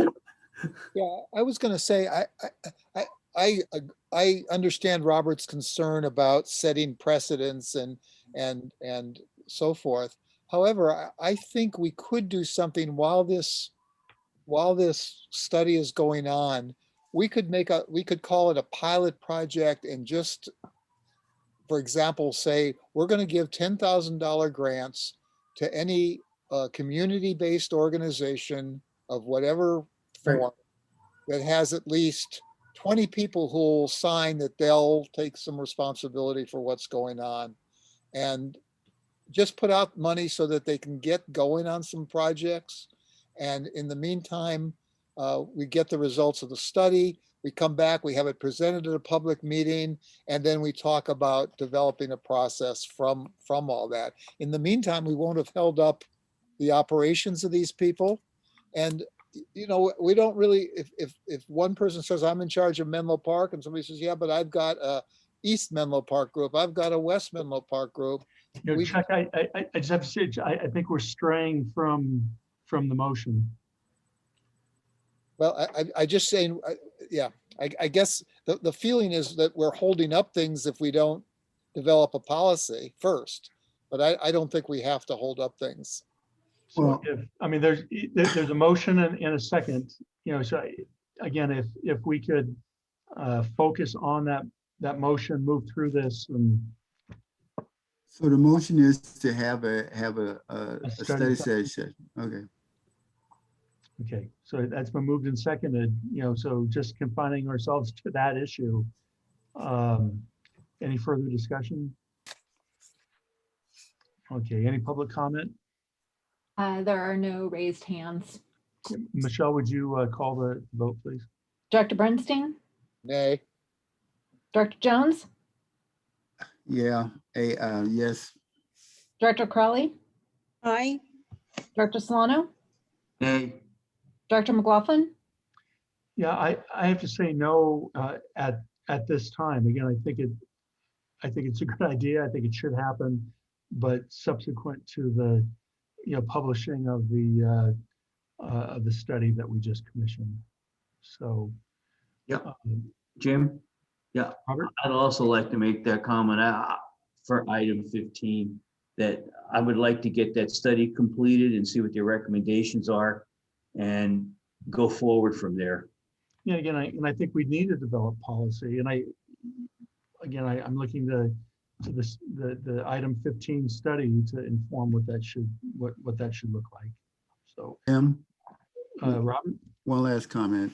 I think Chuck brought up an important and information, idea, thoughts that the groups are looking for, you know, right now, anything that the district can do, whether, and I think the chief mentioned it, that, you know, if they want something copied, they, you know, I guess their requests need to come into the district and they'll copy it. Some of the other items that I've seen, what the groups want is going to, again, take a little bit more thought from the district as to what should be a policy, and some of this information they want needs are right now.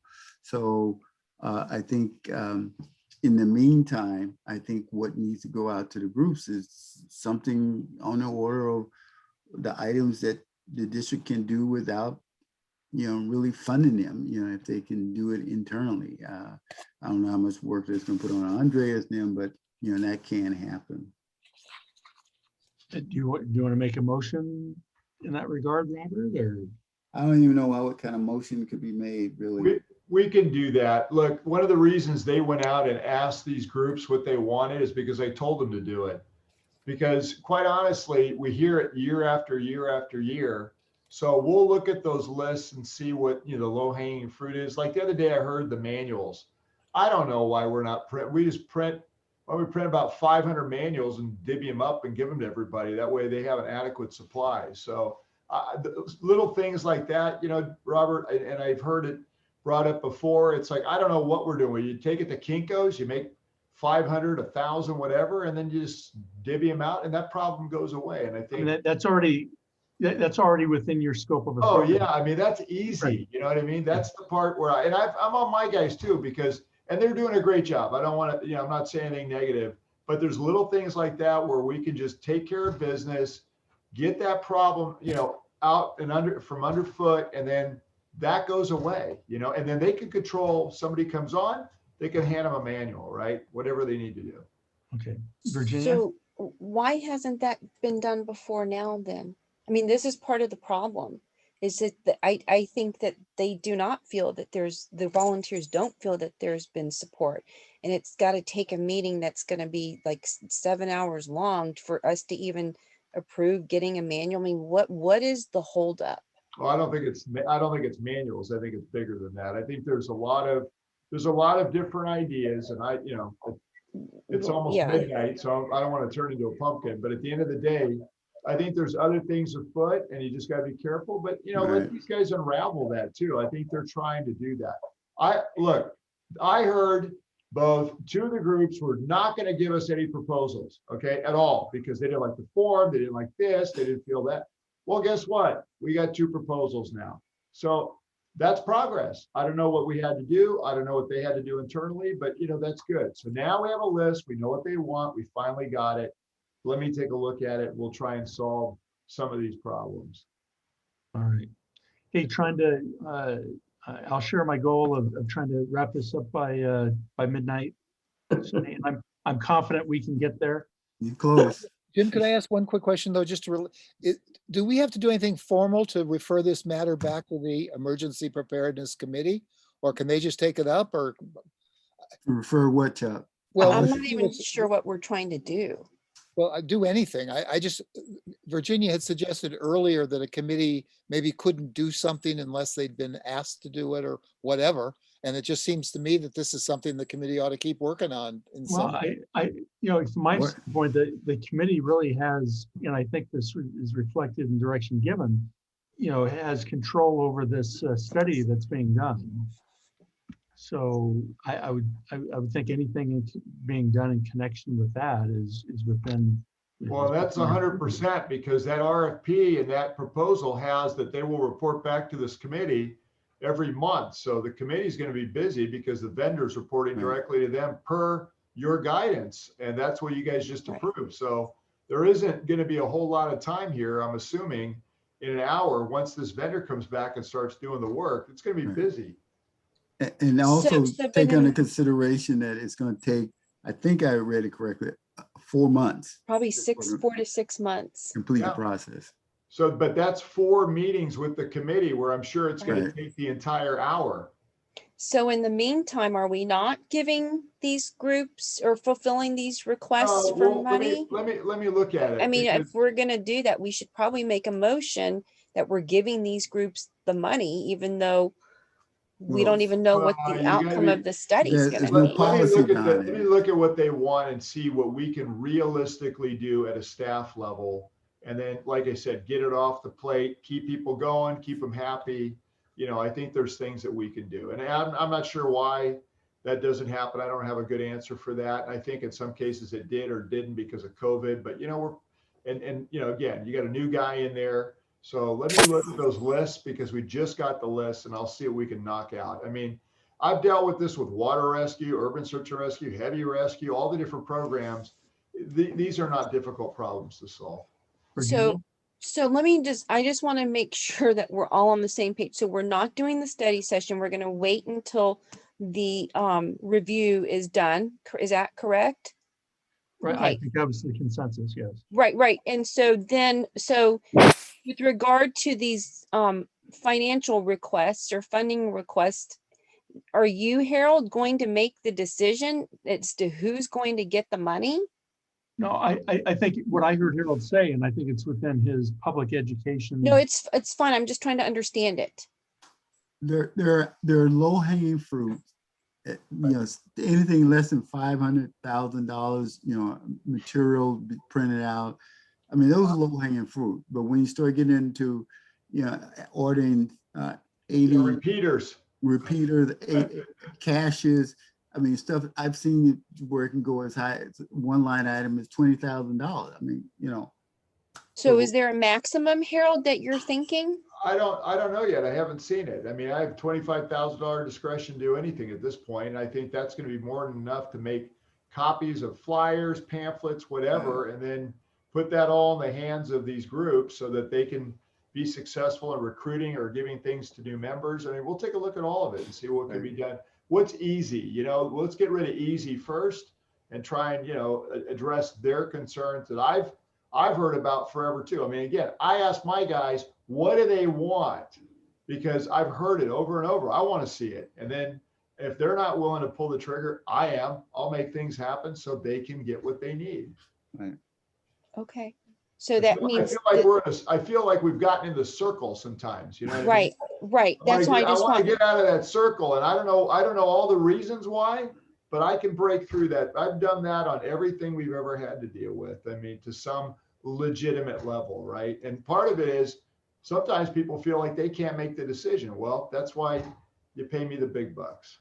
So basically it sounds like you've got $25,000 then that people can go after. Is that how I'm taking that? I mean, if it's in conformance with the public education program that already exists. Okay. We have a budget already. I have to look to see what we even have left in there. I mean, you know, again, I think our goal, and I think Director Bernstein is right on. I mean, let's just, I'm not talking about a grant, but I'm talking about get these people some of the things they need and let's get moving here, you know?